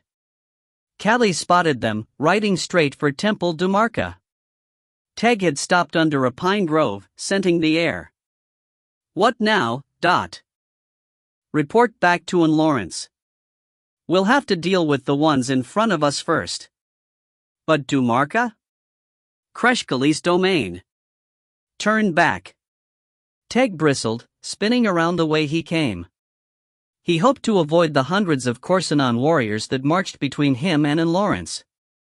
Nose to the ground again, he tore through the woods, hugging the foothills, staying out of sight. Zane smiled as he jogged along. He loved these woods, the scent of forest loam, sticky pine sap running down the thick trunks, the sound of the wind through the boughs. There was nothing like this in Korsanon. He scratched his head. He'd never been out of Korsanon until now. Bizarre. Why did everything seem so familiar? Like returning to a memory? The creatures in the well of his mind were climbing again, and he used all his focus to push them down. Every time they rose, words and ideas spouted out of his mouth that made onlookers step back. He didn't blame them. He wanted to step back too. He picked at the wound on his neck before pulling his hand away, chastising himself. It itched like a dog's belly. As he rode along the track, the rocking of the saddle soothed his worries. The squeak of leather, the clip-clop of the mare's animated stride, the smell of the woods, all conspired to relax him in spite of the rising creatures, those figments of his imagination that were desperate to get out.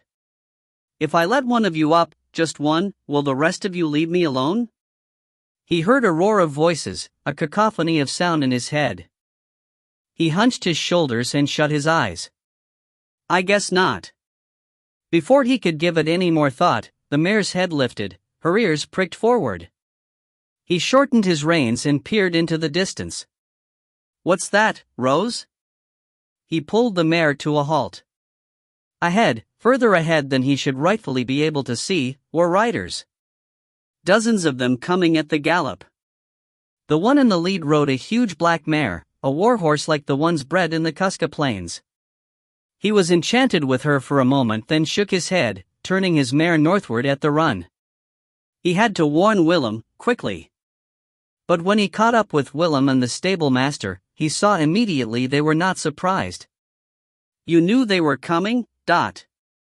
Willem leaned his head towards a group of cloaked riders, temple priestesses who were not with them when they began the march. "We got the warning." Zane's brow creased as he took them in. The horses were fresh, run hard to be certain, but not for more than a league. He glanced at their legs. No mud. No dried sweat. Where did they come from? "Stay tight, lad. We're going to let them ride by." "Ride by? We'll be spotted. That's where they come in." Again he indicated the cloaked priestesses. They sat their horses like statues, neither women nor beasts moving save the rise and fall of their breath and the odd swish of a tail. The horses were palominos, golden hides with flaxen manes and tails. As one they turned to look at him. He swallowed, his grey mare tossed her head, pawing the ground. "I know, Rose. I feel the same way. I'd let us run flat out in the other direction, but that would only put us face on with the enemy. They're weaving a glamour about us, lad. We can't be seen." Suddenly Zane felt the energy of the spell rise up his legs like warm water. It covered his head and his shoulders relaxed. There was a calming spell in there too, he was sure.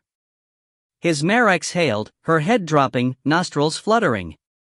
A raptor whistled long and mournful overhead. The priestesses all tracked the bird as it coursed across the sky. Like a dream he watched the enemy ride past. The war horses pranced, snapping twigs and leaping over logs, tireless, magnificent. There were mountain riders among them too and, surprisingly, a troop of sword riders on desert winds. Where did they come from? That breed belonged only to Corsinon. They were never sold or traded outside the borders. He sensed the shock in Willem as well. He imagined he could hear his thoughts. "Demon witches. They've been stealing from us all along." If that was true, it would have been going on for years. These animals were fully trained, mature. It didn't make sense. It would take decades of theft to breed up a herd like this. And then he saw the wolves, but it was clear no one else did. He was glad the temple priestesses had put a calming spell in the glamour. He knew these scout horses and more than a few of them would have bolted, no matter who was saying whoa. He was certain Rose would have, but under the glamour her lids were half shut, a hind hoof cocked. He wished he felt as calm. Inside, he wanted to shout, not with fear but with recognition. There was something in the wolf creatures that stirred him deeply. He was not afraid. He was exhilarated. How was that possible? He hid his thoughts from the priestesses, who could probe his mind. This was crazy. He shouldn't feel this way. When the riders passed, the glamour dissolved. His mare's head came up and he barely kept her from slamming into Willem's mount as she shied. He got her under control and looked to the stable master for instructions. He didn't mention the wolves. "You'll ride with Willem's lot. Stay close. No wandering." He raised his voice so all could hear. "We aren't scouting anymore. It's straight to Dumarca. We'll settle the temple." Zane wasn't sure what settle meant, but he had a pretty good idea it wasn't a friendly activity. His hackles went up. He didn't want to harm Dumarca. It was inexplicable, it could even get him hanged, but he was dead set against it, just the same. Rosette kept a hand on Draco's neck, smiling up at Clay. It was hard to believe he was alive, and still harder to realize he didn't remember their time together at Treeon, or on Earth. She had to keep reminding herself that it hadn't happened to him. "Not yet, anyway, Mouty. Draco, what are you saying? Do you think we have to live through all that again? Not us, but maybe he does. I hope not. Why? You both seem to enjoy it. She closed her eyes, remembering picnics under the apple blossoms, late nights in the hot springs, talks by the fireside, wild revelry, and dancing at the festivals. He was a great kisser. Draco sneezed. If you say so, Mouty, they are asking about the baby. They want to know where it is. They don't understand what happened. I know. Thank you, Draco. She pressed her head into her familiar's neck and closed her eyes. When she turned to Shane and Clay, tears streamed down her cheeks. He died. She shook her head. My baby died. Shane placed his hand on her knee and studied a pebble he'd picked up from the ground. Eventually he kissed her forehead and skimmed the stone towards the entrance. Where to, Rosette? He asked, finally looking at her face. She couldn't hear the words, but his gestures were obvious. His expression made it look like any destination was going to be wrong. She rubbed her eyes, wiping her nose. We need to get a bird's-eye view of what's happening. Clay answered, but she couldn't read his lips. He stood to the side, leaning against his horse's shoulder, pensive. Dre? He says it sounds like a good trick, getting a bird's-eye view. He's very sorry for your loss. Thanks, Clay. She looked towards the sky. I couldn't do it when we were friends, but I've got it down now. You can shape-shift? Fly? He made the motion with his hands. I can. She passed her fingers over the plasma field, the purple zaps of energy tingling her palm. To the North Sea's portal, my lovely entity. Mouty, didn't Nell say to head straight back to Temple Los Loma? Really? I didn't catch that. She could smell the ocean before the thought was out, and she knew the entity had already chosen. It was a bit of a concern, one she would have to ponder later. For now, they were where she wanted to be, out of the way enough to avoid conflict yet close enough for her to get a good look at what was going on. With the spell safe and its amulet around her neck, she led them out into the afternoon light, her cloak streaming behind her as the wind greeted them. They were well south of Romanon Bay, near the Gorgon outlet, hundreds of feet above the pounding surf. Draco scented the air, his mouth partly opened. Shane and Clay led their horses into the tree cover, the cypresses sculpted by the wind. I'm going up, Dre. Checking it out. You keep an eye on the boys? Draco winked at her and sauntered into the woods, his tail in the air. I won't be long, she said aloud and waved. Mind your eyes. Leaning into the headwind, she leapt, morphing into the form of a falcon. She flapped hard to gain altitude, then found a thermal and rode it high to the clouds. The air streamed past her face, her wing feathers rippling, the whiffling sound punctuated by her high-pitched call. When she came upon the foothills of the northern Prietas, she hovered, watching the scene below. And Lawrence rode in the lead, heading east, Scylla with him. He led 100 horsed warriors, and a few lupins. She thought one must be Teg, but she didn't try to speak to him. She wanted to check the lie of the land first. With her telescopic vision, her eyes trained on a group of riders a distance away. And Lawrence was heading straight for them. Some scouting party you have, Sword Master. She was about to warn him when the group disappeared. It had to be a glamour, and quite a good one. And Lawrence and all his warriors went past without a glance in their direction. Even Teg. She saw them safely away and shot west, searching for Hotha's clan. Not far in her flight she found him, joining up with Rashnan's lupins. The gates of Los Loma Gala must have opened wide. She'd no idea there were so many lupins. They were headed in the same direction as in Lawrence. Who's minding Dumarca, dot. She shot east again, unable to spot the group of Corsinons she'd seen before the glamour went up. Tracking further still she found in Lawrence, only to come upon legions of Corsinons less than a league ahead of him. She screamed into his mind. Get out of there. The Corsinons are headed right for you. Teg was doubling back. And Lawrence got the message from both of them, it seemed. He had his troops hidden to the south in moments, Teg heading east. She followed in Lawrence. They tricked you with a glamour. Watch out, Sword Master. I can't tell where they are. Far below, and Lawrence tilted his head skyward. Rosette? What are you doing here? Keeping you from falling into a ditch. What are you doing? Dumarca is the other way. Kreshkali seeing to Dumarca. We are circling around the Corsinons, rounding them up like a herd of grunnies. Great idea, but you've let the bulls out of the pen. And, by the way, you're ridiculously outnumbered. Lucky for them. It'll make things more even. He galloped on through the sparse trees. She caught a glimpse of him, the black mare's neck crested, her mane flowing over his hands, the hilt of his sword glinting in the sunlight. It's a distraction, Rosette, so Kreshkali can get the spell. Already done and well done, Swordmaster. I've got it. You? Where's Maikey? I don't know, but there's a legion of Corsinon warriors riding hard to Temple Dumarca, and I can't spot a one of them. There's not much I can do about that until we subdue this lot.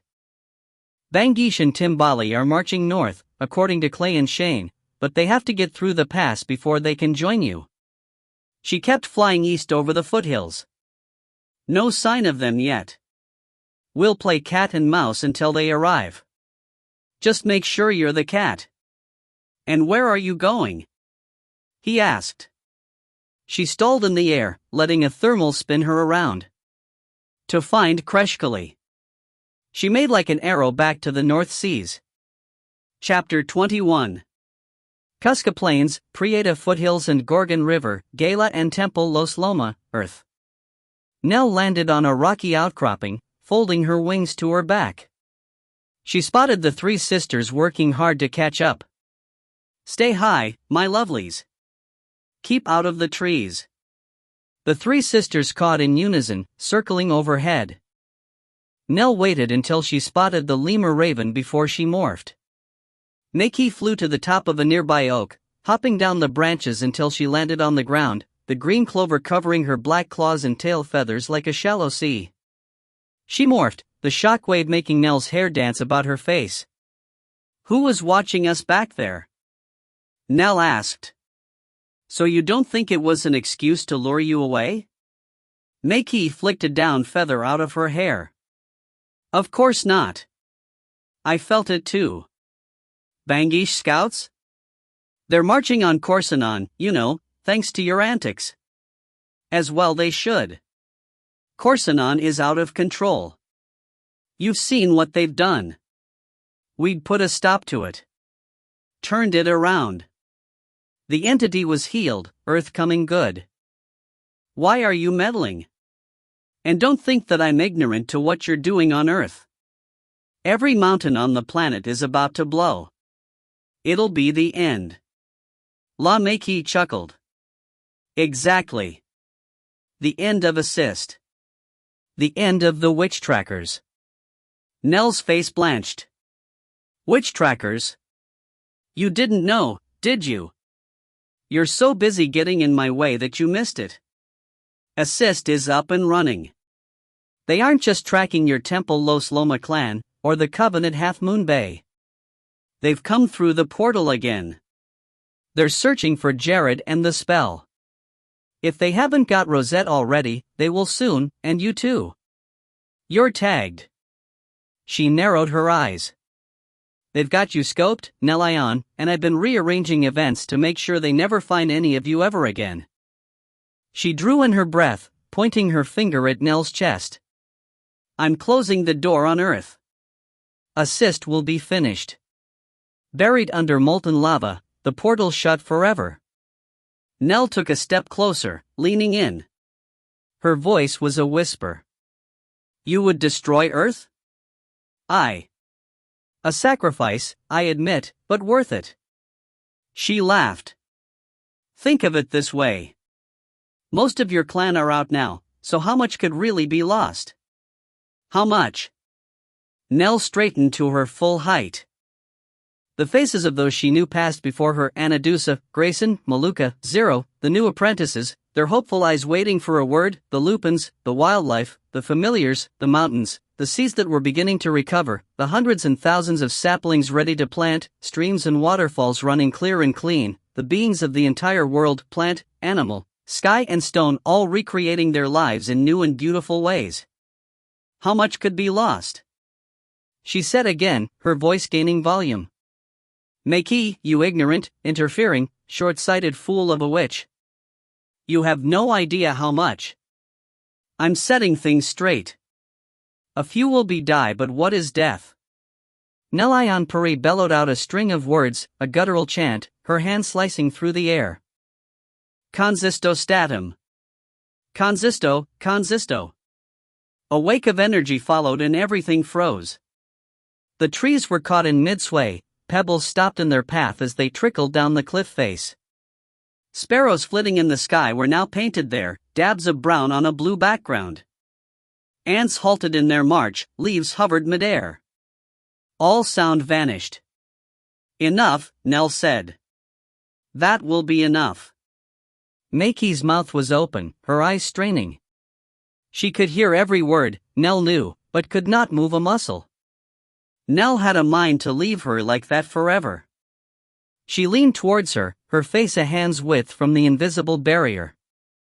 I'm going to say this once, La Makee, so listen close.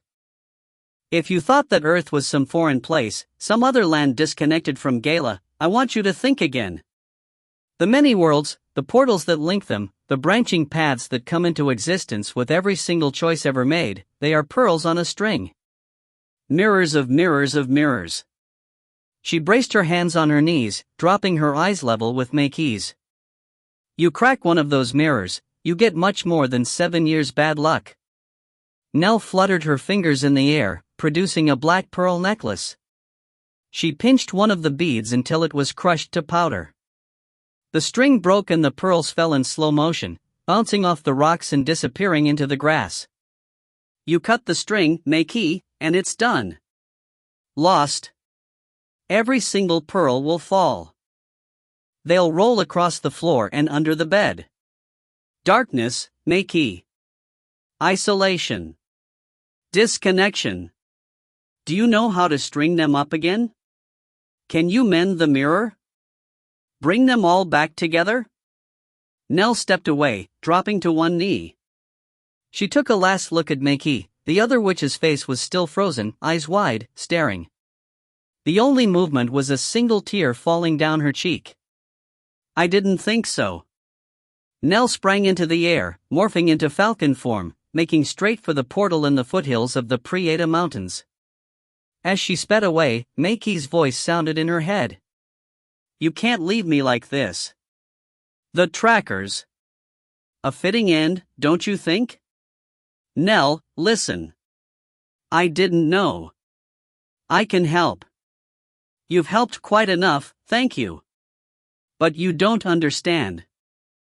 The girl, Shia, she's your blood. Nell wavered. She can carry the spell, Nelayan. She has the DNA. How? Let me free. I can make it right. There's still time, but you can't let Rosette use the spell. She's marked. The trackers will spot her the moment she does. Nell screamed a high-pitched whistle. Lies, Makee. I'll not trust you again.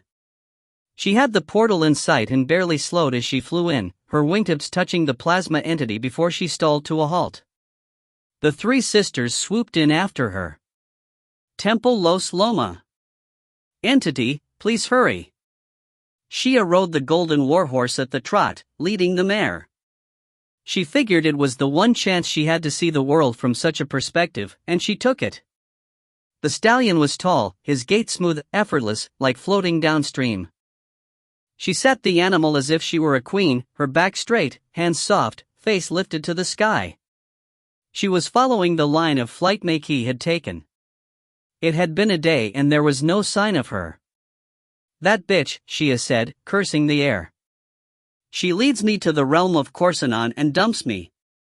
It was her plan the whole time. I see it now. Shia wrinkled her nose. It might have been her plan all along, but why would she leave the horses? None of this made any sense. She urged the stallion into a canter, the syncopation tapping out a beat as his hooves hit the ground, 1 2 3, 1 2 3. She rocked with the motion, the strain in her legs easing. She was saddle sore, for sure, but the Palomino was ever so much easier to ride, quite a contrast to the jarring beat of the mare. Her head was off with the muses when she heard the entity call. Shia! Why haven't you answered me? The voice was like sharpening knives. Entity? Who else, you feckless girl? I didn't hear you, entity. I'm sorry. I've been busy with. Never mind what you've been doing. I've a task for you. Another? Because, really, the last one with Rawl wasn't good. She's gone and this is more important. It is? The entity didn't answer for some time. Shia wondered if it was talking to someone else.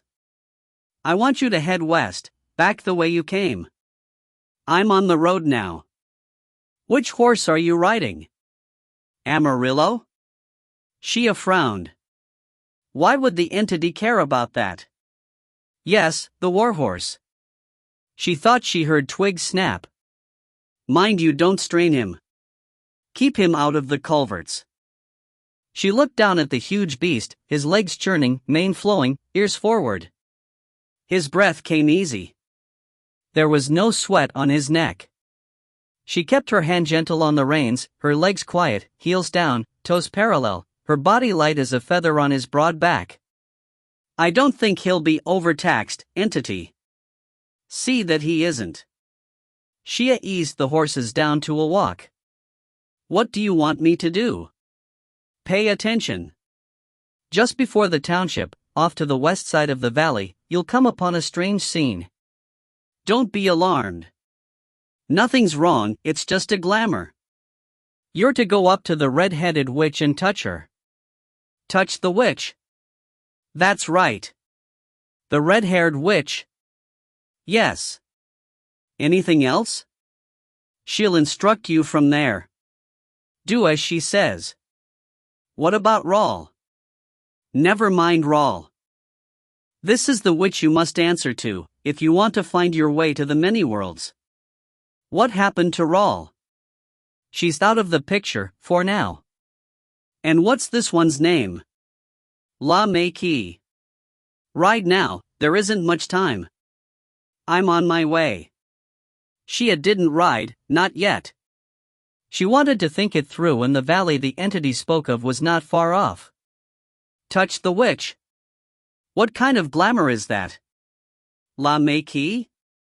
Isn't that what they called Rawl in the portal under the quarry steps?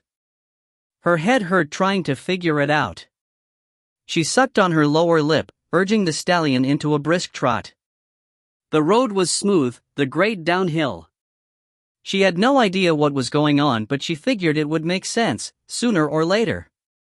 Maybe something would come to her when she faced it head-on. Shia had trouble controlling the horses.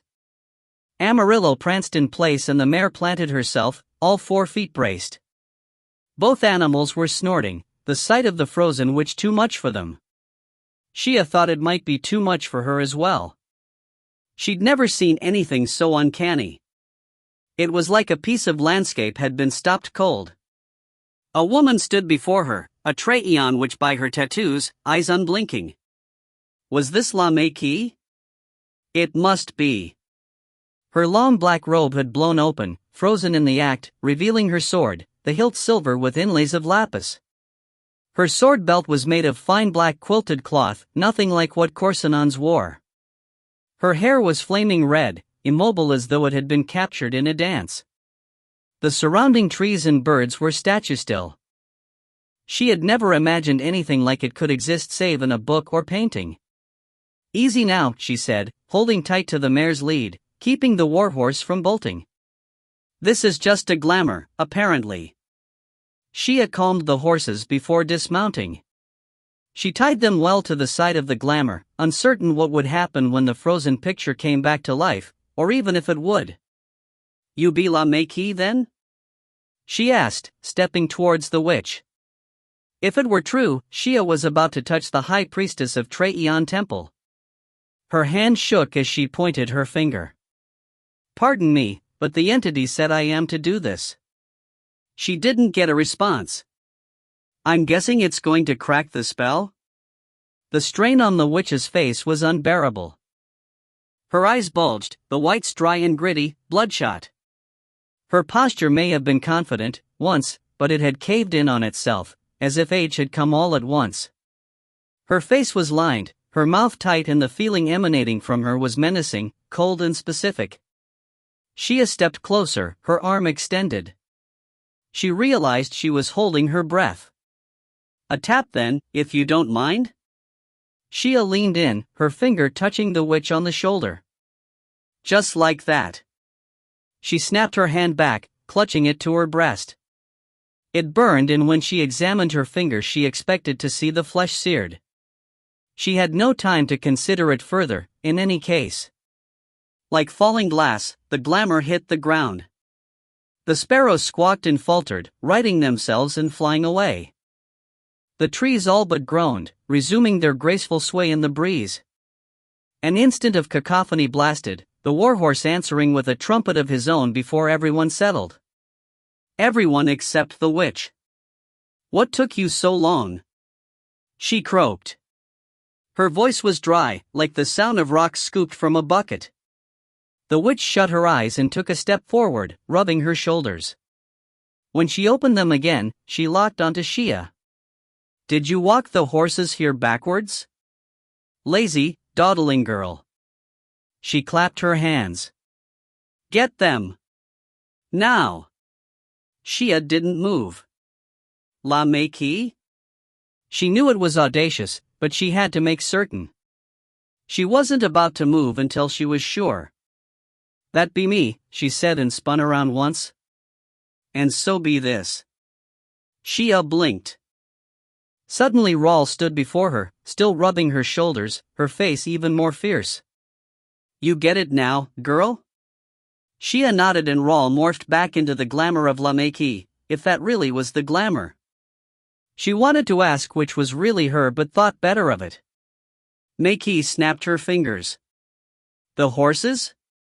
Move your legs. We've far to ride. Shia brought Mei the warhorse and returned for the mare. She mounted up, trying to sort her thoughts. The entity said if I. Mei lifted her hand, cutting her off. The entity said to do as I instruct. We ride, at the gallop. Follow. The golden horse reared, catching the urgency. Shia held the mare back. Her horse wanted to bolt in the opposite direction, and so did she, but she resisted the instinct. The entity was her key to freedom and she wasn't going to lose it after getting this far. Mei turned her horse north at the run and Shia followed. Zane kept his outward appearance calm but, inside, his stomach roiled. The creatures in the well of his mind were frantic, shouting at him, passing images and numbers, symbols and letters across his mind's eye faster than he could think. Everything he saw clashed with his memory of who he was. It didn't make sense, yet it felt so familiar. I've gone mad. The hemlock's driven me psychotic. He dropped his reins and clutched his head. He didn't even know what psychotic meant. Was he possessed? Had his body been taken over? He shuddered, guiding the mare around a fallen log. It was too much to know. Too much to understand. In the depths of his mind, the creatures pounded their fists. He turned away, shortening his reins and pressing Rose into a gallop. Ignore them. They aren't there. Willem had ordered him to stay close, and Zane kept him in sight, along with the temple priestesses. They galloped down the main road, but Zane followed the tree line, a stone's throw away. Leagues of forest spread out before them and he navigated the terrain, keeping his eyes forward, trying not to think. Then he spotted it. Or did he? Hallucination again? He double-checked and there it was, or was that another? A wolf. He reined the mare back to the road, nearly plowing into the temple priestesses. He had to catch up to Willem. He had to report. This time it was real. The big man saw his panic and held up his arm, stopping the others. Wolves! Zane said, sputtering the words. They're running this way. His mare rocked back on her hindquarters, pawing the air. The witches exchanged glances but didn't speak. Easy, lad. You've seen wolves? Are you sure? Willem snapped his fingers over his head as he spoke, sending a scout in each direction. I don't know how many, Zane said, catching his breath. More than one, though. I'm sure. They're coming this way, coursing for scent. Willem waved up the archers and they set arrows to their bows, following the scouts into the woods. One of the temple witches pushed back her cowl, speaking directly to Zane. He shivered under her gaze but didn't look away. There are no wolves in these woods, lad. You must have seen a stray dog, or a badger. Zane didn't respond immediately. A falcon whistled overhead and he resisted the urge to look up. He swallowed. The woman had hauntingly pale eyes and red hair that fell to her waist in a dozen braids. He squared his shoulders, finding confidence from an unknown source. I know the look of a dog, mistress, and that of a badger. They each move in distinct ways, and have their own conformation. I saw neither dog nor badger. These were wolves, mistress, the size of timber ponies. They were like wolves of the Lupin order, if the stories are true. His chin lifted. That's my guess. Lupins. A gasp rolled over the nearest riders. The witch lifted her brow. The Lupin order, is it? And what do you know of such things, Dot? A flash of images crossed his mind, twisting ladders, rivers of blood, wolf packs hunting, being hunted. Silver tables, heat lamps, puppies in a box. They came so fast he wanted to scream. These couldn't be true visions. They made no sense. Besides, Lupins were mythical creatures, composed by the ancient storytellers to control adventurous children, explain strange sightings, missing livestock, rumblings in the ground and even the theft of blue lapis, a stone supposedly sacred to the creatures. Myths, all of it. Zane used to think so, anyway. Why was he even speaking of them? He recalled the man in the carriage next to the temple cat and the later reports of the wolf. The ravaging. He cleared his throat, thinking of the wolf that had passed him in Gracie that day on the road. Lupins are myth, as far as I know, but what I've seen is the likes of them, and I've seen more than one for sure. They are headed this way. He didn't mention the ones he saw, or thought he saw, before. The witch waved her hand, shooing a fly. I hardly think you've seen one at all, lad. She turned her attention to Willem. Ride on. We'll follow the scouts. This is nonsense, but we will vanquish the fears. Zane frowned. The temple priestesses were giving orders to Willem? And you? She pointed her finger straight at him. Follow me. Zane hesitated, looking to Willem. He knew the man wanted to keep him close, but his face was a mask. He flicked his hand at Zane, his attention elsewhere. Yes, mistress, Zane said, plucking to Rose. This high priestess was doing nothing to vanquish his fears, or the mare's. Rose was reluctant to ride off with the temple witches on their golden mounts, and so was he. It took a strong heel pressed into her flank, but he got her moving, off the road, into the trees, straight for where his Lupins were last seen. Teg skidded to a halt, his tongue lolling. He'd left Rashnan's clan to the south and was checking the road to Dumarca. He sensed riders coming his way and ducked behind a tree just in time. He knew he was hidden from human eyes and the horses wouldn't send him upwind. He peeked around the edge of the tree, his ears pinned to his neck, out of the way. He blinked once and dropped to his belly. That lad on the dappled grey mare, the same one he'd seen from the carriage with Rosette, had halted a tree length in front of him, staring. Can that be coincidence? Why do I keep running into this boy? He drew to him the elementals and made ready to blast him out of the saddle. He didn't want to drop him, or send up a warning that would alert the other scouts, but he was ready in case he was spotted. Teg waited a moment before backing away. He stayed crouched and hidden. In 3 silent leaps he was far off to the side, indistinguishable among the foliage. The lad looked immediately his way. Impossible. A human couldn't have spotted that movement. Teg lifted his head and they stared at each other until the lad turned his horse, bolting towards the road. Demons! They're closer than I thought, and now the boy will set up an alarm. Teg looked behind. Rashnan's clan was a half-hour's run back. He wasn't going to get help from them anytime soon. He needed to stay hidden. Make his way southeast. A falcon cry sent shivers up his spine. Rosette? Teg? Are you crazed? You're like a duck on a dinner plate that close to the road. Get out of there. He took off. Not that way. She screamed in his mind. You're heading straight for the archers. He doubled back and she screamed again. Stop. It's no good. They're all around you. I'll not be trapped. Not if you hold still and listen to me. He froze, trying to control his panting. Stop gasping. I can't weave a glamour over you when you're heaving like a bellows. He snapped his mouth shut, the air rushing in and out of his nose. Quiet. He took one long, exaggerated breath and let it out a molecule at a time, willing his heart rate to drop and his respiration with it. Better. Are you so out of shape? Hardly. I've covered leagues at a dead run since sunrise. And you didn't know you'd tripped over this lot? There are temple witches among them.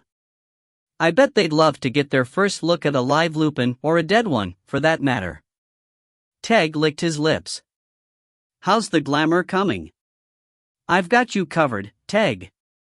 They are here. Silence. He felt the ground vibrate. Horses trotted by, the cowled riders looking left and right, some looking right at him before riding on. He allowed a small sigh. Archers followed, and the lad on the dappled grey mare. Mind this one, Rosette. He spotted me in the first place. He's got some eyes. He felt another layer of the glamour waft over him, like a blanket draping about his shoulders on a winter night. The archers disappeared, leaving only hoof prints and scattered leaves behind. He felt the glamour lift. Thank you, Rosette. My pleasure, sweetheart. May I suggest you give me a hand? Where are you going? To Dumarca. I want to get there before they do. We need more than the 2 of us to defend the temple. If Kreshkali is doing what I think she is, we won't. Can you bespeak her? I will. And you? I'm going north, picking up Draco and the bards. Meet you in the Dumarcian woods, Meet you there, if the mistress consents. He turned north, crossing the road and heading west, tuning his mind towards Kreshkali. No answer. And, Teg. Rosette's voice sounded distant. Stay off the road. Stay out of sight. Thanks. I thought that was what I'd been doing. He thought he had stayed off the road and out of sight. But the lad on the grey mare came to mind, giving him a tingling sensation in his spine. Interesting. He ran on, keeping north, keeping alert. A few leagues off the main road he stopped at a creek and drank his fill. He sat on the bank, watching the water float by. Mistress? Are you about, He sent his thoughts out to Kreshkali, wondering if she was near enough to hear him but keeping his mind shield up in case the Korsanon temple priestesses were close by too. "Where are you, Teg?" He stood, his tail waving back and forth of its own accord. "I'm north of the main road." He sniffed the air. "Not far from the sea. A creek, a stand of eucalypts, scattered oaks." He shook his head. "Way too many flies. Show me." He opened his eyes wide, taking in the river and the pastures beyond the gum trees lining the waterway, thinning into small scatterings of oak and laurel, rolling fields spread out before him and windswept cypresses leading to the sea. "I've got you. Sit tight." He crouched to the ground, his front paws in the stream. He drank again, his tail sweeping the leaves from side to side. Rosette heard the whistle before she spotted the lads. She smiled. At least the high end of her hearing was coming back. The shrill notes from Shane's instrument flew up to meet her, an eerie melody with the lower notes missing, like the sound of a tiny bird calling. Clay was sitting on a stump, playing his guitar. She couldn't hear the chords for the sound of his voice, only the flute and the rush of the wind registered. "Mouty?" Draco was on his feet, sniffing the air. Shane stopped playing and scanned the sky. "Dear heart." He held out his arm, giving her clear landing. "I'm coming." She stalled overhead, dropped to his wrist and morphed to the ground. Draco jumped up, his paws on her shoulders. She tussled with him, gripping his neck. "I wasn't gone long, lovely." Both lads were talking at once. She couldn't understand either of them. She held up her hand for silence and motioned them to sit. Raking the ground in front of them, she drew a map with her finger, pointing out the groups of Korsanon warriors and those from Temple Los Loma, and the Lupins and Lawrence's riders as well. "Crap, Rosette," Clay said slowly. There was no mistaking his words. Again they talked at once, gesturing to her, to the map and into the distance. "I'm sure all your ideas are grand, but I've got to get to Temple Dumarca. I've got to catch up with Kreshkali. I'm not certain what she's planning, but Korsanon has it in their mind that the temple cats have become minions of evil. They are out for blood. I have to help." More talking. She couldn't make out what they said. "Look, you two, stop. Ride with us to Dumarca. Stick to the coast road and stay out of the warriors' way, either side." She leaned close, making her voice soft in her head. "I could use the help." They were mounted up and tailing her seconds after she morphed into wolf form. They galloped behind her and Draco, all headed for the Dumarcian woods. Kreshkali hugged the coastline, spotting the stream. She followed it inland until the grove of gum trees was visible, their white bark peeling in long strips as they did this time of year, blue-green leaves dancing in the breeze, a hint of their medicinal fragrance in the air. Teg had shifted to his human form and was bathing in the creek, his naked shoulders dappled with sunlight. She circled, calling out in her falcon whistle. "Mistress? Is the water warm, Teg?" "Freezing. I love it." She perched high in the treetop, fanning her wings as the branch swayed under her weight. He climbed out of the water, his body glistening. He was nearly hairless, his skin tan, smooth, muscles flexing as he wrung his hair and shook out his clothes. He had stunning tattoos, unusual among Lupins. Maluka was the only other one she knew who'd been marked. She exhaled, realizing she'd held her breath. He put on his pants and extended his bare arm for her to land. She gripped his wrist before hopping to the ground. The shock wave made him squint. When the ripple passed, he opened his eyes, dark, dreamy, aware. "I thought I sent you to Lawrence," she said. "What are you doing this far north?" "I found Rosette." He shook his head. "She found me, actually." He filled her in while she stripped off her cloak and knelt by the stream, washing her hands. The water played over her tattooed fingers, turning the ink jet black. She drank the cool water with its faint taste of the earth. "Rosette's heading to Dumarca? Alone?" And Lawrence is facing off the Corsinons, they're 4-1? What about Hotha? Where's he now? South, backing up in Lawrence. You mean getting himself trapped between the Corsinons? We all are now. Kreshkali took his hand and he pulled her up. He held on for a moment as she stood in front of him. Warmth. Energy. He let go. Are you run out yet? She asked. I'm Lupin. I never run out. He gave her a half smile and she pretended not to see it. I wish I'd put La Maquis in the midst of this mess. Let her get a taste of what she's done, she said. She clicked her tongue. Here's what we'll do. She retrieved her cloak, clasping it at the neck. You catch up to Rosette and Draco. The bards are with her? On horseback. He nodded. All right. Good. You stick with them and cut in front of those temple witches and their warriors. She squeezed his arm, the muscle like steel under soft skin. Stay hidden. I think a Lupin trophy is high on their list of priorities. Rosette said that too. He looked at her hand still on his arm and stepped closer. She told her legs to take a step back, but her body didn't obey. And you, mistress? What will you do? He whispered. She swallowed. I'll get Hotha and half his Lupins to meet us. She hesitated. At Dumarca. He stepped closer still, his breath sweet, warm. Tag. We're in the middle of a battlefield. His hand touched her cheek. Tag. He lifted her chin and bent towards her. She felt 1,000 choices rise up to meet him. When his lips touched hers, she let them all melt away. The kiss washed over her like waves on the shore.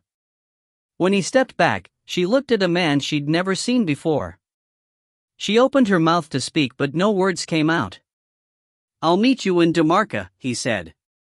She nodded, dropped to one knee and leapt, arrowing into the sky. Her falcon whistle sounded over the headlands as she let the thermals carry her higher. Chapter 22.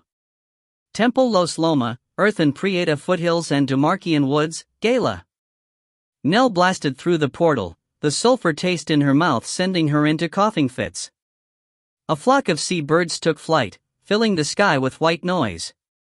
The three sisters added their caws and croaks, flapping in circles, black against the gray ash. Nell leapt to the air, joining them, flying the perimeter of Temple Los Loma before dropping into the courtyard. Grayson and Maluka were below, shoulder to shoulder, Finn behind. She whistled loud and backwinged onto Grayson's arm. Maquis! Nell screamed as she morphed, taking in the burnt buildings and broken water ducts. This is her work, Dot. She isn't here, Grayson said, shaking his head. She isn't, but she'd want to be. Nell stormed up the steps, leaving the others to follow. Where is everyone? She strode through the hall to the library. Anadusa came trotting down the stairs, her hair unbraided, trailing behind. I've sent them back, most of them, she said, meeting Nell halfway. Back where? To Gala. To Los Loma, Gala. Anadusa held up her hand. Don't look at me like that, Nelayan Pari. You weren't here. You don't know what's happened. I can see what's happened. The mountains are boiling, ice caps melting, seas rising. Is all of Half Moon Bay underwater? The Sierras about to blow? Grayson nodded. Anadusa confirmed as well. Nell let out her breath, clenching her fists. I will not lose this temple ground. I will not let Earth go under. Nell. Grayson put his hand on her shoulder. She shrugged it off. This is a glamour. Can't you see that? They stared at her.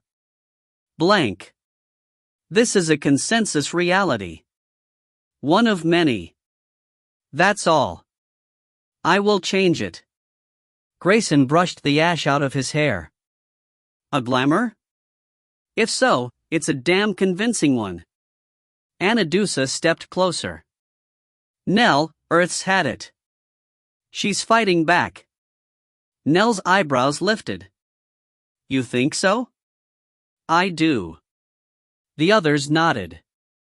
And just what kind of consensus reality do you think a belief like that would create? Anadusa crossed her arms under her breasts. You're saying it's our fault? I'm saying this reality, set in motion by Lameki, must be changed. She's closing the door on this world. Maluka's head shot up. To keep the trackers out of Gala. Nell turned to her. Precisely. Isn't that going to mess with the many worlds? Cutting off Earth? Maluka reached for Grayson's hand and he took it. Right again, Nell said. The others sank into chairs, eyes on Nell. We can turn it around, she said, her voice softer. Anadusa frowned. How? First up, we run a little experiment. She had their attention. We restore some natural balance to these rampant molecules. We need to open some doors. They aren't locked? They are, but I've got the keys. You're not the only one, Grayson said. How's that? Assist. They're closing in. Out here? Maluka shook her head. They're using the portals. Kreshkali felt a rush of relief. She'd spotted Hotha just as she, Nell, got back to Temple Los Loma. There was still time. She winged in, Hotha's eyes closing when she morphed in front of him. You look flushed, my queen, he said, shielding his face from the shockwave.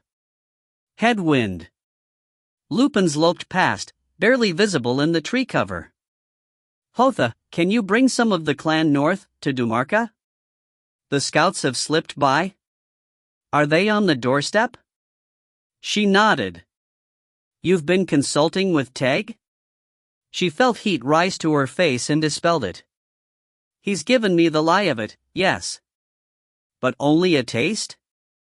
She knitted her brows. Don't play games with words, Hotha. This is the moment, the crucial one. We can save Temple Dumarca or we can lose her forever. Hotha winked, apparently not ready to let it drop. He's your apprentice. My son. She smiled. And a fine one. Thank you. Now answer my question. Can you come with me north? I don't have time to beg. Hotha tilted his head. What about the spell? Mei-Ki? I've left Mei-Ki with a little puzzle to ponder. Rosette has the spell. Good work. She is my apprentice as well. A testimony to your. Hotha, shut up. For a bloodthirsty race, you Lupins have a hard time keeping your minds on the battle. Bloodthirsty? As the stories go. The stories be wrong. I'm beginning to believe that now. He stepped closer, leaning in. She planted her hand on his chest, sending a wave of energy to his heart. Dumarca? Now. Where are your birds? The three sisters? Nell's got them, Temple Los Lomas. They might have served better here. He looked skyward. Scout? I'll fly. She touched his cheek, giving him a light pat. Don't pout, Hotha. I won't let you run into the Corsinon Temple witches. Unless they've woven a glamour even you can't see through. Unless that. His eyes softened and he leaned towards her face. She clapped her hands, dropping to one knee before launching skyward. Bring the Lupins, Hotha, plenty of them. Corsinon must not set foot in Dumarca's sacred woods. Zane felt the clouds approaching. The wind got under his skin and he knew the storm was uncanny. He shivered. He really didn't like the cold. He liked even less riding with the Corsinon temple priestesses. They were silent, using mental speech among themselves, or so he suspected. He couldn't hear it. He couldn't hear their horses either, the tall, perfectly matched palominos with their long flaxen manes and tails, not a snort or a stumble. They never put a foot wrong. He felt out of place, and not just because he rode an unschooled gray mare that spooked and crowhopped at every twig that snapped and every owl that hooted. He felt claustrophobic. It wasn't too many leagues into the tree cover before he couldn't stand it anymore, the constraint, the formality, the foreboding. He was desperate to get away, and imagination seemed his only escape. He let his mind wander, a young dog without a leash. Visions appeared, vivid and confronting. The one that entranced him the most was the wolf, the lupin, if that's really what it was. He felt like he knew more than his mind could remember. Could that man sitting with the lovely witch in the carriage have really been Lupin? His face was striking enough, legend had it they were beautiful, in either form. Beautiful, and dangerous as demon's fire. The witch was striking as well, and the temple cat. He sighed. Maybe they all were Lupins. While he speculated, the creatures in the depths of his mind began to climb. They did so quietly, innocuously. If they could only reach the surface, come to light. If only, Zane shuddered, catching their approach and slamming the hatch door of his awareness, knocking them back down into the pit. How long would he have to battle this? Would he ever feel himself again? What's wrong with the lad? It was the voice of a temple priestess. He heard it in his head and resisted the urge to yelp his surprise. Hemlock. Another spoke. He was shot in the skirmish. Skirmish? You call what happened on the Corsinon fields a skirmish? We lost half a legion. There was a sudden pause. Shield. Someone's listening. Who? Quiet. Shield. Zane pinched the bridge of his nose. He was hearing voices in his head again. Were they imagined or real? They were women's voices. One he clearly recognized as the Corsinon high priestess who rode several horse lengths ahead of him. He wrinkled his nose. Had he really caught part of their conversation? If so, it confirmed it. They thought the hemlock had sent him mad as well.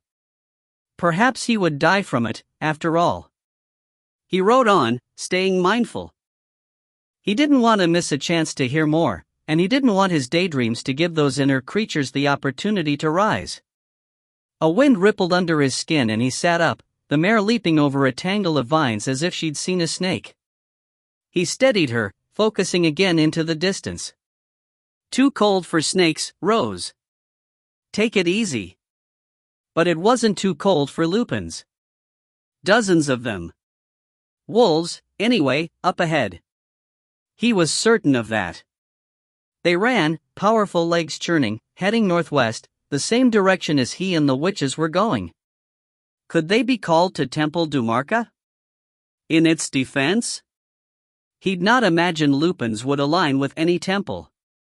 They kept to themselves, or so the stories told. He cleared his throat, ready to alert the priestesses. Why hadn't they spotted them? Then he realized the distance. It was leagues away. Nobody could see that far. No one could sense that far either. That's why the horses were still calm, unaware. He had to be dreaming. Hallucinating. But what if the vision were true? He rubbed his neck, picking at the wound. The witch beside him rode closer, her face unreadable beneath the dark cowl. What frets you? Seneca, leave him. But he's seen something. Look at him. He's sweating. The lead witch called a halt, motioning Zane to her side.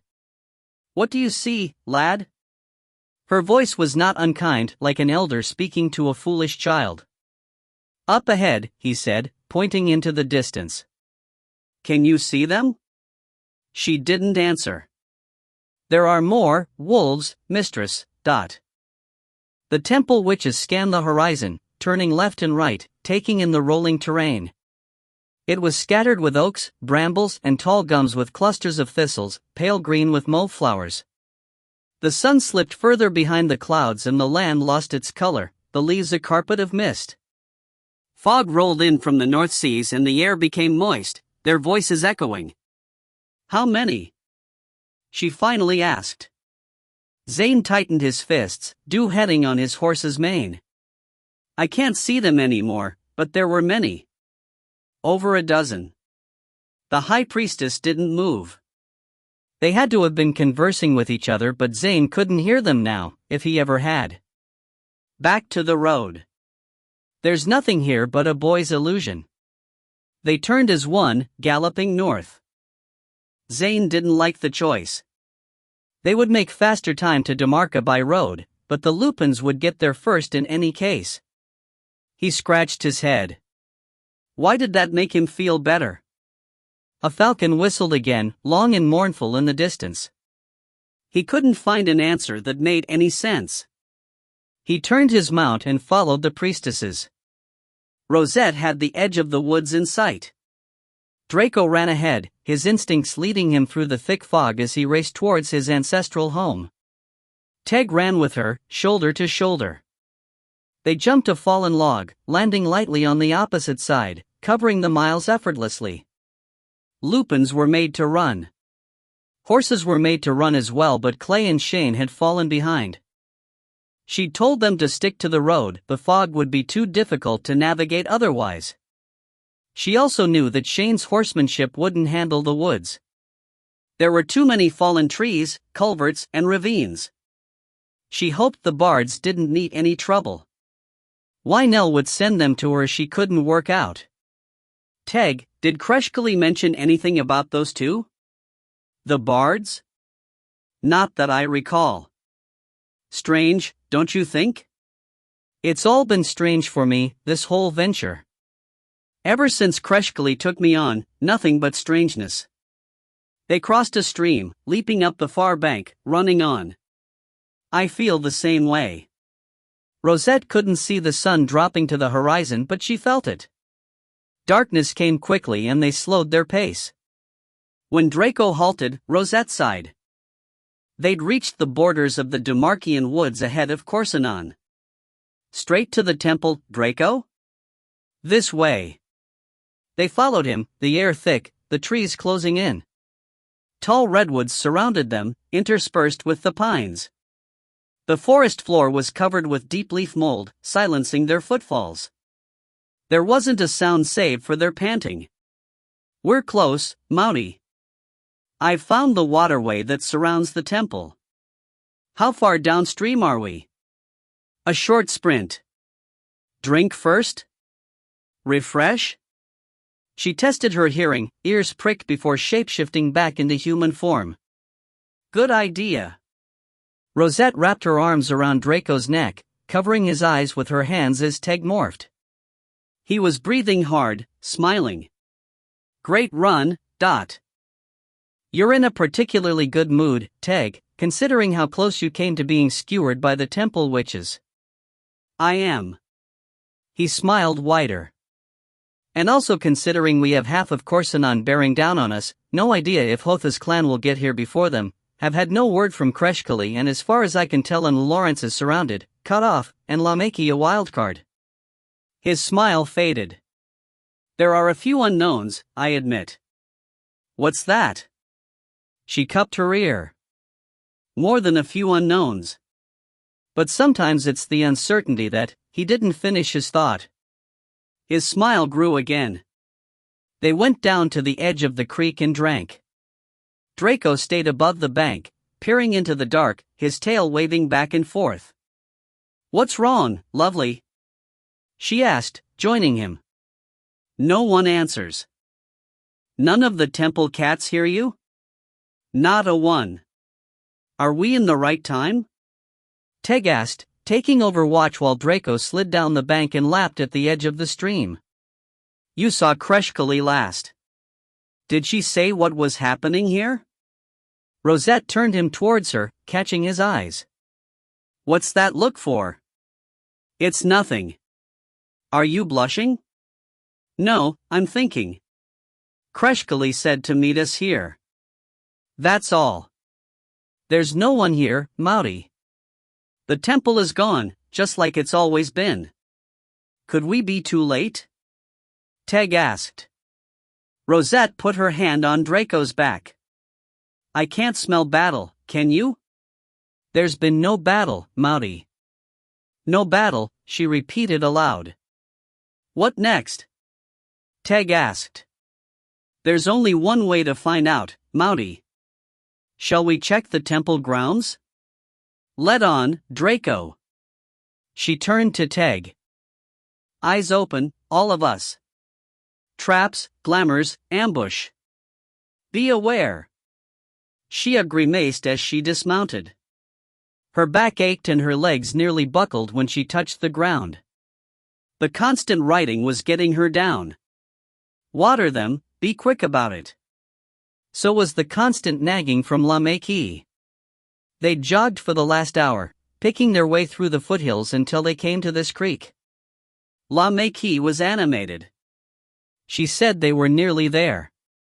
Where there was, Shia didn't know, but the entity was close. It had spoken to her again. It had told her to do whatever La Maquis asked, no matter how strange or dangerous it sounded. She frowned. It seemed very convenient, that directive. Convenient for La Maquis. She loosened the girths and led the horses to the stream.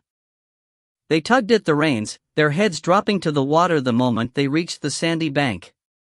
She squatted beside them, watching the ripples expanding out from the horses' muzzles. When they lifted their heads, water fell from their mouths. The stallion rolled the bit with his tongue, turning to sniff the top of her head. Hey, that's wet. She pushed him aside, thinking of Zane and how much he would have loved caring for these horses. At least your last year was happy, she whispered to him. Wasn't it? Get them up here. La Maquis' voice cut into her thoughts. Let's go, girl. Shia bristled. She wasn't used to taking orders from anyone. Living off the filth of Corsinon, she was free. She never knew if she'd find food, or if she would survive the streets and alleys through the night, but she was her own spirit. She answered to no one else. She'd never appreciated that before. Never thought her life lucky. She tucked a strand of hair behind her ear. If it weren't for the entity's instruction, the promise of travel through the corridors, escape to another world, she'd be rethinking her company. Coming, mistress. She hustled, leading the horses back, waiting for Maquis' next order. The witch was gazing up at a granite cliff face. Take them the long way around, she said, pointing to a side track. But don't go into the portal. I'll meet you there. Maquis morphed into a raven and shot towards the mountain. Where are you going? Shia asked. Checking on the enemy. The enemy? Shia had no idea who that was. She led the horses up the track, wondering if she would recognize the portal when she saw it. This time, she did. It was a wide, tall opening in the side of the cliff. She stood at the entrance and poked her head into the dark. Entity? Are you in there? She waited for a reply, kicking at stones on the ground when none came. She had half a mind to lead the horses straight in and take her chances when the raven landed on a gnarly oak growing between the boulders. La Maquis morphed, the wave of energy stirring the dust, the horses backing down the trail. A little warning next time, if you don't mind, Shia said. La Maquis ignored the quip. Follow me. They're getting away. Shia led the horses into the cavern. Neither balked, which surprised her. Been this way before, have we? She whispered. Listen up, girl. Maquis stood directly in front of her. When the portal stops spinning, we're going to be in a dark woods. Do Marca? She snapped her fingers. Don't interrupt. I'm laying a glamour on you that's going to be a protection. What kind of glamour? One that'll keep you safe among the lupins. Shia sucked in her breath, shooting a glance towards the horses. Lupins? She whispered. You'll be fine. They won't hurt you. But why the lupins? She looked over her shoulder. We're going to find Rosette. Makey smiled. Remember what she looked like? Shia nodded. I remember. She's beautiful. A mother, or about to be, anyway. That's right. You're going to find her and you're going to ask for a spell, the spell. It's in a vial, probably hanging around her neck. You ask for it, like you mean it, and she'll hand it over. A spell? In a vial? You want me to ask for it, just like that? What makes you think she'll hand it over? La Makey chuckled. You'll be looking like someone she trusts. Who? You'll be the spirit and image of the High Priestess Nelayan Peri. Clay shivered under his cloak. The fog thickened and his horse stumbled to a halt at the crossroads. They were far behind Teg and Rosette now. He was cold, tired, and hungry. Shane didn't look much better, his lips were blue, his shoulders hunched. We've got to stop for the night, Clay said. The horses have had it and I don't know about you, but if I don't eat soon there'll be nothing to feed. Shane nodded. Which way? To the town of Dumarca. He turned his horse, taking the North Fork. Shane trotted to catch up. How far away is it? Should be over this rise. Clay smiled when he saw the town below. The main street was lined with lamps, glowing softly in the fog. The wharf was filled with boats, lanterns swaying from the clipper ship's masts. I didn't know it was such a big harbor, Shane said. Biggest capacity on the north coast, save for Romanon Bay. You know your way around Gala. That's the life of a bard. He tipped his hat. Come on, I can smell dinner from here. The horses picked up on his enthusiasm and trotted the rest of the way to town. They stabled them, tossing the grooms a few extra coins to rub them down and check their hooves. I thought we could hire their care tonight, unless you'd rather do the work. Clay could see the relief on Shane's face. It's a good call. They made their way to the central pub, the warmth splashing over them as they pushed through the double doors. Clay went straight to the bar to order, leaving Shane to find a table. He grabbed 2 mugs of hot spiced wine and turned to the crowd. He stopped short. Shane wasn't alone. Kreshkali? What are you doing here? I could ask the same of you. Clay cleared his throat. Have you eaten? He asked. She shook her head. He put down the mugs and headed back to the bar to order a third meal. He returned, placing a fresh mug of hot wine in her hand. She thanked him, but her eyes looked stern. How did you end up here? I sent you back to Trey Eon. Are you taking the long way around? Clay frowned. Trey Eon? You did, at first, Shane said. At first? But you came back, Kreshkali. Shortly after. Clay looked at her sidewise. You told us to follow Rosette. And we have. He ended with a smile, quickly letting it drop. Didn't you? Shane asked. Tell me, boys. How did I come to you when I said to follow Rosette? You flew in, Clay answered. Just like always. Black as night, Shane said. A black falcon? Shane shook his head. No, mistress. A raven. A lemur raven, Clay added, his voice a whisper. Are you saying it wasn't you? It wasn't me. Who then, Dot? If it's who I think, I underestimated her. Their food came and the bards set to it like famished pups. Kreshkali ate lightly, keeping an eye on the front and back doors. Clay stopped before taking a huge mouthful. Are we being watched? He whispered. That's always a good question to ask, she said. She pushed her bowl away. And where is Rosette, if you were meant to be sticking to her side? She and Teg were running straight to the Demarchian woods. And Draco, of course, Shane said around a mouthful of bread. They'd be there now. Kreshkali downed her wine. Look at me, both of you.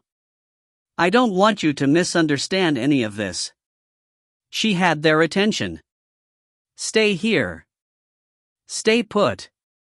They were about to protest and she held up her hand. There's a wave about to break that'll wash the land clean. I don't want you caught in the undertow. She picked up her staff, nodded to them and left. Shane resumed chewing. We're meant to sit on the sidelines? Is that it? Clay folded his arms, slowly shaking his head. Not on your life. This way, Mouty. She could see Draco's tail in front of her but not his body. He disappeared into the fog. Wait up, Dre. There's water nearby. I can smell it. Is it the creek beside the temple? Teg asked. Both are here. Temple and creek. Draco snapped his tail and she followed him to the water's edge, the railing of the bridge just visible above the mist. They crossed it, the arch rising high over the clearing, the outline of the temple grounds before them. Ruins, Mouty. They are gone. I'd hoped to see them but it's too late. Teg took her hand and squeezed it. As planned, I think, he said. She turned to him, touching her ear and shaking her head. As planned, I said. She nodded. The wind picked up, the tips of the trees swaying like paintbrushes against the starry sky. The crescent moon gleamed, winking in and out behind trailing clouds. A white light illuminated the ruins, the steps discernible only on one side, the other having given way to erosion. They rose up out of the mist, like the edge of an ancient coastline. Where the steps were still intact, moss and leaf covered them, the stones protruding like bleached jawbones. Trees grew in the center of the grounds, tall redwoods and a single weeping willow near the other side of the bridge. She let her eyes rest long upon the willow. Tears fell down her cheeks. What's wrong, Mouty? I don't know. She brushed her cheeks. Everyone's gone. Not everyone. They crossed to the other side and the vibration of their boots clicking over the stones ran up her legs. A faint echo of the rhythm sounded. She rubbed her ears, wincing. You okay, Mouty? I'd be better if I could hear. It's eerie in this silence, with only some tones coming through. I listened for you. Thank you, lovely. She explored. A huge slab lay on its side, the monolith once a central support. Vines crisscrossed its surface, brambles growing where sacred fires had burned. Rosette pointed her nose at the night sky, sniffing the breeze. A bird of prey whistled. She heard that shrill call clearly enough. It circled high above. Kreshkali, she whispered. She's here. She held out her arm, noticing Teg do the same. He lowered his, taking a step back. The black falcon landed, back-winging onto Rosette's forearm. She perched there for a moment, tilting her head, wings not quite folded over her back. In a burst of energy she leapt off Rosette's arm, shifting into human form before her feet touched the ground. Rosette shut her eyes, opening them slowly when the gust dissipated. Kreshkali and Teg were staring at each other, a silent exchange. Draco's tail snapped, and Callie turned to her. You made it here in good time, she said. Rosette cupped her hand behind her ear. We made it in good time, Teg repeated. We did, but has anyone else? Hotha comes, Kreshkali said, using her mental voice. With how many lupins? Teg asked. His voice sounded different. It was low and smooth, a new confidence. He must have passed some test he didn't tell her about. Good. With more lupins than this woods has ever seen. Kreshkali turned to Rosette, resting her hand on her shoulder. Are you all right? Rosette straightened. I'm fine. Just a little deaf and a bit sore. She spoke aloud, crossing her arms. Still no sword? There was no mistaking the question, even though Rosette didn't hear it properly. Her hand went to her empty belt. I've had some trying events, mistress. She said the words formally. I'll replace it, again. I'm sure you will, but I doubt you'll like the weight and feel of the Corsinon blades. She pulled Rosette into her arms and hugged her. I know what you've lost. Her eyes drifted over to the willow tree. She followed her mother's gaze. Is he there? Kreshkali nodded. Rosette buried her face in her mother's bosom. And I know what you've gained. Callie touched the fine silver chain at her daughter's throat. Keep it safe, keep it hidden. She turned to Teg and motioned him closer. Things are going to get messy tonight. Corsinon rides, 100 strong. I don't want them setting a foot on our sacred land, but if they do, I don't want them to ever leave. Draco roared, planting his forepaws on Rosette's shoulders, his head inches from her face. She embraced him, joining his song, feeling the vibration in both their throats. Teg morphed, threw back his head and howled. As their chants died down, she turned to Draco. Anyone answer? Many, all Lupin. They come. Chapter 23. Prieta Foothills and Dumarkian Woods, Gala. And Lawrence signaled his archers and they spread out, taking up vantage points all around the valley. He kept them in check, though he could see their itchy fingers even this far off. Why not now, Rowan? The camp sleeps. Tactically it's a good move, Scylla, but we are badly outnumbered. I'd rather wait for Bangish and Traeon to arrive. We didn't last time. But last time Nell had the spell and Rosette wasn't born. This isn't a recapitulation of previous events. The same strategy may not work. If not a repeat, what then? I'm a little confused, Rowan. And Lawrence rubbed the sweat off his face. He was a little confused himself and it didn't help knowing Scylla felt the same. She was usually the crystal clear one. Her unruffled, unfettered mind often contrasted his overanalytical or blocked viewpoint, but not today. Scylla, I. Rowan, I hear Draco. He says it's time. Now. Dawn. We can't let them join up with the temple priestesses. How far have they got? Scylla bristled. To the edge of the Dumarkian woods. He groaned. There would be no waiting for the other temple's support. He would launch an attack on these warriors at sunrise. We may want to free the horses, Rowan? Scylla purred, an offer of comfort. I was thinking the same. You keep watch. I won't be long. I will come. Not this time, lovely. These are Corsinon horses. Most have never seen a creature such as you. You'll alarm them as sure as beating a drum. She purred louder, sweet in his mind. Be safe. I'll keep watch. Bangish is not far off. Can you hear them? I hear Peony, the high priestess's familiar. What does she say? They are breaking camp. She says they'll be here not long after sunrise. And Lawrence wrapped his arms around Scylla's neck and kissed the top of her head before slipping out of the shadows. Turning the horses loose was a grand idea, if he could get them to run without raising the camp. He'd heard of the loyalty of these Corsinon beasts, especially the golden ones. He hoped it was more myth than fact. He worked his way down towards the camp, keeping his eye on the guards. They were posted at every corner of the valley and at the midpoints halfway between. They paced back and forth, two death dogs straining at the ends of their leads. Voracious animals. He shivered while watching them chew up the ground as they lunged against their restraints. The bullmastiffs were huge beasts, bigger even than Rosette's glamour. Certainly more dangerous. These animals couldn't be called off. They were trained to attack, to latch onto their prey and not let go until they held a limp carcass. They would then shake them like rags, crushing bone with their teeth. He'd seen 2 of them dispatch a small calf. Gruesome. It was said that they came from an ancient line of dire wolves, a species long extinct.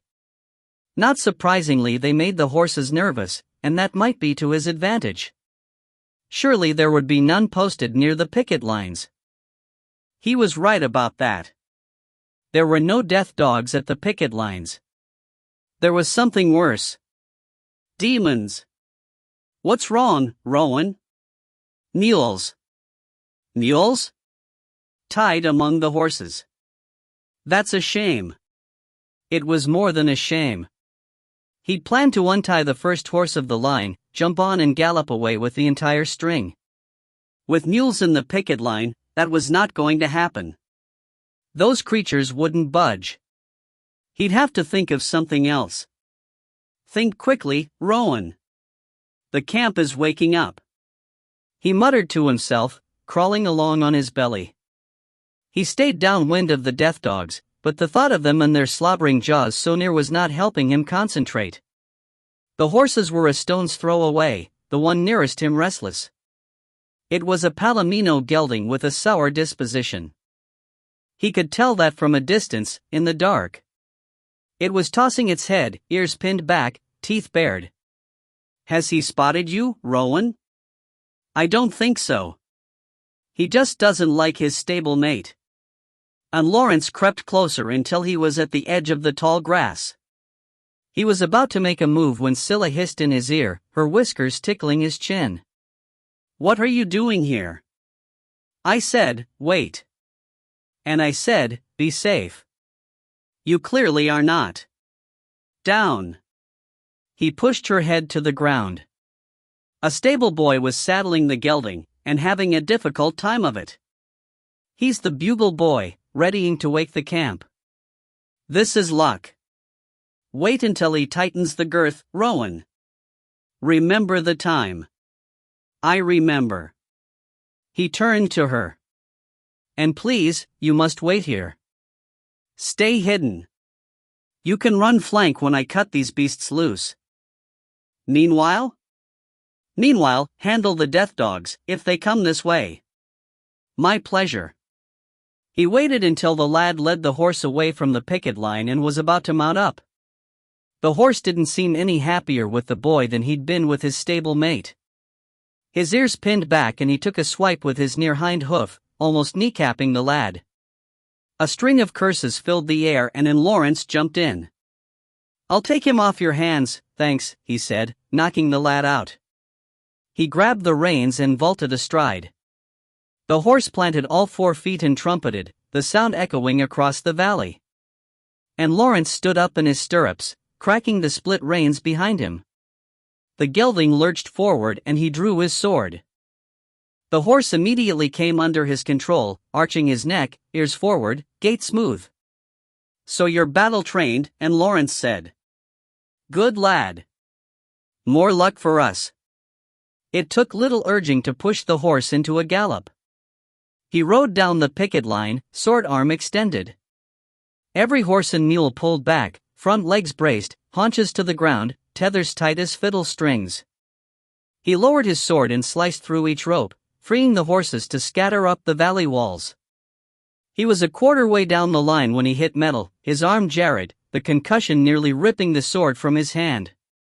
A mule brayed as if demons were chewing its legs off. Why are you stopping, Rowan? The camp's awake. Cut the horses loose and get out. Slight hitch, so to speak. Hitch, dot. The mules are tied with chain. That's not humane. Perhaps you can. He didn't wait for her reply. His arm went up and he sent a wave of energy from his solar plexus to the tip of his sword. It glowed, a white light, and he swung again, slicing through the chain and on down the picket line until every horse and mule was free. Use some magic. Scylla finished her thought before snarling. Scylla? Death dog behind. Run. He didn't look over his shoulder, but he heard the growls. They were answered by the high-pitched scream of his familiar.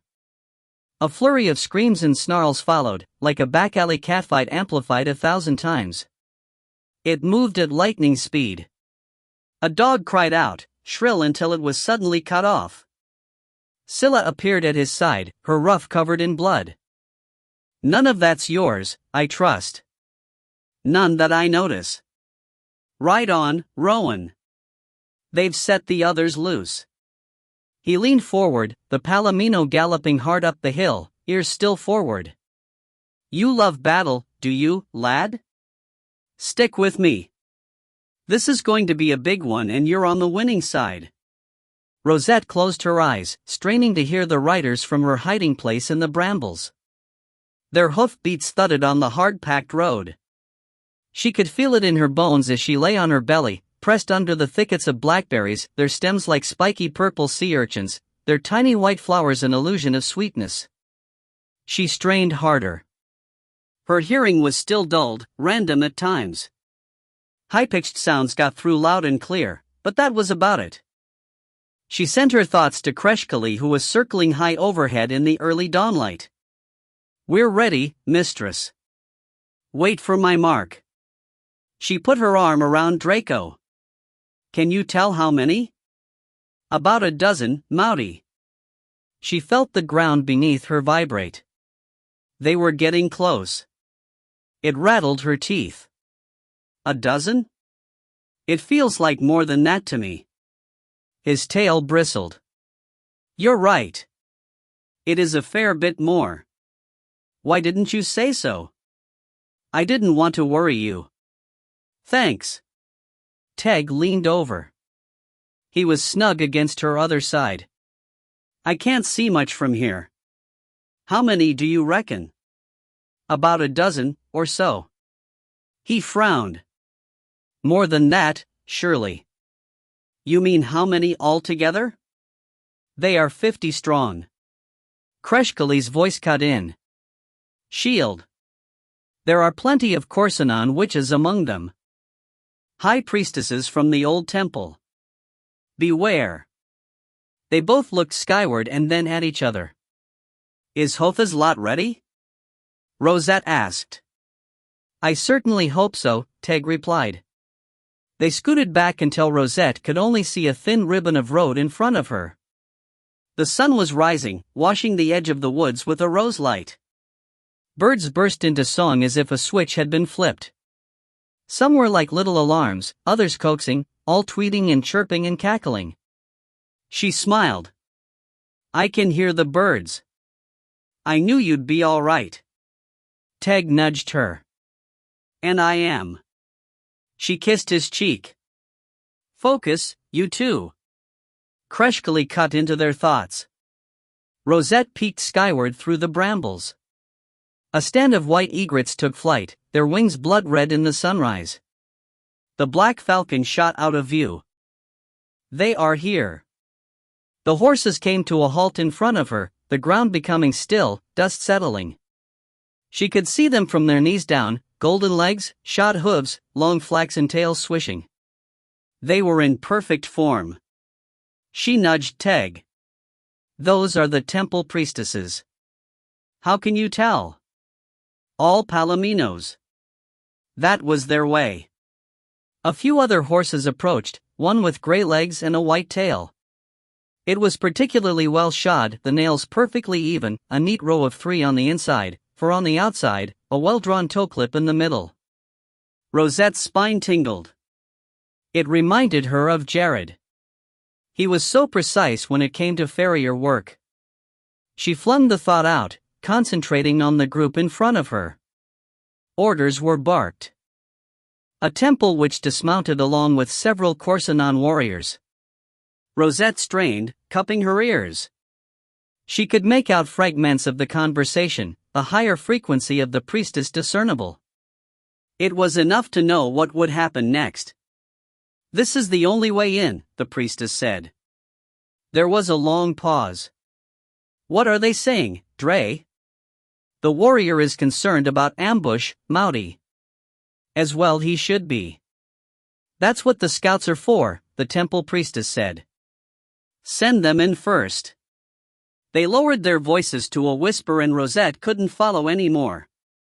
She sighed, her mind suddenly wandering back to her childhood.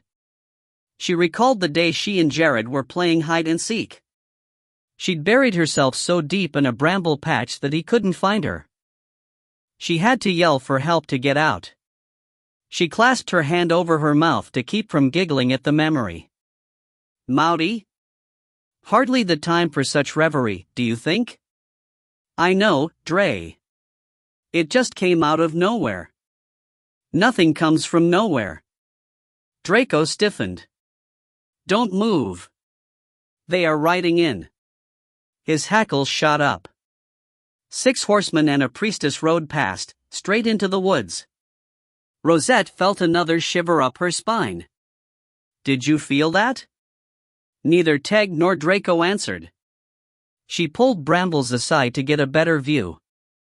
A temple which raised her hand, the sleeve falling back from her wrist to reveal a spiral tattoo. She mouthed words Rosette couldn't hear, but the glamour she wove was palpable. It fell over the Corsinons like a gentle mist, erasing them from sight. Rosette squinted, tilting her head to the side. She couldn't glimpse a thing though the ground moved with each horse's hoof fall, leaves displaced by their hooves. She leaned closer to Teg. Can you see them? Nope. Anything at all? The horses were leaving tracks, but she's covered that too. He leaned away, following the progress of the scouts. Not good. I can't see a thing. Some glamour, eh? She pressed her head into Draco's shoulder. Can you see through the glamour, Dre? Nothing, Mouty. She and Teg exchanged a look. It's going to take something extraordinary for us to see past the spell. Got any ideas? He shook his head. Let's hope Kreshkali does. Rosette pointed to the sky. She's watching. Rosette focused her mind on the falcon. Can you spot them, Callie? A dot. The bird whistled long and shrill before taking off. Rosette, Teg. Stay there, stay hidden, and keep track of how many enter. Anything else? Teg asked. Pray thunder. I want the biggest, darkest storm you can conjure. Yes, mistress, they said in unison. We need lightning strikes. Plenty of them. Now. We're on it. Shia led the horses to the edge of the portal, taking in the dawn. The woods were glowing, birds bursting into song. Far above, a flight of egrets arrowed towards the east. Their bodies glowed in the sunrise until they vanished behind the canopy of trees. It was the same wood she'd wandered in before. Was that only a few days ago? She could see the ruins of the old temple in the distance, the stone bridge arching over the creek. Very pretty, in a ghostly, but haunting, sort of way. She was feeling more and more like a stable hand than a witch's apprentice. She didn't mind so much anymore. The thought of being glamored to appear like a high priestess and asking Rosette for her spell was not pleasant though. Nor was the idea of being surrounded by lupins. She sensed them. They were everywhere and she didn't like the feeling one little bit. At least, she imagined lupins surrounded her. She had no idea what a lupin really looked like or what their presence felt like. There were so many different stories about them. Maybe it was all made up, hearsay or myth. But Makee sounded confident they were real and Shia was pretty sure the witch had seen more than one. She stroked the warhorse's neck. It was taut and the mare was trembling. La Makee? Where are you? The warhorse whickered, tossing his head. Wherever Makee had gone, she must be coming back. We're too soon, Makee said, taking the reins from her hand. Too soon for what? We've got to wait until they're preoccupied, which shouldn't be long. Makee chuckled. Shia had no idea what she meant. I want you under the bridge. Under the bridge? Shia followed Makee's pointing finger. In the water? Not in the water, stupid girl. On the bank, just out of sight. There's going to be some fighting. Don't worry about it. No one will see you until I want them to, and then you'll be protected. Because I'll look like Nelayan Pari? Exactly. She snapped her fingers when Shia looked down. Pay attention. When I give the word and cast the glamour, ask Rosette for the spell. When she hands it over, bring it to me. Questions? Just one. Why are we doing this? Wrong question. What about the horses? They'll be safe in the portal. Off you go. She waved her hand like shooing a fly from a bowl of fruit. Get yourself to the bridge and don't move until I say. Shia handed over the mare's reins and wrapped her cloak tight, cinching up the belt. The woods looked cheery, but they didn't feel that way, nothing like the playful energy of the other day. A storm was brewing. She flinched when the glamour fell over her. Even though she could see her hands and feet, she was certain no one else could. They glimmered, iridescent.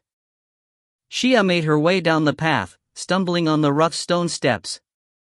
The creek babbled, and the air turned cold under the bridge.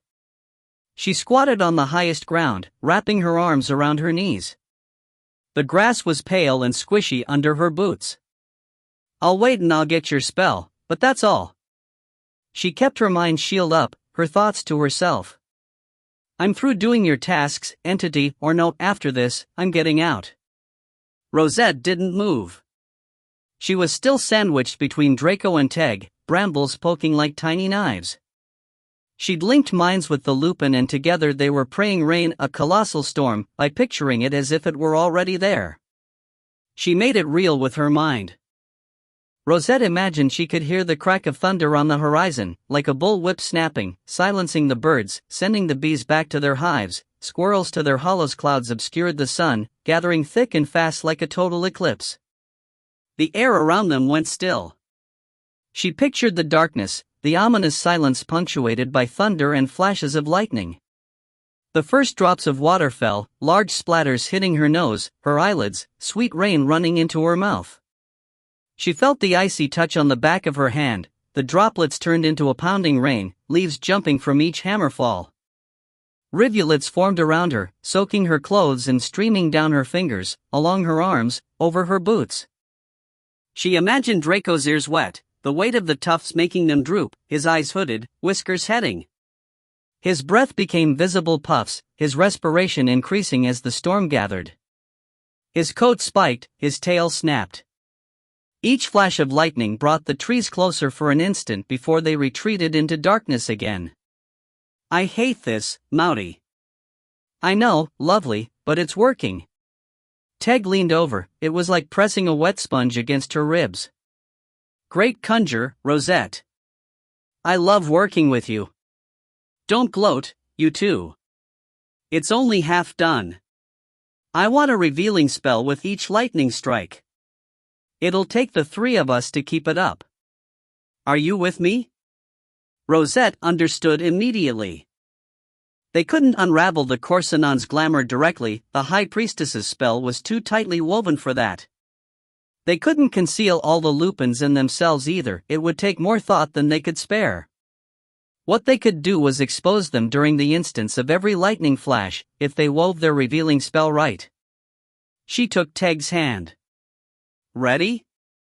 He nodded and the deeper layer of the spell began. Shane grabbed Clay by the coat, pulling him back before he ran smack into the horse's rump. Clay clearly hadn't seen the animals standing in front of the portal. It was dark, sure enough, but Shane had spotted their silhouettes outlined against the rocky cavern wall. One was a warhorse, the size of a small pub. He didn't know how it had happened, but it looked like the portal had shot them smack into the backside of two warriors and their beasts. I thought you said if you focused on Rosette, the portal would take us to her, Clay whispered. Now do you see why I thought we best ride straight to Demarca? We weren't that far away. Ride? Shane kept his voice low. We'd have ridden on the heels of the Corsinons, or maybe the other way around. This is a war zone, remember? We don't even know where this is. Looks to me like we could be anywhere. Shane shook his head. Listen. A whipbird called, the whistle crack ringing loud. It's the Dumarkian woods. Maybe, but if so, who are they? Clay pointed towards the two women at the entrance. Shane pulled him back and they crouched in the shadows. How do we get past them? Clay whispered. We wait. When the two women moved off, he grabbed Clay's arm and led the way out into the sunrise. See, he said. Eyes open. Rosette must be nearby.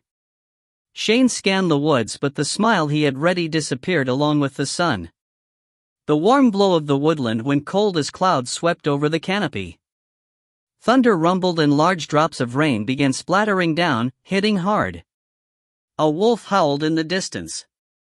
Another answered, and then another. Shane pointed towards the creek. Under the bridge. Hurry! He ran down the steps, the moss was turning slick, water flowing over the stones. The creek roared, whitecaps cresting. He ducked under the high arch of the bridge, staying as far back from the water as he could. Clay followed. Ouch! Get off my foot, you big ox! Shane leapt to the side and smacked into Clay. Did you say that? Say what? He shoved him forward. Move! It's sheeting down out here. Listen! Someone's there. He pointed at the ground. You're bats. There's no one there, but we ought to be. I've glimpsed more than trees in the woods. Let me by. There was a flash of lightning and before them stood a witch, sword drawn, cloak snapping in the wind, red hair streaming behind her. Shane backed away. La Maquis? His words hung on the air long enough for him to see her smile, then everything went dark. Why'd you do that? Shia asked Maquis. She kicked Shane's boot as he lay face down in the mud. Do you know what a fine musician he was? The other one too. Now they're dead. I've hardly killed M. They're just having a little rest. Stay put, Shia.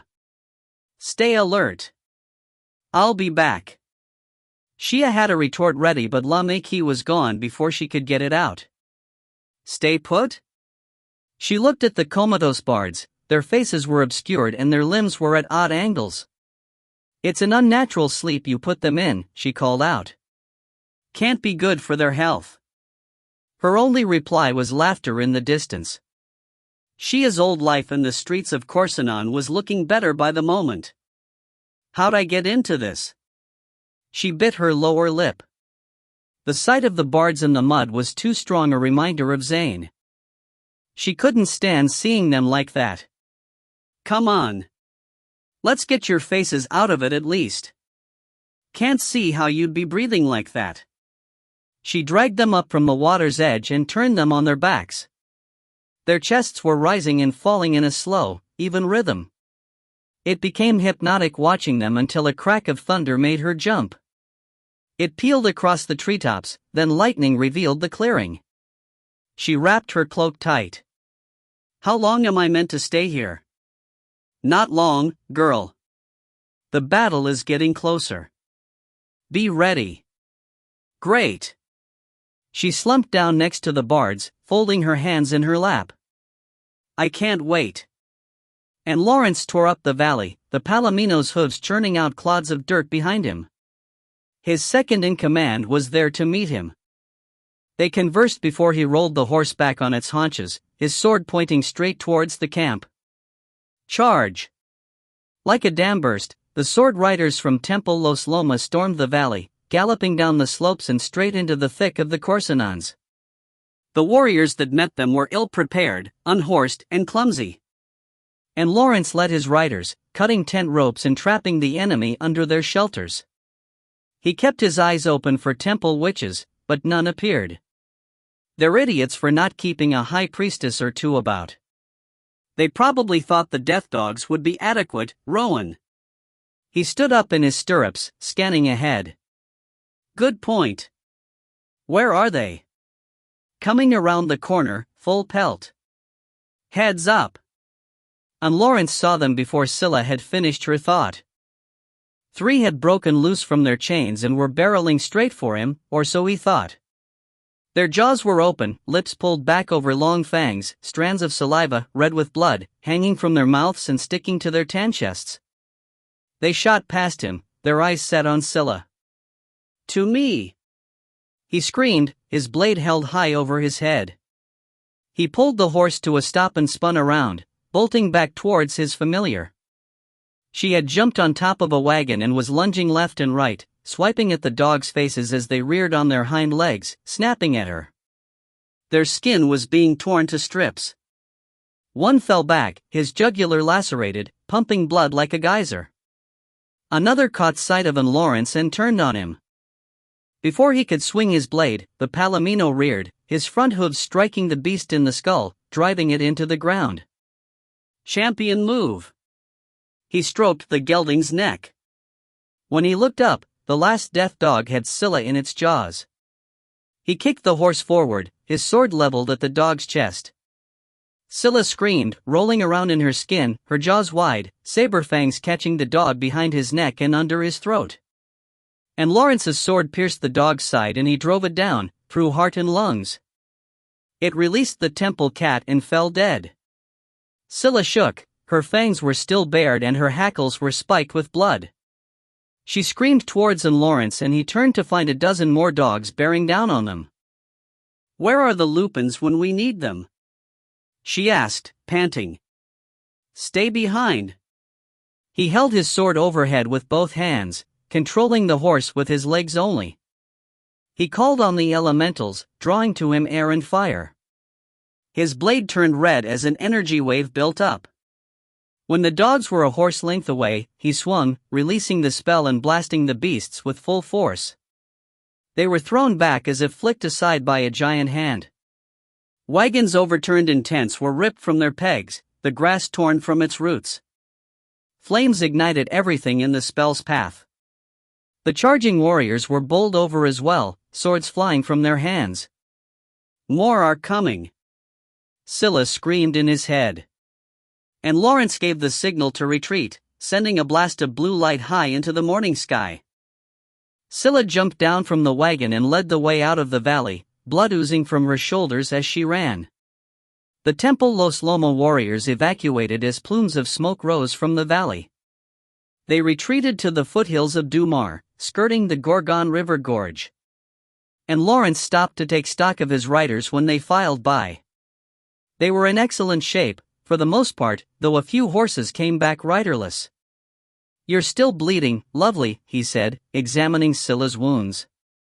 The tooth hole at the back of her neck was particularly deep. How do you feel? I have a slight headache. I'll bet you do. We need to flush that wound out straight away. He led the palomino to the picket line, noting he was sound. Your new horse beast is injured too. He looked again, realizing the animal had lacerations on his front legs and chest. When he ran up his stirrups he saw the tiny brass plaque riveted to the horse's saddle. It read Fortuna. Fortuna. The horse's golden ears pricked at the sound of his name. Didn't you just prove right by me? And Lawrence said softly. Brave lad, you are, and smart fighter too. We will see to your wounds, and your feed. The desert winds did well, Sword Master, his second said, taking the reins. As did Cheetah. The palomino closed his eyes and rubbed his forehead on the Sword Master's shoulder. I'm pleased with them all. Are you taking the golden horse, Rowan? He stroked Fortuna's neck. I'd say he's a keeper, wouldn't you, Dot? Before she could answer, a raven swooped overhead, screaming once before it disappeared. All heads turned, following the bird's path. A warning, Sword Master? More like a threat. He surveyed his troops, selecting 12 riders, all uninjured. 1 hour to attend your horses, then you ride with me. He turned to Zero, who'd come up late with his section from Half Moon Bay. Injuries?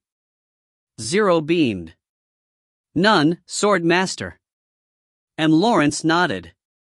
We need to keep the Corsinons moving east, but don't engage them again. That won't be hard. They're heading that way now. They've got wind of Bangish? I'd say so. Good. I'll meet you at South Prieta. Which way are we going, Rowan?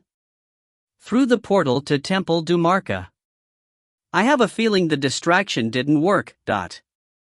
More like it worked in reverse. How so? I think they were there to distract us. Rosette signaled to Teg.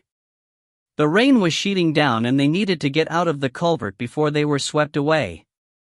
Draco was cursing in her head, and the Corsinons had just sent in more scouts. They won't keep that up, Teg said. Sending them in a few at a time, never to return. Rosette watched the stream of warriors enter the woods. They're all following. To the temple ruins. We have to run. We have to remain hidden as well. Teg held her back. Glamour? We can't hide and keep the storm and lightning conjure going at the same time, she said. They're doing it. Of course they are. A dozen high priestesses can.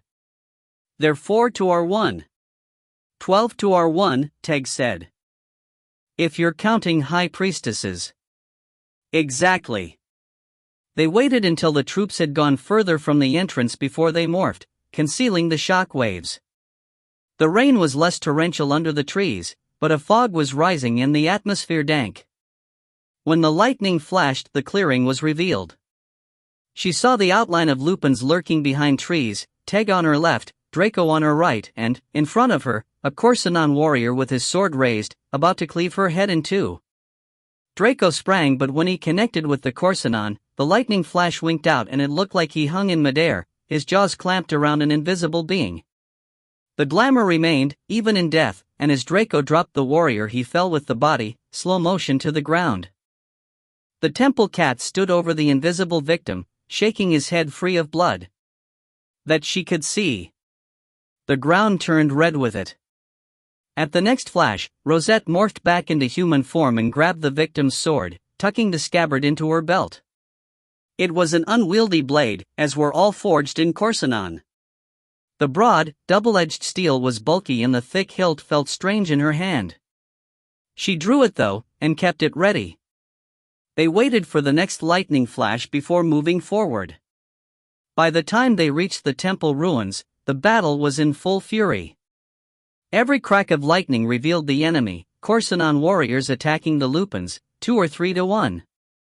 When the illumination winked out, the clash of steel rang in her ears. Rosette could hear that clearly now, but the growls and snarls she knew must be screaming through the woods were still beyond her register, too low a vibration for her tattered eardrums. When the light flashed brightly, she again saw the Lupins, some in wolf form and some bipedal with swords and shields. They were tearing into the warriors, even though outnumbered. Rosette was by the river, holding the broadsword in the guard position, waiting for the next wink of light. Teg and Draco were behind her and she pressed tight against the Lupin, keeping back to back, moving slowly towards the shelter of the bridge. Mind you don't slice my ears off with that thing, Mouty. She felt the vibration of Teg's chuckle through her spine. Mind you don't slice mine either, Teg said. It's double-edged, in every sense of the word. It's a heavy mother of demons, is what it is. I'd like to see you wield it gracefully. I'm sure Kreshkali would say it serves you right for losing track of your own. Thank you, Teg. Lovely reminder. And by the way, what happened? What do you mean? I know something's up with you and our mistress. You passed some test I didn't hear about? Teg didn't answer for some time. I certainly hope so. The lightning ripped and Rosette pushed them all back, out of the kill zone of another opponent.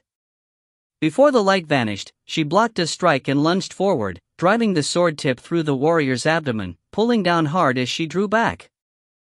She pivoted, her sword arm pointing behind as counterbalance, and threw a spinning side kick to his throat, launching him backwards into the creek. Without thinking, she made to flick blood from her blade, but the weapon was sluggish, too heavy to snap at the end of her wrist. Blast this ramrod that passes for a sword. She turned to Teg and Draco, who stood under the bridge. What are you two staring at? Mouty, you'll never guess. What? Look who's here. Shane and Clay were propped up, side by side, chins resting on their chests. Drag marks led from the water's edge and they were soaked to the skin. Rosette sheathed her sword, kneeling next to their bodies. Teg and Draco stood guard. Are they alive? Teg asked without turning around. Rosette sat next to Clay. His face was gray, his red curls caked with mud. She patted his cheek. He didn't respond. With her hand on his heart, she counted the beats against her own, his one to her every 10. He's alive, just. She checked Shane. So is he. It feels like a sleep spell of some kind, or a slow death spell. Demons. How did they end up here? Perhaps they were drunk and took a wrong turn at the last pub, Mouty. Clay used to pass out often. Remember? A smile parted her lips. I do. Lightning flashed and Draco launched on 2 approaching Corsinons. We've got to get them out of here, Teg. I don't see how. Mouty. She comes. Draco's voice cut through her mind. Who, Dre? She looks like Nell, but... His words were cut off as he dropped the warriors, knocking them to the ground with a sweep of his paw. In the next lightning flash, Nell stood under the bridge, her robe splattered with blood, her hood thrown back. Rosette's head shot up. It's Nell. Draco, look. Check, please. Is it really her? The temple cat didn't answer immediately. He made sure the warriors wouldn't get up before turning to the woman, tasting the air, his mouth slightly open. She's of your blood. Must be Nell. Nell. Rosette ran to her, falling into her arms. I'm sorry I disappeared. I had to get away, get to my other self. But you know this, of course. Kreshkali knows this. Why is it you're here and not she? Nell looked at her and swallowed. The baby, she said. I know. It's so sad. I can't bear it yet. That's why I ran. Nell cleared her throat. Give me the spell, she said, holding out her hand. What? The spell. I need it now. Why? Just give it to me. Another flash of lightning revealed 3 more Corsinons charging towards them, a lupin on their tail. Teg and Draco attacked as the light winked out. When the next flash ripped through the woods, the warriors' bodies were prone, minus their throats. Rosette unclasped the vial. Quickly! Nell thrust her open palm towards the vial. Pass it over.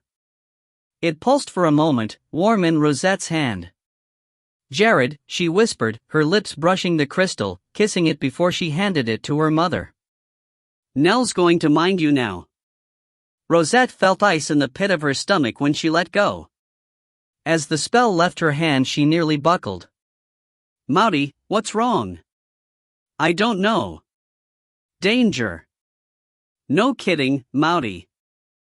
He shook blood from his ruff. Nell backed away. Where are you going? Rosette sucked in her breath, trying to slow her heart rate.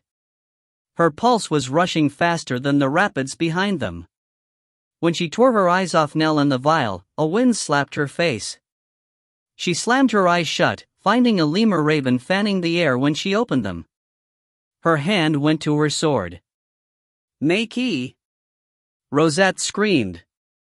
You'll not take it from us. Nell froze, bringing her fist to her chest. Rosette moved beside her, drawing her weapon, but Nell ran, disappearing into the rain. The raven darted after her. Nell! Rosette screamed. Where are you going? Chapter 24. Dumarkian Woods, Gala. When the lightning winked out, Zane urged his mare forward. The woods were dark, haunted with wolves, lupins, he was certain. He'd watched the Corsinan troops engage them, and the temple priestesses too, but each time the lightning struck the wolves would have them, bringing them down. They never got up again. He was doing his best to make sure that wouldn't happen to him. For some unknown reason, he wasn't afraid, but he didn't know how to fight them either. His sword training had only begun in the last year. He couldn't face a lupin and come off the better. His job was to see to the horses, anyway. So far he was leading a string of 6, all riderless. The animals were crowding together, heads high, the whites of their eyes showing. He didn't blame them. This forest was a strange and eerie place with the storm, the wolves, and the metallic scent of blood and blade, though he felt a thread of kinship here. It was inexplicable, made no sense, but he felt like he'd been here before and he didn't want harm to come to this land. Hardly a warrior's stance, or a stable boy's. I might as well be an enemy, having such a thought in my head. He kept his mare under control, but he wasn't sure how many more horses he could lead without losing them all. The harm he didn't want to inflict was everywhere, and he was in the middle of it. Lightning flashed again and the horse at the end of his string reared. She took off, dragging 2 others with her. He struggled to keep the gray mare from turning on her heels and running after them. He leaned forward, grabbing her mane when she reared and pawed the air. Easy, Rose. Easy. He pressed his face into her neck, sending his thoughts as if she would hear them in her mind. We'll be safe. I'll protect you. He had no idea how he would protect her, or himself, but he sent the thoughts anyway, as if they were true. Her hooves hit the ground, jolting hard, but she settled and they moved on. There was no point in trying to find the horses that bolted. He needed to mind the ones he still had control of. There were 3 in tow now, near panic. The empty stirrups slapped their sides as they pranced. Wolves were all around. He caught sight of them with each flash, and so did the horses. He moved them into a trot and followed the creek upstream. Willem was not far ahead. In the next lightning flash he saw a bridge, a full battle scene raging around it. When the light faded, he realized he could still see the fighting, though the figures were dark, etched in red. How could that be? He worked his way towards the bridge, hoping to get the horses to higher ground on the other side of the creek, when a scream split his ears. What he saw jarred his mind, and the creatures in the depths of his soul launched sky-high like leaves in the wind. They hung on the sides of the well, clawing and grasping for purchase, awake, strong, frantic to escape. Under the bridge stood a witch, the beautiful woman he'd seen in the carriage. Her again? Was he dreaming? He stopped the mare and the other horses bunched around him. He opened his mouth, waiting for his frenzied thoughts to form a word to call out to her. Before they could, lightning ripped the sky. A young girl ran, her cloak streaming behind her, hair drenched and clinging to her skin. A glowing blue light pulsed in her fist. She clutched it to her breast and ran like all the demons of the underworld were on her heels. His head felt like a club had struck him. He knew the gait, the shape, the energy, the scream. Shia! He shouted above the storm. Shia! Wait! He drove the mare towards her at the gallop, the other horses dragging behind, anchors in the mud. Shia, wait! It's me! It's Zane! Where are you going? She froze. Her head turned towards him, but their eyes never met. Lupins closed in and she took off again, up the jagged steps of the northern cliff face, slipping and falling and scrambling to her feet, climbing towards the top. Why was she going that way? There was nothing up there save unpassable rock. The lupins would run her down. They were gaining with each breath. Shia! You'll be trapped. A raven swooped past, chasing her as well. A witch! He let loose his string of horses and made it to the bottom of the cliff at a dead run. He jumped off the mare and drew his sword. "Shia, I'm coming." The lightning flashed and one wolf dropped back, turning on him. He stood still, not breathing, waiting for the light to vanish. The animal's eyes were black and lucid. He could see his own reflection in them, a boy with a sword too big for his arm, holding it high over his head, leaving his entire body unguarded. And then he saw her. In the reflection of the wolf's eyes, he could see the beautiful witch standing behind him. Her sword was not as high as his, her body protected by the length of it dropped along her side. The light vanished and he knew, to them, he had disappeared, leaving the witch and the Lupin face to face, too dangerous a stance for either to strike. He leapt to the side as Willem stepped up, swinging his sword like an axe. It caught the Lupin's shoulder and the animal yowled, spinning on the invisible attacker, missing the mark as he lunged. When the lightning flashed again, the beautiful witch sheathed her sword, transforming in front of his eyes. She jumped towards Willem, shapeshifting into a wolf as her jaws closed on his throat. The light vanished again, but the wolf didn't let go. Zane was paralyzed as he watched her break Willem's neck. Her head came up snarling, her eyes locked onto his in the next flare of light. He stole a glance towards the cliff face before he swung his sword wide, making her jump back. He lifted his arm for another blow, but he never brought the blade down. He never attacked. A black temple cat appeared at the witch's side. The animal screamed at him and he staggered back, saved only by the glamour that hid him between lightning strikes. He crouched, holding his breath. The temple cat screamed again and the witch turned into her human form, calling after it. "Draco! Draco, to me!" Up the cliff. He heard the name and faltered as if a hand had slammed his head into a stone wall. Dazed, he barely noticed the Korsanon high priestesses appear, warriors on either side of them. They were after the temple cat and his witch, that was clear. He gripped his sword. Something was very wrong with his head. It felt like it was no longer connected to his body. He couldn't move. He couldn't think. He didn't know what to do. "Draco?" She called the temple cat Draco. I love that name." He wiped rain out of his eyes and searched the cliff. Shia had slipped into a crevice, the Lupins, oddly, didn't follow. They were tearing back down the cliff face, straight for the temple priestesses. They seemed desperate to protect the beautiful witch. He was glad. It didn't make sense. She'd killed Willem, right in front of him. Willem, who had been his friend and guide. She would kill him too and Shia, given the chance, but he was still glad. He rubbed his eyes. The raven was about to duck into the crevice, but an eagle plummeted towards her, driving her to the ground. They tumbled down the cliff, the raven limp, a sack of black feathers at his feet. The eagle screeched again and flew off. Zane thought he would be sick. His head spun. The pain was killing him. Everywhere he looked triggered thoughts that pulled against each other. He felt like he was being torn apart. Willem was dead, the temple priestesses were cornering the witch and her familiar. The wounded Lupin didn't move. Zane pressed his sword hilt into his forehead, blinking, trying to relieve the pressure hammering him.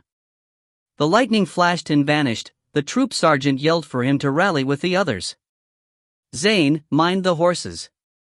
Bring them round." He scanned the grounds and spotted his mare, 2 other horses with her. He turned away from the cliff, away from Willem's dead body and his lost sister, away from the cornered witch and her temple cat, and ran, calling the horses to him, gathering as many as he could.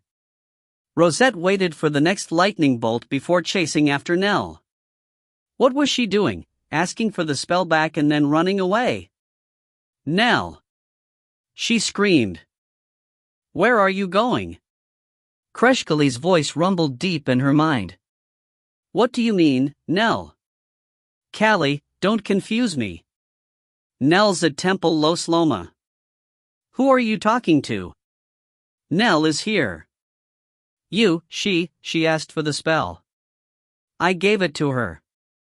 Maki appeared. They both took off. Rosette clamped her hands over her ears while Kreshkali's scream blasted her mind. That wasn't me. After them. Get the spell. Rosette and Teg bolted. Draco led them straight for Nell, who raced towards the cliff steps, the raven just above her. As Rosette gained on her, the icy hand in her stomach gripped again. The woman she ran after shimmered, a glamour falling. Her stride changed, her form ever so slightly altered. She saw how she'd been tricked, but why had Draco not sniffed it out? Teg.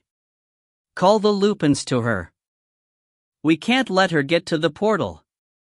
We can't let her take the spell. Between lightning flashes she could see nothing but the gathering Lupins. A rush of air went past and she smelled horse sweat. A Lupin yowled and dropped to the ground. When the lightning flashed again, she saw the girl with the spell was climbing the steps, already halfway to the portal. Rosette stopped at the base of the ruined stairs, lifting her sword behind a young Corsinon staring at Teg, transfixed. He looked hardly more than a boy. She hesitated, unwilling to strike. The light disappeared and she and Teg faced each other. The next moment Teg was down, blood spraying from his shoulder. When the lightning came again, she saw a different Corsinon warrior standing over him, ready to swing and finish him off. She leapt, morphing midair, her jaws going for the enemy's throat. The darkness returned and he disappeared, but she clamped tight, the weight of her wolf body smacking the man to the ground. She shook her head, breaking his neck. When the light returned, the boy ran. Teg, Draco, get behind me. Temple witches come. Teg didn't move. She glimpsed him out of the corner of her eye. He was down on his belly, panting, the rain washing blood from his shoulder. It mixed with the mud and coursed past her boots. She backed towards him, Draco with her, his tail lashing, his ears flat. Half a dozen Corsinon high priestesses had them trapped, their fingers pointing towards Draco. His hackles were knife points, his lips drawn back over fangs, claws out, ready. Rosette drew on the elementals, building up a banishing. Before she could unleash it, Draco dropped, his legs knocked out from under him. Rosette cut loose the spell to save him. Too soon. It ripped through the witches like a spinning top, but it didn't have enough force behind it to knock them back more than a few feet.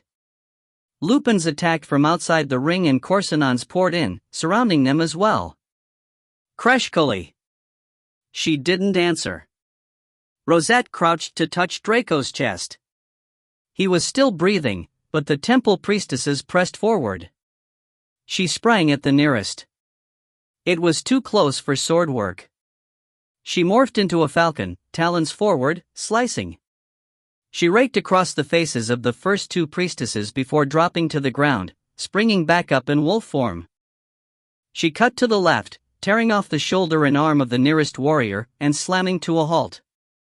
The priestesses were making way for a flood of troops, swords drawn.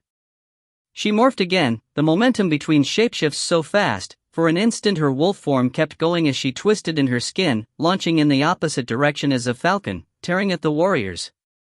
Her talons locked onto the back of a Corsinon's head, catching the front of his throat. She closed tight and his sword dropped from his hand, his body following. She morphed again into wolf, the wings of the falcon barely vanishing before she hit all fours. Bones cracked in her jaws, hot blood filled her mouth. She dropped the next body and tore back to Teg, morphing into human as she reached him. She crouched, drew Teg's sword and sprang. The thin curved blade came alive in her hand and she waited for the next lightning flash. A wall of Corsinons charged. She held the blade in both hands, guard position, drawing up a boost of power from her solar plexus. The energy burst from the tip of the sword as she lunged, dropping to her knee. She cut through the enemy, her blade a foot above the ground, slicing shin and bone in a wide arc. She let the momentum of the swing pull her upright, wet cartilage flying from the steel, the centrifugal force wheeled her around and blood spattered her cheeks. When her sword was high overhead, she loosened her grip, letting the hilt spin. Clamping tight, she stepped back, her weapon behind her back, parallel with her spine. In a smooth arc, she swung again, dropping the sword towards the Korsanons.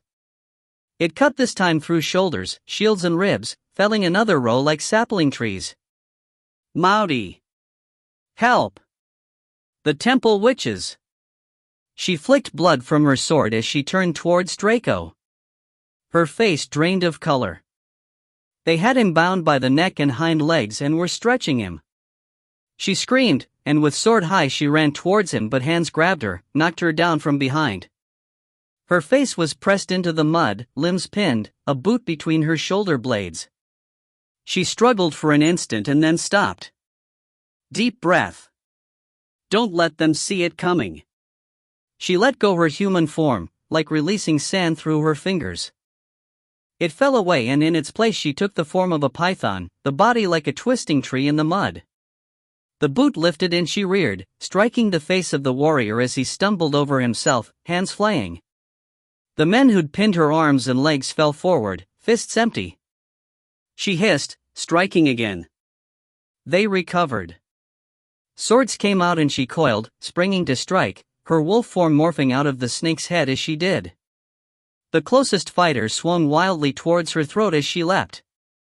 Rosette latched onto his forearm and dragged him to the ground. Lupins pressed in behind her, attacking those that blocked the way to Draco, but she couldn't get through.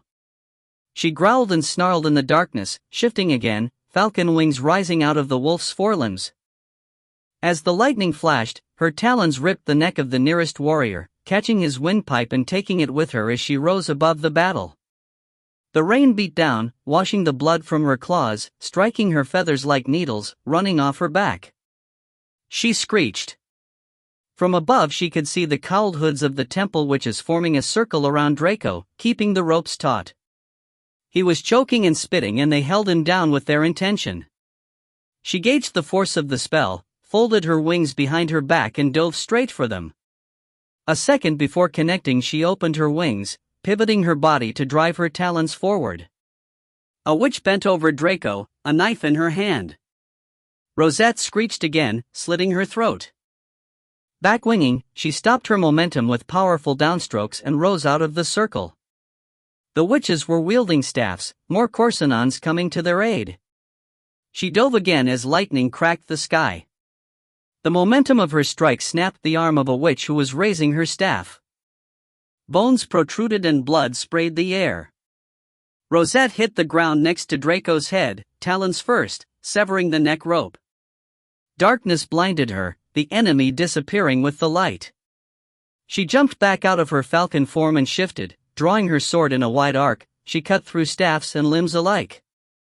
The fools were all in her kill circle now. Draco's head lifted and he struggled to stand. Nearly retching, he lunged at the captor behind him. Lightning flashed. The temple witch let go of her rope, hands coming up to throw a spell. Draco connected, jaws wide, fangs closing between her shoulder and neck. Blood sprayed, and he dropped the limp body. The other witches faltered. Rosette fought beside him, cutting and blocking, boosting her power into the sword. The rain fell harder, her hands were soaked red, the ground slick beneath her feet. Behind, Maudi. She spun too fast, lost her footing and slipped to her knees. She blocked with her sword, but a Korsanon knocked it out of her hand with an axe blow. She crouched, shifting into a temple cat. With one swipe of her claws she raked his chest, hooking in between ribs, puncturing his heart and lungs. She flung the body aside and sprang, not waiting for the lightning to reveal her foe. They've got Teg, Maudi. She spun inside her skin, jaws open, leaping to the warriors who were dragging Teg away. They want one of us alive. Stop them, Maudi. Draco screamed in her head while he held 3 more warriors back. A wave of energy welled up. She connected with the guards blocking her way to Teg, shifting to wolf, crushing bones before shifting back to feline, severing limbs, and up to falcon, slicing jugulars, her talons dripping red. She ripped from shape to shape, the essence of each totem so strong it hung midair, still fighting, as she shifted to the next. Each beast of her making battled beside the other, guarding her back and flanks. She leapt to her sword, buried to the hilt in mud, drawing it as she shifted again to human form. Mud slung in a high arc over her head as she lifted the blade. The lightning flashed, revealing her foe. Each alternative form hovered like ghosts around her, gathering for the next assault. Draco stood over Teg, fangs sinking into anything that came near, a sea of bodies around him. The rain diluted the pools of blood, it washed dead faces clean and filled vacant eyes, then streamed across the ground, racing to the foaming creek. It ran dark red. Gala's tears washed through the Demarchian woods and the battle raged on. Lupins lay among the Corsinons. Rosette seethed, her chest rising and falling as she turned to face the last of the enemy. Her sword came singing through the air and she screamed a war cry, her blade poised to sever the head of the young warrior in front of her. His broad blade swung as well, the double edge coming up in a block across his face. Steel struck steel and the reverberation jarred them both back. Lightning flashed. The jolt vibrated the ground and her shape-shifting form snapped still, sucking back into her as she drew a deep breath. She let the momentum of the impact turn her side on, her blade again singing through the air, building for a backhanded strike. She called on the elementals and brought the blade down over her enemy. Their eyes locked and he whispered a single word. In the heartbeat before impact, she stopped, her sword freezing before it struck his bare neck. There hung a falcon pendant at his throat, the wings upstretched, a ruby sun on top of the raptor's head. "Tio," he said again. This time the voice sounded in her mind. "I give up." She didn't move. No longer did she see a Corsinon warrior in front of her but a young man, a boy really, who had dropped to his knees. His eyes were soft, staring up at her, his hands raised as he said the words again, mouthing them aloud, the words she had only ever heard from one other living soul. T.O. Rosette. T.O. Tears streamed down his face. "It's me. I'm Jared." Her sword arm lowered, holding her blade out to the side. Darkness fell and when the lightning flashed again he stood to face her. The rain beat down on them, the battle raged, and still they didn't move. "Jared," she whispered. He nodded. "I've been looking for you." Her eyes filled with tears. "I got lost." Draco shouted in her mind. "Mouty, a little help over here?" She and Jared turned as one and charged towards the warriors circling the temple cat. "Some tulpa you made, Jared." "I like it. Attractive, but isn't it a little young?" "Not actually a tulpa, Rosette. That's been the problem." She did a double take. "What?"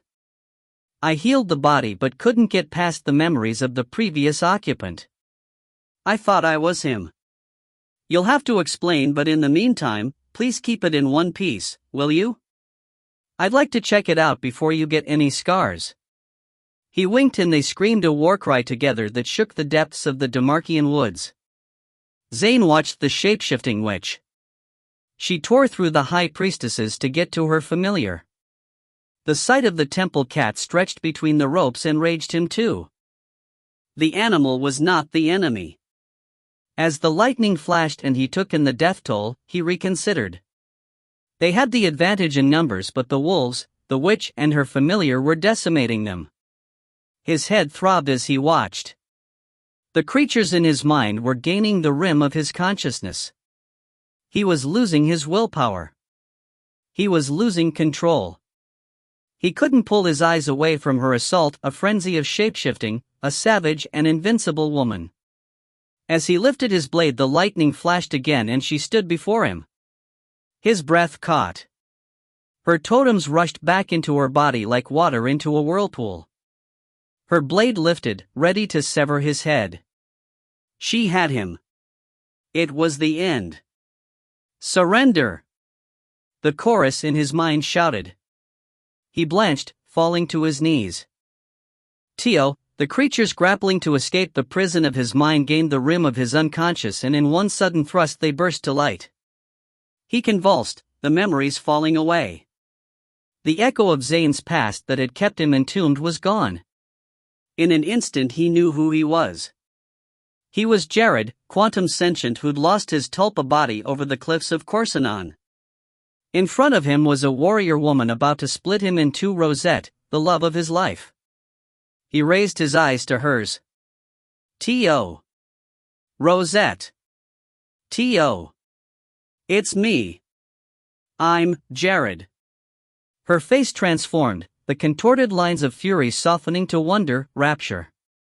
Each of her totem animals appeared for an instant, peeking around her as if she were a tree in the wilderness, their eyes wide, blinking.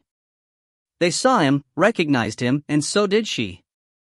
He wept, warm tears chasing the cold raindrops from his face. He wanted to fall into her arms, to hold her.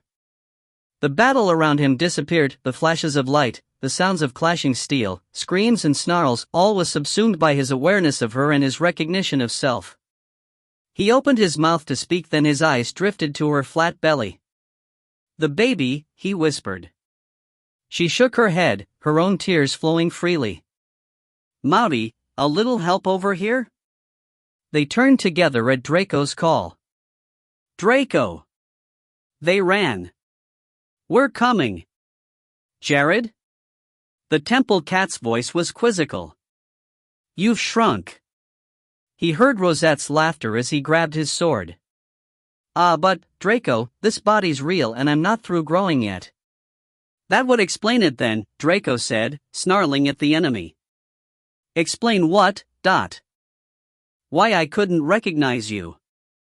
"You told me that young Glamour, which was Nell, Dre," Rosette said as she cut down two Corsinons who were swinging their heavy blades her way.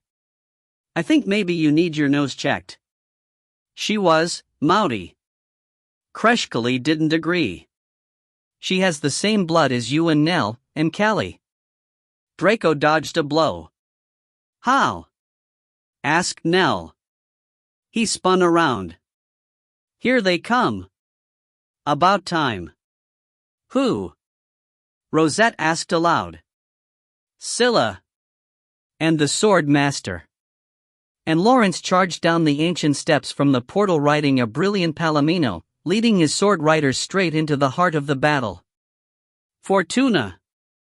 Jared cried out. "Definitely fortunate." Rosette whooped delight in his mind. "I meant the horse. He's riding Fortuna." Rosette looked confused, but he had no time to explain. The witches were cornered now and he fought to clear a path to Teg. He cut through the surprised warriors, wielding the heavy double blade. When he reached Teg, he dropped to the Lupin's side, sheathing his sword. "Teg? Can you walk?" The Lupin struggled to raise his head, fangs snapping. "Teg, it's me.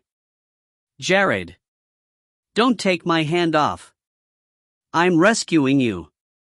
Teg hesitated. "Jared? You smell like a Corsinon stable boy."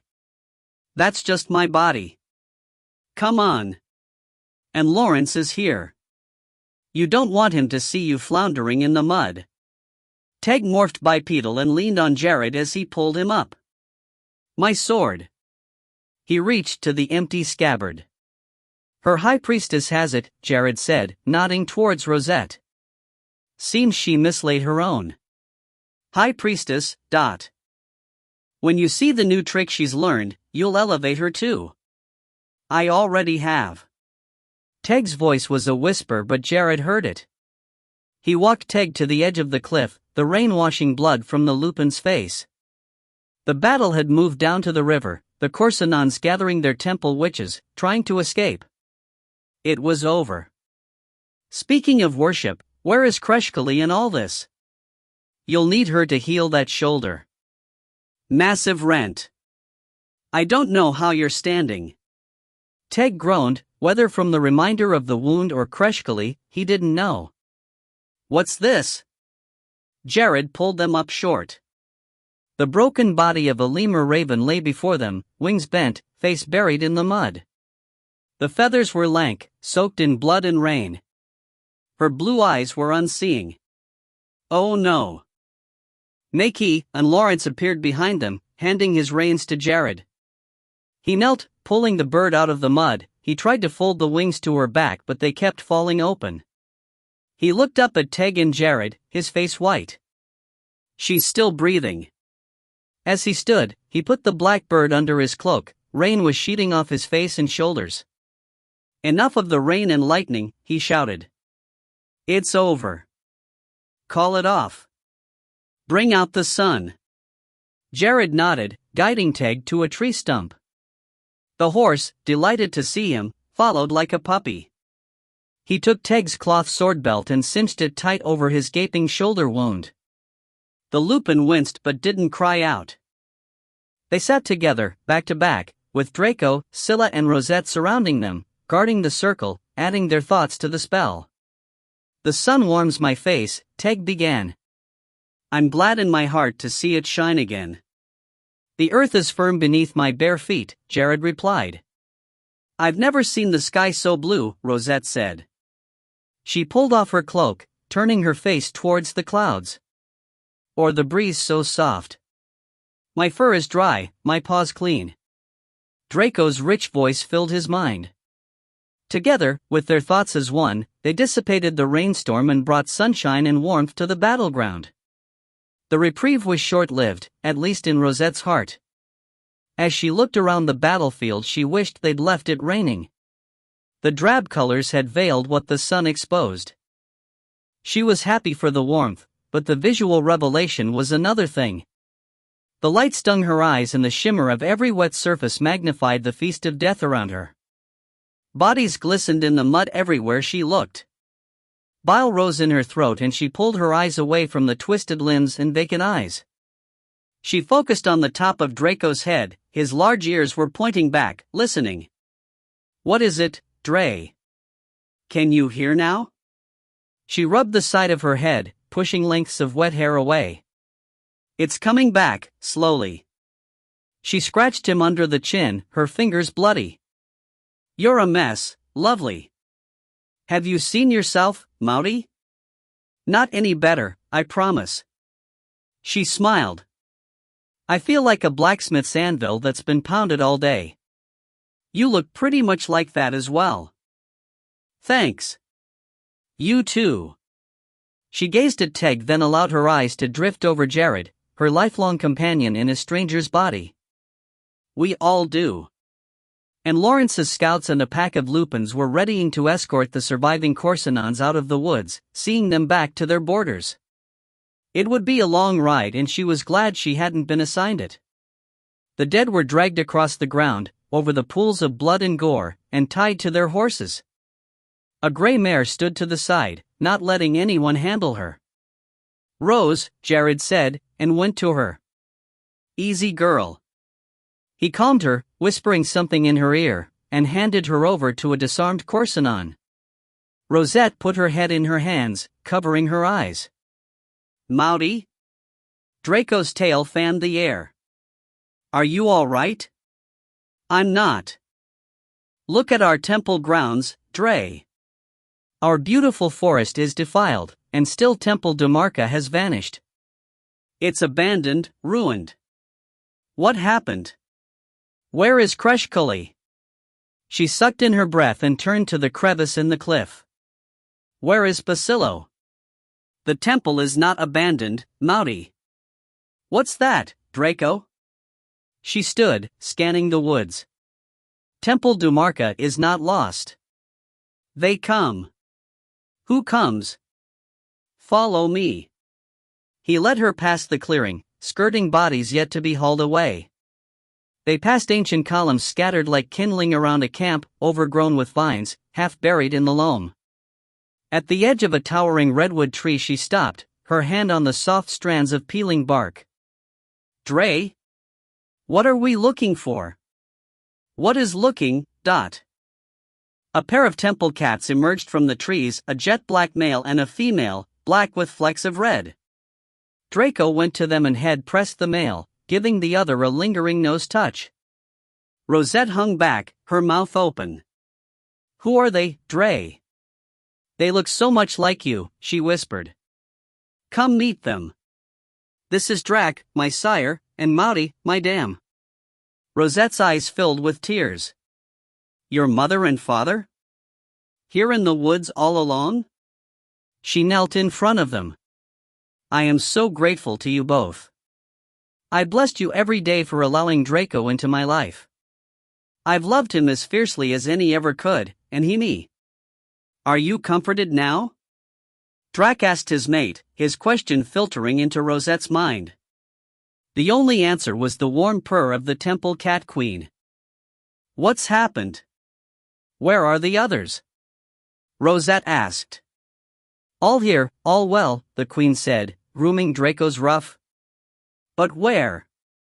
I can't see anyone but you two. Yet we are all here just the same. Drac looked around, focusing on things Rosette could not see. A glamour? Not that. What then? We are in a different vibration, a different alignment. The temple cats became transparent, as if they were wisps of smoke. Drac's translucent form headed back into the depths of the woods. The queen followed. Wait.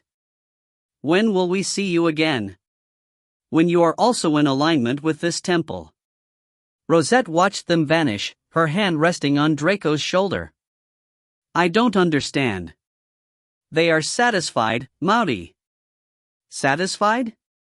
That you and I must be. But we've been all your life. It's not like they are just deciding to let us meet, to let me rescue you as a tiny kitten. Actually, they are. But... Rosette? She looked over her shoulder, and Lawrence was motioning her back. Teg said you're deaf? He mouthed the words with exaggerated expression. It's just my eardrums. I blew them diving for Pacillo.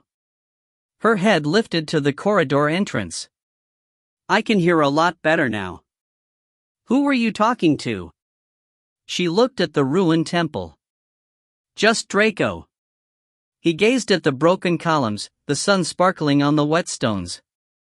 He rested his hand on her shoulder. How are you? She gave him a brief hug. I'm fine. His eyes took in her slender body and she looked away. Not now. Your child was my blood too, Rosette. I know. Just, not now. They stood beside the weeping willow. Rosette pressed her cheek against the smooth white bark and Lawrence grasped a branch. Both avoided looking at the ruins, the bodies, the mud, the decimation. The river ran clear.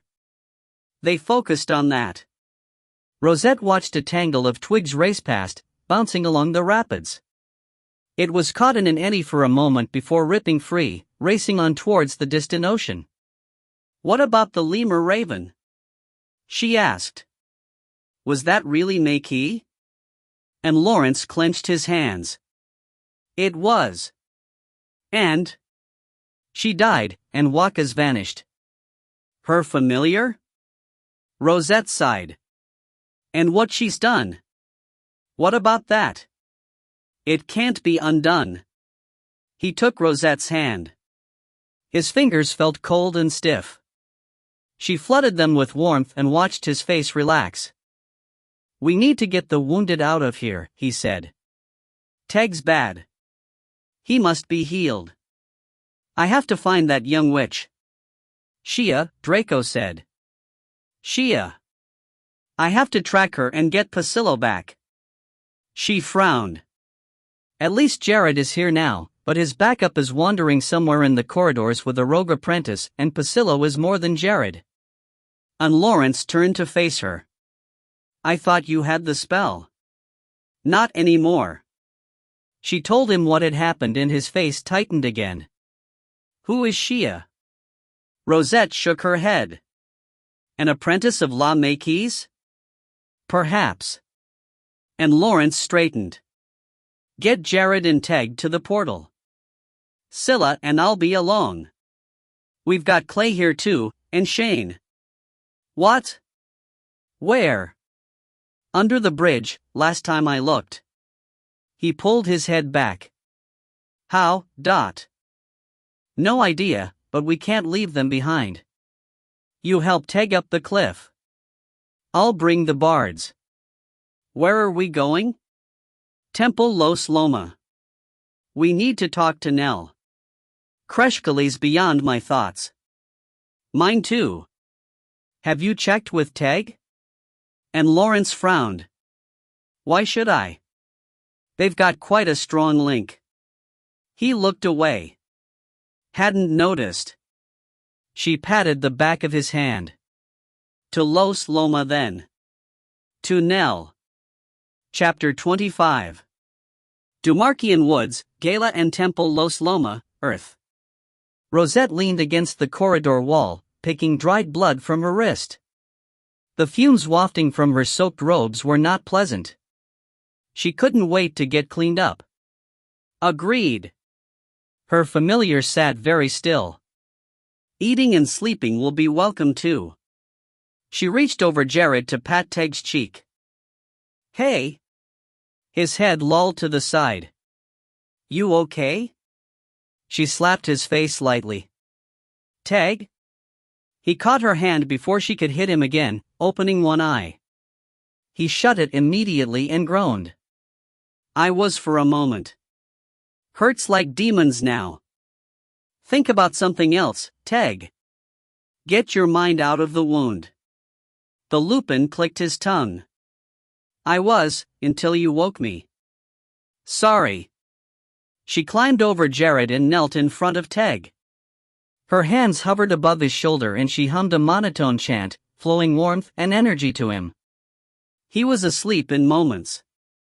Draco, what are you doing? She asked, as she crawled back to her spot against the wall. Her familiar sniffed Jared's boots, tasting the air. He's Jared in his mind, but he's got younger and shorter. Strange, isn't it?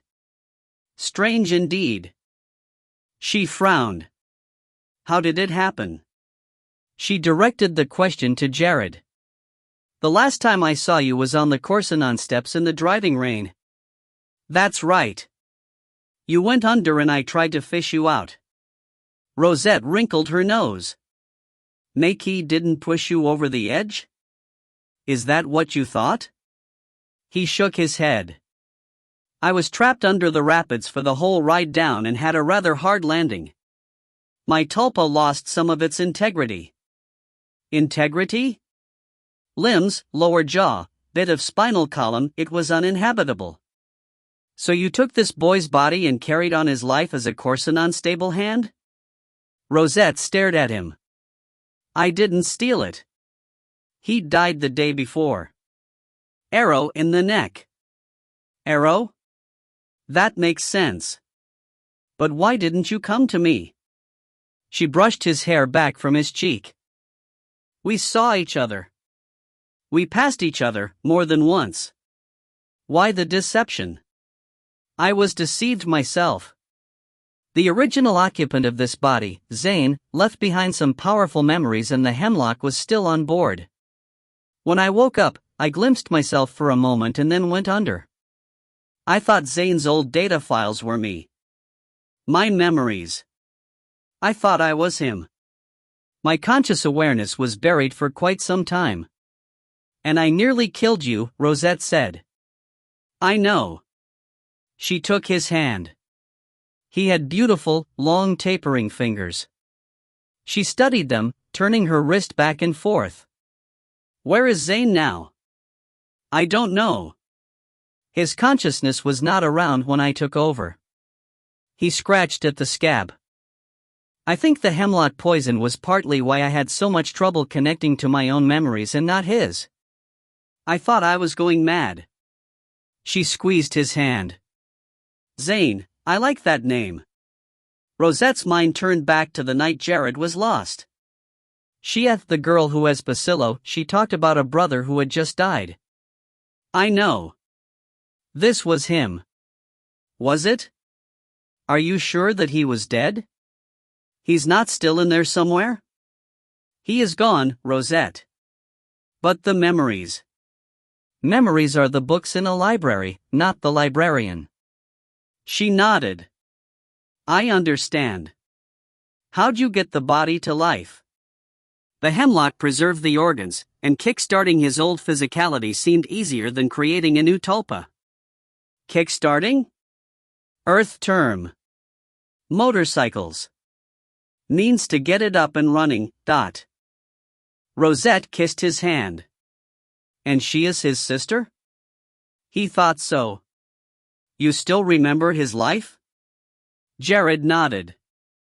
I have my sense of self, but I can still access his memories.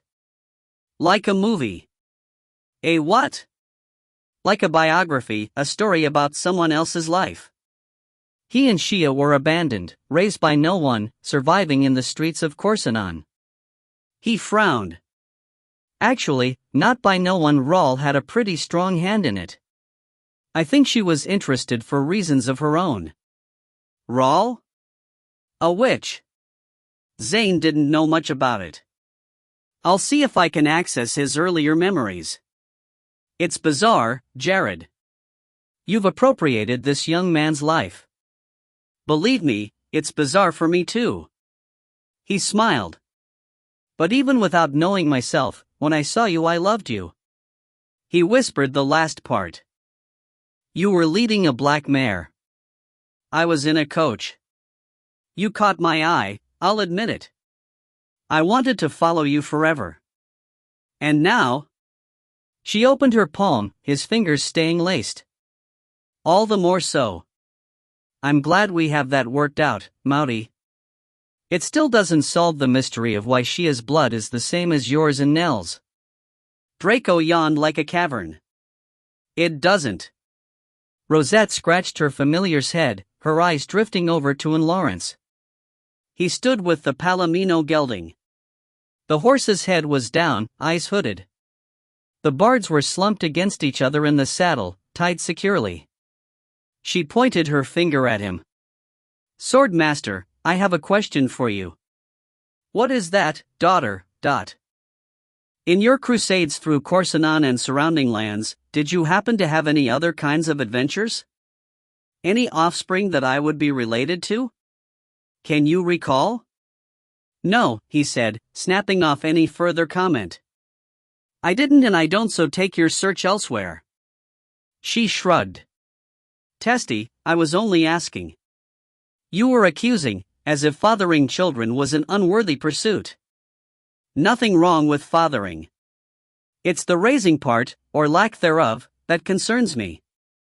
This is an old debate, Mouty. Besides, it's Nell's blood, Richter blood, not his. She laughed, rubbing Draco behind the ear. Right. My apologies, Swordmaster. He gave a half smile. Jared, can you remember more of Zane's life? Jared opened his eyes. Plenty. His memories go back to his birth. I can still see many images, though he didn't understand them very well. Can you see his mother? Rosette asked. Or his father? And Lawrence cut in. Jared concentrated. I can hear jungle sounds. Jungle sounds? Like roaring beasts? More like rain on banana leaves, parrots in the canopy, a waterfall. Anything else? Voices, warmth, shouting, running. He squeezed his eyes tight. A face. I recognize her, but I don't think he did. He didn't know the face. Rosette squeezed his hand. Whose face, Jared? Who do you recognize? La Maquis. His eyes popped open. She was running with us. Maquis? Were they her children? Rosette asked. And Lawrence shook her head. She had none. What then? I think she took the babies away to Korsanon. Jared straightened. They weren't born there, that's for sure. There isn't a jungle within a week's distance of that city. I think she stole them. Whatever for? He shook his head. Zane didn't know. Maybe Shia does. Rosette retied the leather thong on her sword hilt. And the blood link? How's that fit in? He shrugged. Grayson can help us there perhaps. She exhaled. I hope so, because I sure don't understand. The portal flashed and swirled, myriad colors racing around a whirlpool until it slowed, the view clearing, if clear you could call it. Rosette and Draco stepped outside the corridors into smoke and ash. The ground was shaking, the wind tossing her hair. Red dust stuck to her damp clothes. The apple trees at the entrance to Temple Los Loma were bare, swaying violently in the gusts. 3 ravens perched in the top branches, wings spread as they struggled to keep a grip, like riding a bucking bronco. They caught and scolded, clicking their beaks. She waved to them and they took flight, arrowing away at high speed. Draco lashed his tail. Scylla hissed beside him. This isn't giving me much confidence, Swordmaster, she said as he led the horse from the portal. Jared followed, supporting Teg. What's happened here? He asked, scanning the smoking mountains. The protection spell's gone? And Lawrence asked Rosette. She felt the air with her fingertips, but before anyone could answer, a black falcon shot towards them, flanked by the ravens. The raptor back-winged onto the Swordmaster's arm, fanning hard before she jumped to the ground, shifting into Nell. She locked eyes with Teg for a moment, but didn't speak. After assessing them all, she clapped her hands. Worse for wear, the lot of you. Let's go. She shot her arms towards the sky, and as she brought them down, Rosette felt a glamour settle over them. Who are we hiding from out here, Nell? She asked. Trackers. Plenty of them. Hurry. There isn't much time. Trackers? Assist. Run if you can. Teg, to me. She stretched out her arms. Shia brushed her hand past the plasma field as she raced through the portal, purple veins of light dancing towards her. Get me out of here. Get me someplace safe. Hurry. She pressed against the back wall, panting, her clothes soaked through, her body shaking. She kept her eyes on the entrance. Any moment the raven would streak in, talons bearing down to slit her throat. She squeezed the vial, the edges digging into her palm. Rain sheeted down outside. The portal blurred, the streams of colored lights swirling as if someone mixed them with a stick. Her legs gave way and the ground came up to meet her. I made it. She'd outrun them, the wolves, the warriors, and Rosette. She'd even outrun Rawl and the raven, if the two weren't one and the same. There was a moment she thought to turn back, when she heard Zane call out to her. She'd nearly faltered, thinking he was caught in the battle somehow. But that was a trick. A glamour. It had to be. Zane was dead. She'd buried him herself. Rawl, or Makee, was trying to stop her with his voice. She didn't fall for it. She wiped her face with her sleeve, in her hand, the blue light of the vial pulsed. Zane is gone. She squared her shoulders, pushing them hard against the wall. And I am going away. Far away.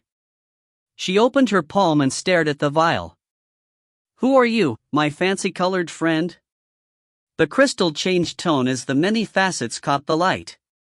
She secured the silver chain around her neck. Not some minor trinket, that's for certain. Shia laughed. Whatever you are, you're all mine now. Makee would be furious, of course. This spell, as she called it, was very important to her, and to those others no doubt.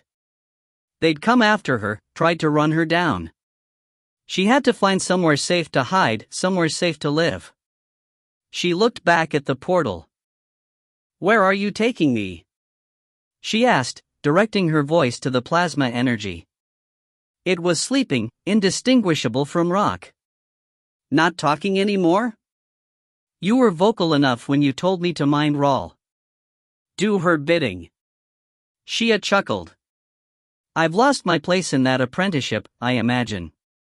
The walls were silent, but she felt warm, finally out of the wind and rain and torrent of the battle.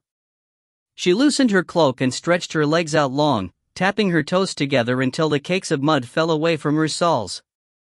She took off her boots, then wrung out her wet socks. She hadn't worn shoes much in her life, and it felt good to free her feet. It also felt good to own a pair of fine boots. Take me where you will then, entity. Just make it far from battle, hunger, and cold. Take me somewhere I can call home. She stared at the bare rock. If you would, please. Jared spotted the trackers before anyone else. There were 2 of them, and judging by their movements, the glamour was working. Assist trackers, Rosette. Behind in northwest. Can you see them? Draco's and Scylla's hackles went up. Not yet. Where are they heading? She whispered. This way. Fast. I'll go. Nell crouched for an instant. Keep moving, and, Rosette, keep the glamour up.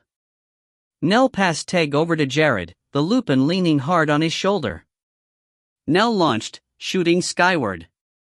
The ripple in the glamour was palpable as her falcon form tore through it. Did they spot that? Teg asked. Jared watched their approach. Doesn't appear so. They're covering ground too fast for stealth. I'd say we're nothing but empty space to them. Until they catch up. They're coming straight this way. Rosette scanned the horizon. The trackers approached at the run, their camouflage blurring with the surroundings. The ground rattled and shook. It was in a constant state of agitation as the mountains belched out ash and smoke. This isn't right, Jared said, hoisting Teg when the Lupin stumbled. Which part? Rosette asked. The vanishing of Temple Dumarca? The loss of the spell? The destruction of Temple Los Loma, or the bits of Corsinan gut and bone stuck in my hair? Teg chuckled in Jared's ear. Nice one, he whispered. He turned to him. Don't addle her. We need the glamour. Jared shook his head. All of it, Rosette. Everything's askew. But these tremors, they're unnatural. The mountains are about to blow, and that's not where Earth geology was when I left. Someone's tampering. We think it was Meki, Rosette said. As they crested the last rise, the temple grounds appeared below. Demon's death. What happened? Jared stopped when he caught sight of the charred walls, broken aqueducts, burnt-out buildings, and bare trees. Ash had shrouded every surface. Spells all but gone, Rosette said. Her voice was tight. How did this happen? Meki's demon, Jared replied under his breath. Nell circled once overhead, filling the air with a long, descending whistle that snapped at the end. Are you okay, lovely? He asked Rosette. Of course. She looked down. Grayson and Anadusa met them, taking the horse and bards from Lawrence. Jared passed Teg over, the Lupin grizzling. Teg, Rosette said. You have to be able to stand to fight. Let them heal you. She exchanged looks with Grayson but didn't speak. Finn said enough for everyone. Maudie home. All is well. Maudie. He jumped up, his nose whiffling in her battle-soaked gear. Maudie hunts. Maudie did hunt, little Finn. Hunt and fight. Not through yet, it seems. The young dog growled. You can guard the temple grounds. This won't take long. He yipped once and ran back to Anadusa, following her and Teg up the manor steps.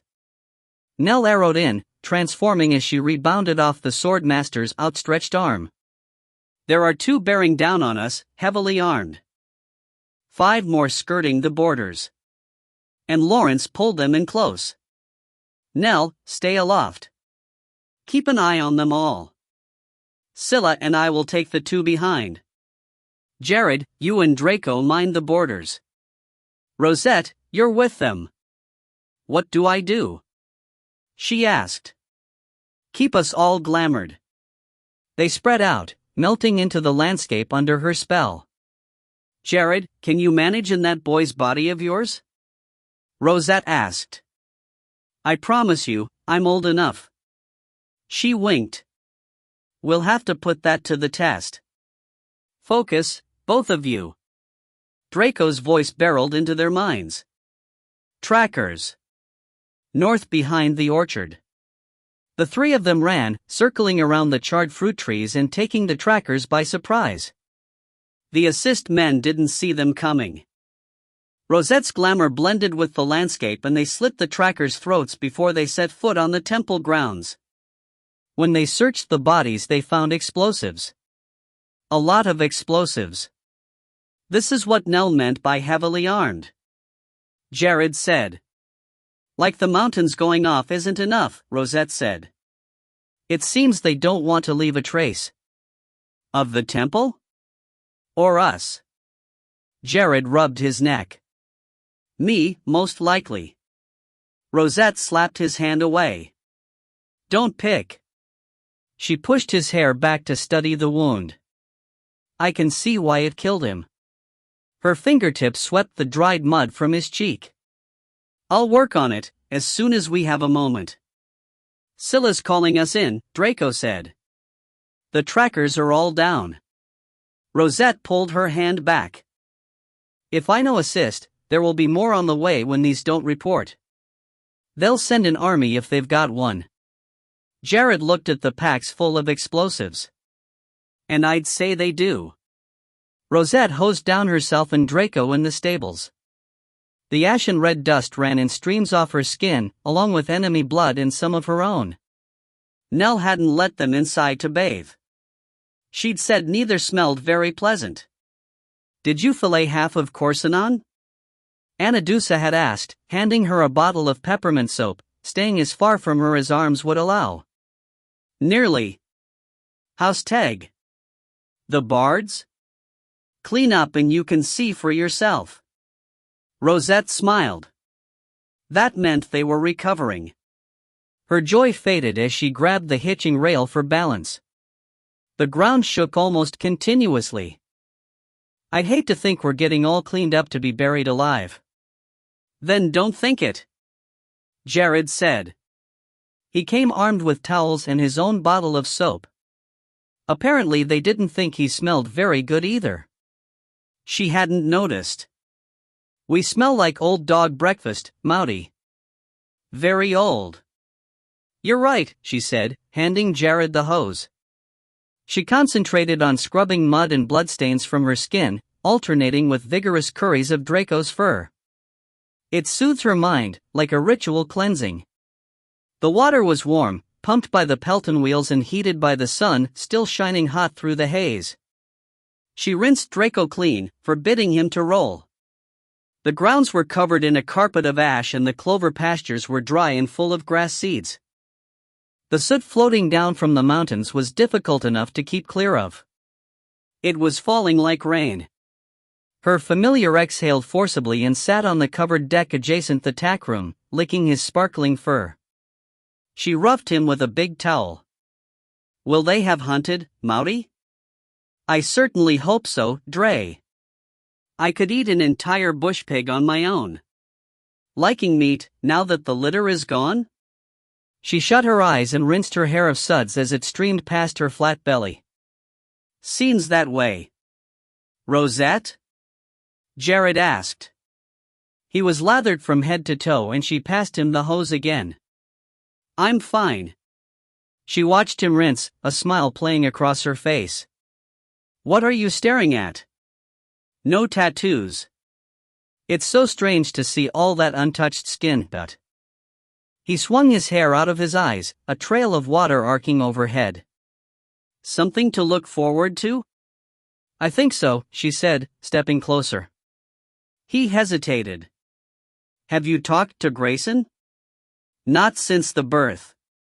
Rosette? He used his mental voice. I can't talk about it now. Later? She nodded, then hung her war gear on the fence and hosed it down. The horses stabled nearby flared their nostrils, taking in the battle smells. And Lawrence approached, leading Fortuna.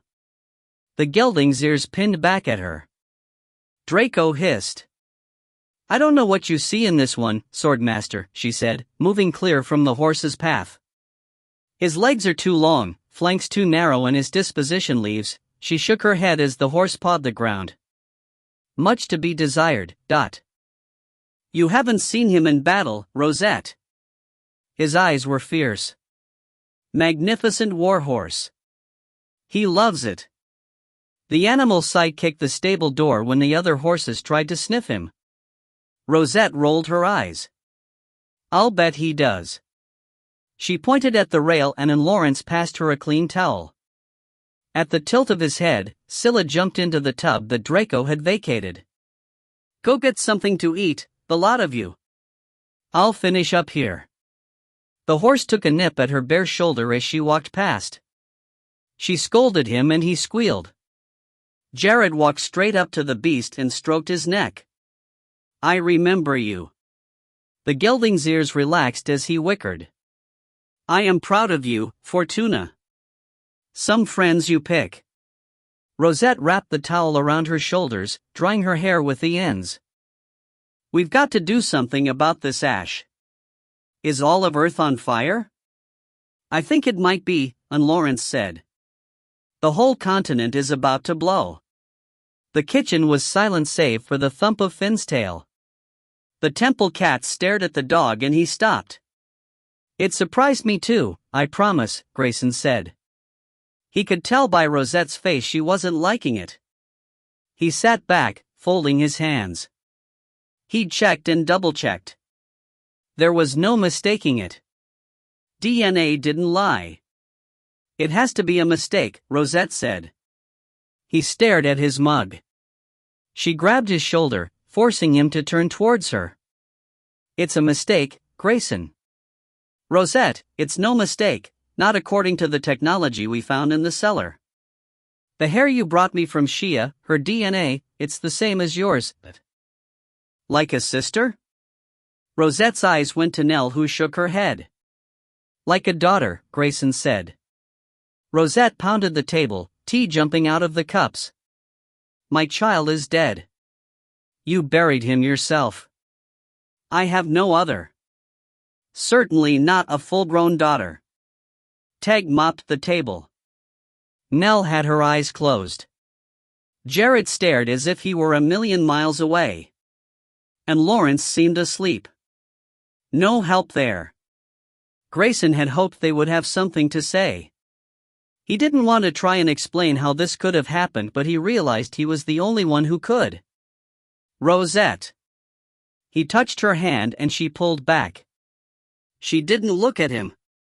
Rosette, listen. I think I know what happened. Tell us, Nell said, opening her eyes. He cleared his throat. When you were in cryo, under Everett's care, it must have happened then. He took samples of your DNA. He knew you were different and he cataloged everything. When we got you out, he still had the samples. Samples of what? Rosette asked. Her eyes bored into him. Cell structure, tissues, maybe more. Maybe cultured ovum. Everett started an in vitro program in the Borderlands, and I think that's where Shia and Jared's new body are from. He looked at Jared. Zane's memories correlate, don't they? Jared nodded. Could fit. I have no idea what any of that means, Rosette said. It means, Rosette, effectively, you're right. You never had another child, but someone did for you. Grayson did not meet her gaze.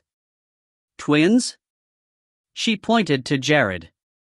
Was Zane mine as well? She birthed both Shia and Zane, but only Shia is your blood. Who, Grayson? She asked. Who birthed them? Her name is Regina. She's a shaman, a witch in the Borderlands. And Makee stole the twins? Jared said, his voice very quiet. She must have followed us through the corridors, hid there and tracked Everett onto the Borderlands. Why? Rosette said through clenched teeth. What possible reason? To get the spell, Nell said. She needed someone of the blood to carry it. She must have known Everett's plan all along. Nell crossed her arms tight. She intended this from the start. Everett took the female from you, Rosette. That's why the male developed. My boy? Nell nodded. Twins aren't uncommon in our line, but the males don't grow past the first trimester. The mitochondrial DNA prevents it. Luca Paris tampering, Rosette stared at her hands. Rawl, old witch Rawl. Jared shook his head. It's all making sense. She was Makee in one world and Rawl in the other, keeping an eye on the two children.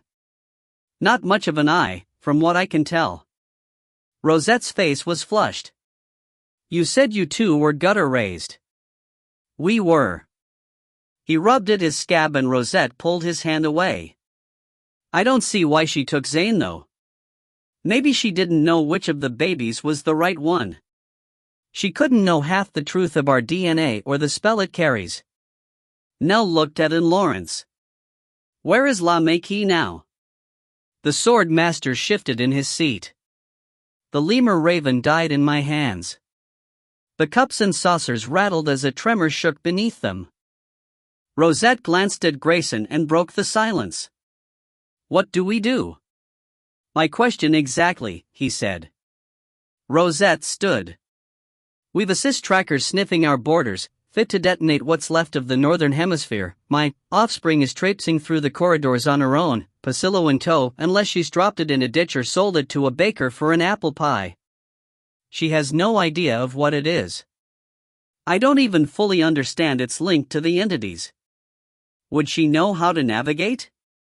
Where would she go? And Kreshkali's vanished, who knows where? She leaned closer to Nell. Did I miss anything?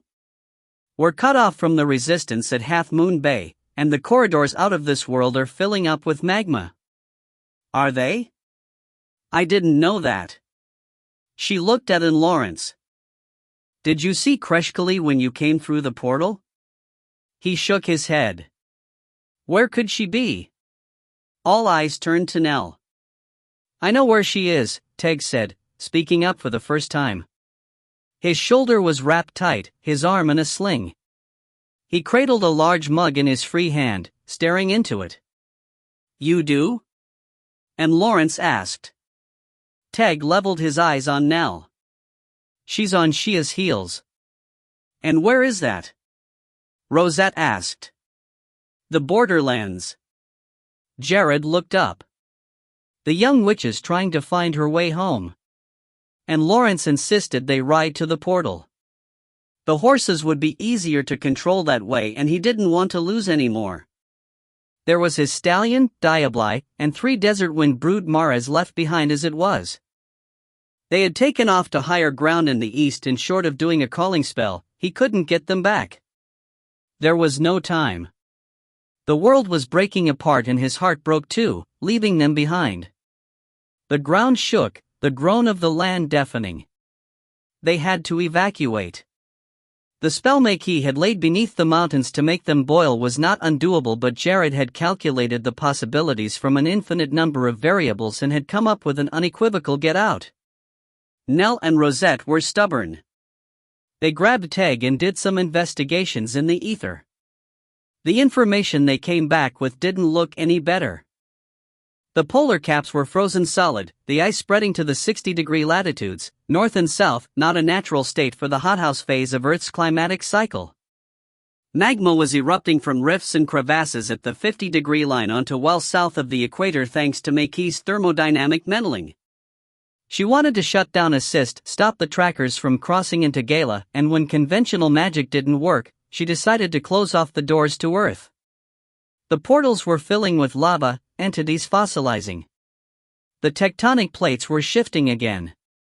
There was no way to undo Makee's spells in time, no foreseeable way, so they were evacuating, going back to Los Loma Gala to await the fallout.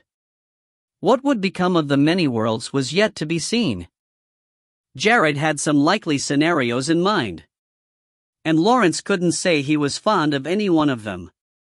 He ground his teeth as he handed the Palomino over to Jared. The horse went willingly, though he suspected the animal knew this wasn't the same stable boy from Corsinon. He turned to Nell. They exchanged a single look, letting everyone pass before them towards the crevice. Together they followed the others into the portal, jumping back the moment Rosette ran her hand over the plasma stream.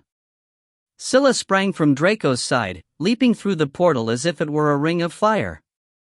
She landed in front of Lawrence and leaned into him as she screamed a farewell to those in the corridor. The three sisters shot out as well. And Lawrence took Nell's hand and they ran back into the ash, rumble and spit of a dying earth. Nell! Rowan! Rosette shouted. She squeezed Teg's shoulder, making him yelp. Where did they go? Nell Ion! Jared yelled. No! Rosette's cry was ear-splitting. The Palomino reared and the other horses pawed the ground. Rosette rushed to the portal edge with Jared and Grayson, leaving Teg and Maluka to settle the horses. Anadusa's head came up, but she didn't leave Clay and Shane. They were propped against the back wall, still recovering from the short ride to the portal. Teg stroked the Palomino's neck, soothing the others with a calming spell. He didn't look to the portal. He knew where they had gone. Nell had tried to hide her thoughts from him. He'd pretended he didn't read them, but he did. She hadn't given up on Earth. He guessed she never would. Rosette spun on him. You knew. He licked his lips. They're making one last attempt. Rosette wailed. They can't be. Jared said. Even if it succeeds, the portals will be closed. They won't be able to get out. Nor us in. Rosette looked down. Her eyes filled with tears and she wiped them with her fingertips, her hands bearing the intricate designs of her new tattoos. She was a high priestess now, initiated the night before in the dark of the moon. She wouldn't try to follow. There was too much at stake. Her path lay ahead. Draco's tail lashed as he stared at the whirling portal. Maudy, they are gone. The pain in his voice made her tears flow again. She dropped her hand into his fur, gripping tight. We have to keep moving. Start again. Without them? She squeezed his neck tighter but said no more. Nell ran from the portal, Scylla was racing ahead, the three sisters circling above. Rowan didn't let go of her hand. She blinked back the tears, slipping and stumbling as the ground tremors rolled beneath them. She stopped by the wrought iron gate to catch her breath. Ash piled up on the ground like autumn leaves. She flipped up her cowl, hiding her face. Rowan stood, legs wide, braced against the tremors. Are you ready? He asked. His eyes went to the closest peak, plumes of smoke rose hundreds of feet in the air creating a vault of black above them. I am. Back to the temple, she said. While it still stands, And Lawrence and Scylla ran, Nell and her familiars flying ahead. The sudden gusts of hot wind tipped her wings as she careened towards the temple grounds, the raven's flight erratic in her wake. They met by the stables, the remnants of Janice and Luca's protection spell were barely holding the place together. She didn't shapeshift but perched on the hitching post, watching Rowan work. He armed the first set of micro-explosive devices confiscated from the trackers and held them out in the flat of his hand. The three sisters each picked one up neatly in their claws. Nell hovered over him for a moment, grabbed hers and took off. Nell, Don't jinx it, Rowan. This will work if we see it working. I'll be back. She flew northwest, high over jagged peaks, catching a stabilized thermal above the ash clouds. When she spotted the northern vein of the old San Andreas fault line, she called the sisters in and dove. Just above the sealed ravine, where the pressure was highest, she opened her talons and let the megaton explosives drop. The three sisters did the same. Instantly she back-winged, catching an updraft rushing south. Wings wide and flapping, she flew for all she was worth, her familiars on each side as they rushed higher and further away from the blast zone. When the shock wave came, it rolled her head over tail through the air, down feathers levitating about her. She tucked, plummeting until she was able to correct her descent. The three sisters fared worse, unable to maneuver as quickly. Their broad wings were strong though, and they were climbing again before the ground came up to meet them. The hot air burned her sear, ash clouding her vision. Behind, lava spewed in bright red geysers from the new rupture between the Earth's plates. Perfect. Thank you. Come, ladies, this is only the start. By the time she winged back to Temple Los Loma, the shakers had subsided. She didn't bother to shift but resumed her perch, taking a drink from the trough. 3 more like that and we're in business. 3? The last one is a parting gift to assist. She blinked her falcon eyes. Nell, you look like you could use some. Don't say it. We have to keep going. Rowan's face was white, his hands shaking by the time he loaded her with the last micro-explosives. Have you seen Half Moon Bay? It's a mess, but we've got people there, still alive. I gave them the coordinates around the mountains. They're on their way. How long will it take them to get here? If they make it? 2 weeks. There are children and elders among them. And you? How long? She clenched the explosives in her talons. Less than an hour. I'll have a hot bath waiting for you. She circled Temple Los Loma, taking in the fractures in the ground, the burnt paddocks, the fallen trees. Remarkably, the manor house was unharmed, the giant stained glass dome over the library obscured by ash but otherwise untouched. That will be lovely. A birdbath for the sisters too, please, and food. We're famished. She whistled, long and shrill, before darting away. This is it, Rowan. The last one. After I drop it, no matter what happens to me, the Allied States will not rise again. Chapter 26. Borderlands and Temple Los Loma, Earth and Temple Los Loma and Demarkian Woods, Gala. Everett didn't move. He sat in a clearing above a waterfall, his eyes hooded. Regina sat opposite him on the other side of the fire. She wore a simple orange sarong around her hips and her dark hair fell over her breasts. She placed a log from the sacred journey tree on the coals, the smoke plumed about them, its pungent odor filling the air. Warmth from the flames hit his face and he closed his eyes. The spirit journey began. In the form of a black eagle, he flew high above the canopy, above the tallest palms, up to the mountain peaks and higher. He flew above the clouds where the air was icy and the wind ripped over his wings in great gusts. Higher still he went, into a whirling vortex in the sky. The clouds parted and he could see billions of stars twinkling in the indigo universe. The eagle knew where to go and Everett didn't question. Moments later he plunged back into the world beneath the clouds.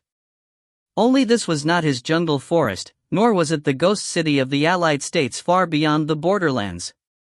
He flew straight down into a desert, where a central city rose up like an island in a sea of yellow sand. A battle raged. A young man was shot.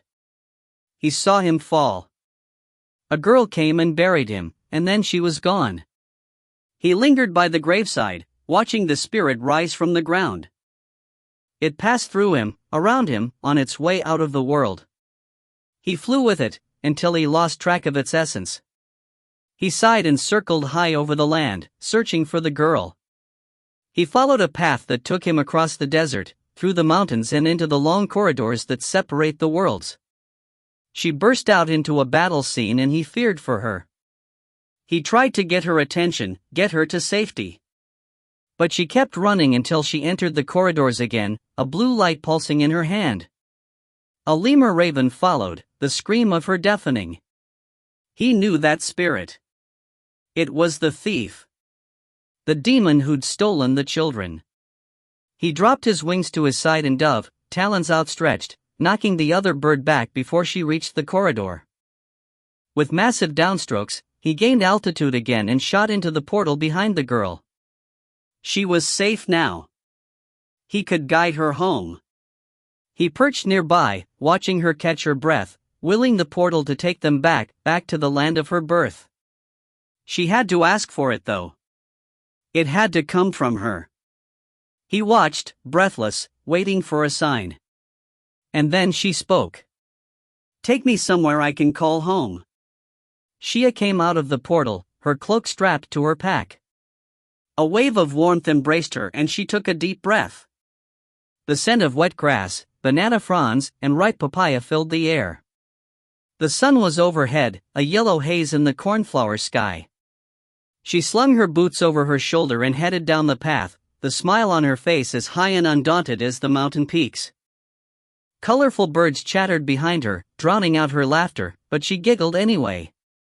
Someone was coming up the road and she knew she should be cautious, but she couldn't manage it. Something felt completely right about this place, the smell of it and the sounds. She didn't care for prudence. She couldn't feel fear. The woman waved, her face kind, arms graceful. Out of the corner of her eye, she saw a black bird winging towards the forest, its call warm, welcoming. She squared her shoulders and lifted her chin, striding towards the woman and her wide-open arms. "Welcome home, dear Shia." "Oh, how we've missed you." The woman embraced her, circling her tight. Shia melted. "I've missed you too." "Whoa," Rosette said. As soon as the word left her lips, her horse's head disappeared into the tall oat grass. "Hold on, cheetah." She pulled the mare up. "Not with the bit in your mouth." "She's taking time to train," Jared said, stopping his horse beside her. "Worth every minute, though." Rosette dismounted, then slipped off the bridle and replaced it with a halter. She loosened the girth a notch and ran up her stirrups, taking the saddlebags down before letting the mare graze. Jared had done the same. Ren, his copper-red mare, was already up to her ears in the feed, a golden palomino filly at her side. "It's a great spot you've picked." He slipped his arm around her waist. "The perfect view." She followed his gaze across the gorge to the sheer slopes of Los Loma Prieta. "I wanted to bask in our achievement." She turned back the way they'd come. The mountain track was fringed in gold poppies and deep purple violets. "I want everyone to bask." "Are they coming?" "Bards, scribes, mentors, apprentices, elders and toddlers, they're all on their way." Timbali Temple is crossing the pass and Trion's right behind them, Maori. Bangish is already here. Everyone's ready to celebrate.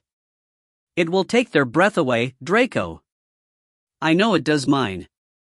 They walked to the edge of the gorge, the breeze rippling across the grass like an invisible hand. A herd of grunnies dotted the valley, black specks on a golden carpet. Across the way, carved from the side of the mountain, stood Temple Los Loma Prieta in all her glory. "We did it," Rosette said. Jared turned her face to his and kissed her. "It's magnificent," he whispered, not letting her go. The cliffs were terraced, the wide steps sprouting tall maples, crimson in the early autumn. Birch, elm and cherry trees hugged the slopes and hanging baskets of late-blooming orchids and fairy ferns lined the archways. The temple itself formed a relief out of the side of the mountain, the towers, balconies and spiraling steps cut from white granite and blue-veined marble. On top of the turrets, flags snapped in the wind, orange and yellow, black, red, purple and green. The main windows were 2 stories high, the bell tower twice as tall. "And that's only the entrance," Rosette said, finding his hand and lacing her fingers in his. The catacombs of Los Loma lay beyond the cliff face, lit to the depths with mirrors, the long hallways and many rooms refurbished, a place of reverie, craft, initiation and apprenticeship. "Temple Los Loma is the star in Gala's crown," he said. She squeezed his hand and brought it to her lips. Music floated on the wind and they turned. Clay was setting the bards up at the base of a knoll, and tunes echoed through the mountain valley. She smiled, then her hands lifted over her head and she started clapping and dancing. Clay joined them, still strumming his guitar while he chatted. "Perfect acoustics up here," he said, beaming. "I see that." Rosette smiled. "Not the same without Shane, though." I miss his flute already. Any word? No, but I escorted him back myself, Jared said. He's safe and sound in Tensar. He chuckled. Celine and a young fiddle player were there to meet him. The right Tensar then? Rosette gave Clay's shoulder a playful shove. I think so. And don't complain. If we sent you back to your right time, you'd be dead. She laughed. I'm not complaining. He slapped the guitar as he strummed, shifting the bards into a driving syncopated rhythm. Rosette surveyed the festival grounds. Where's Anadusa? Grayson? Maluka's head came up. They're coming. Will there be enough food? Are the tables here? Rosette shaded her eyes and looked up the path. I don't see them. Relax, my queen. Jared kissed her cheek. Our first equinox is a fully recognized temple. If Kreshkali and Teg don't get back in time. Behind, Maudi. Rosette spun around. You keep grinning like that and you'll burst, Callie said as she came up the pathway. Teg was at her side, his face serene, eyes dancing. You're back. I was worried you wouldn't make it. She hugged her mother, kissing her soundly. And missed the first official celebration? No chance. Rosette leaned towards Teg, kissing his cheeks, one and the other, and his lips. Anything? She whispered. Could you get through at all? Kreshkali shook her head. It's sealed off. She gripped her hand. We'll talk of it later. Today is for joy, appreciation, and the lightness of being. Come. Our guests arrive. Let's show them how to feast and dance. Bards from the other temples joined Clay's group, the music rising to the clouds. Tables were set up, spread with food and drink, and a picket line was strung for the visitors' horses. There were tubs of apple cider being pressed on the spot, wines from Kuska Valley and coffee from Oldoja. A huge pot of avanchak was simmering over the fires and whole salmon from the terse river, wrapped in leaves, were baking in the coals. Fruit, bread, rolls, butter and cheese were pushed back to make room for the delicacies brought from each temple. More horses were picketed, and familiars rushed in ravens, hawks, and canines. How do you grow the grass so rich? A temple witch from Timbali asked as she led a string of horses past. Good intentions, Rosette said, laughing. The day burst into celebration, and when the sun dropped low, the slanting rays turning the mountains red, they moved the whole fete inside. The halls under the mountain rocked with dance and song. Towards midnight, Rosette found Kreshkali in her old chamber, the one Rosette escaped from before she knew who her mother was. The light was soft, obscuring the mosaic tiles that decorated the walls. Steam wafted from the bathing pool and candles floated near the steps. Callie was curled in a bed of cushions. Teg rose from her side and stretched. Rosette, you have that look, Kreshkali said. What look? Like you've had enough of the company. Rosette laughed as she picked up an empty glass. Teg filled it and they sat together, Draco peering into the water, watching the candles float by. We agreed I'd spend winter in the cottage, Rosette said. The work's done here and I'd like some time for quiet study. Jared going with you? He is. She grinned. I didn't even have to ask. You've my blessing then, as long as you don't go running into walls. Earth's closed, at least for now. Teg and I tried. There's no way in. Agreed. She took a sip of the deep red Merlot, a bottle from the year she was born. But you can't hear yourself there at all? You don't know what's happening to Nell, to Earth? Nothing. Kreshkali shook her head. It seems the open corridors are what allowed me to know what the left hand was doing, so to speak. I thought that too. It's something I plan to study more. There is so much we still don't understand about the corridors. And if Earth has perished, if Shia and Pasillo are lost forever. We have to trust it, Rosette, Teg said. Shia may be lost, but Nellen and Lawrence chose to stay back because they had an intention. They believed it would work. If there's a way to get through, they will find it. There is always a way, Kreshkali said, hugging them both. I don't know how, but I know we'll get a message, and we'll find Shia and the spell too. Nelayan leaned over the rows of strawberries, planting out the last of the fresh runners. The ground was warm, the earth rich and porous from its top dressing of ash. We'll have bumper crops for decades, she said to the three sisters. No hunger. No worry. There's plenty enough for everyone, isn't there, lovelies? The ravens preened their wing feathers, revealing soft gray down beneath glossy black mantles. As one, they took flight, shooting towards the cornfields that edged the green pastures. A small herd of horses grazed nearby, mostly golden palominos, their manes and tails lifting in the breeze. Bells rang as the milk goats clustered around blackberry patches, kids leaping in the air, jumping over each other. Save some for us, you gluttons. Nell called to them. I want to make jam for winter. If we have a winter. And Lawrence came up the row of strawberries, his bare feet silent in the soft dirt. This is the warmest autumn I can remember. It's not Gala, love. Nell took his hand and he hoisted her up. And Earth is mild as a lamb these days. Where's Mama? Behind the stables. She's taking them for their first hunt. I thought you'd like to join us. I wouldn't miss it.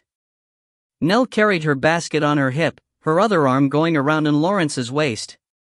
They strolled past the central fountain. The grounds were raked smooth and the water crystal clear as it sprayed the marble statues. Flower baskets were full of bright blooms and sapling trees grew where old ones had fallen. Zero nodded from the training ground as he drilled the sword students, the last of the survivors from Half Moon Bay. When she reached the stables, her face lit up. Oh, how I wish Rosette and Draco could see this. Her eyes welled. And Lawrence squeezed her hand, letting go as one of the cubs spotted him. The little black ball of fur came streaking forward, misjudging the distance and slamming into the sword master's legs. He recovered and climbed up on Lawrence as if he were a tree. Ouch. Stop. Claws, little Gratinac. You're shredding me. The cub was jet black with a white star on his chest and streaks of tabby gray on his legs, as if he wore stripy pants. His paws were huge, out of proportion to the rest of his body, and his tail, like his mother's, was bobbed. And Lawrence gave Gratinac a pat before peeling him off his chest and sending him back to his litter mates. Scylla strolled towards him, still heavy with milk, her ears a little droopy. Half a dozen cubs ran about her, hiding behind the hitching posts, then launching an attack and tumbling over themselves to get to Lawrence. Surely you won't bond with them all? Nell said, kneeling down to scoop a small rust-colored female into her arms. Do they speak to you? He shook his head. Scylla says they will choose, if at all, in the spring, as is the way with her line. That's a relief. She straightened, putting the cub up on her shoulders. It draped like a shawl, a long ring tail waving in the breeze. Let's go, Scylla. I'll help you teach these tykes to hunt. She turned to Lawrence. Horses? I'll saddle up. Just keep an eye on Gratinac. He's a wanderer. I had to bail him out of the attic yesterday, and he was trapped under the stable floorboards last week. Will do. She squeezed Rowan's hand before he walked away. Have you checked lately? Not since the last of the lava cooled. Let's look today. He smiled, then kissed her lips, lingering. If there's a way back to Gala, we will find it. And if not, she whispered, it's all been worth it. Earth survives. Survives? He laughed and picked her up in his arms, baby temple cat and all. She flourishes. Rosette watched Motzi slowly winding his way across the rafters. He was heading towards his cubby hole next to the chimney. If you get any bigger, Mosaic, we'll have to build a larger cottage. Then, technically, it wouldn't be called a cottage, Draco commented. She scratched her familiar with her big toe. He was laid out on the rug in front of the fire, eyes closed, whiskers twitching. Technically? She laughed. What would it be then? A chateau, perhaps, given that we are growing grapes on the hillside. Or simply a homestead? Definitely a home. Motzi's head turned back and he hissed. Draco leapt to his feet. Do you hear that?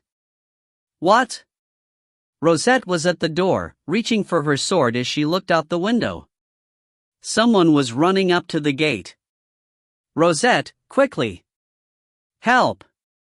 She swung the door wide, Draco leaping out beside her. Grayson! When did you arrive? Help! What's happened? Are you being chased? He shook his head. His eyes were wild, breath laboring. He's hurt, or not? I don't know.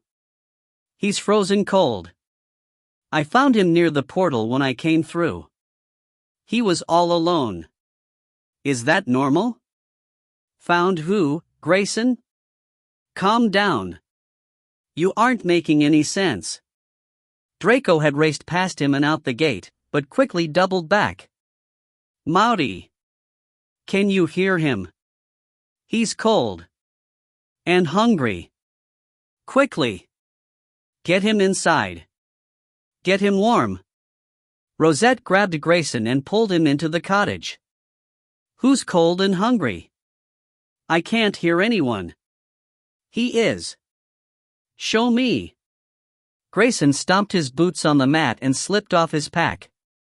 Draco jumped up, his forepaws on Grayson's shoulders, his nose pressed into a bundle. Don't frighten him, Grayson said, his voice soft. He's had a long journey and doesn't know where he is. He opened his cloak and up popped the face of a feline. His head was broad, ears large and tufted, his fur a rich black with dusty gray undertones. Grayson knelt in front of the fire and lifted him out. His hindquarters were tall, tail bobbed. He was shivering uncontrollably. Oh my goddess of the woods, Rosette said. Where did you come from, you beautiful one? Draco sat very still. He says his name is Gratch. Gratch? Rosette and Grayson said together. That's how he says it. Where did he come from? He says they were all hunting and he wandered into a tiny cave. He's freezing, Grayson said. Hot water. A tub. We need to immerse him. It's the fastest way to warm him up. Rosette grabbed Grayson's arm. You're talking to him? He nodded, his eyes filling with tears. Dre, get a message to Jared. We need more wood. They had a hot tub in moments, the patient not resisting when they slipped him in up to his neck. Draco, who is he? Rosette asked her familiar privately. Draco lowered his head to sniff the cub's face, giving him a nose touch. Gratch immediately began to purr, the rasping sound of his little motor sending ripples across the water. I best hunt. My son is hungry. Your son? How? Draco rested his orange eyes on her. Scylla's had a litter. Scylla? Rosette said. The baby cat's head went up at the sound of his mother's name. It seems so. Grayson washed the cub's fur, picking out twigs and thorns. He says they were all calling for him, Scylla, Rowan, Nell and his siblings, but the cave whisked him away. But Nell? Rosette whispered. And Lawrence and Scylla? Temple Los Loma survived? Grayson washed clods of red earth from between Gratch's toes. It seems so, Rosette. They had him toasty warm by the time Draco returned with a rabbit. When he'd finished he was sleepy, but Rosette pestered Grayson and Dre for details, anything Gratch could tell them about where he was from. It seems that Temple Los Loma did more than survive, Grayson said, taking her hand. He's sending me pictures of gardens, orchards, horses, goats and sword classes. Mostly he has images of Scylla, Nell, and Lawrence. They're always smiling. Earth is thriving? Rosette's face lit up. What's this about firewood? Jared said, slipping off his boots as he entered the cottage. Grayson, you made it. He hung his coat by the door along with his compound bow. He stopped short when he spotted Gratch. Who's this? When they'd filled him in, he was beaming. The cottage was full of celebration that night. Even Motzi stayed awake to listen to the songs and stories. When they finally made ready for sleep, Rosette took Grayson's hand. I know you were only going to stay a few days, to do Jared's work and my totems, but would you consider staying longer? Her eyes drifted to Jared. We've a very cozy setup in the barn now. You might appreciate the guidance, with this one to raise. Jared looked at Draco. He would benefit from his father too, don't you think? I'm not sure. Grayson stroked Gratch in his sleep. I would love the help, but... We can send for Maluka, Rosette said. I would adore the female company myself. She smiled at him when he looked up. Please? Dumarca is Gratch's ancestral home. Let him grow up here, at least for the winter. Grayson closed his eyes and nodded. I'd like that very much. And who knows, we might find a way back to Earth, with this little one to guide us. Jared laughed aloud, tussling the cub's sleepy head. We might. Grayson watched Gratch as he took a playful swipe at Jared's hand. Then it's done, Rosette said. Done and well done. Draco stretched his forepaws out like a sphinx. Little Gratch, awake now, attacked his tail as it swayed back and forth. I think he has a knack for finding lost ways.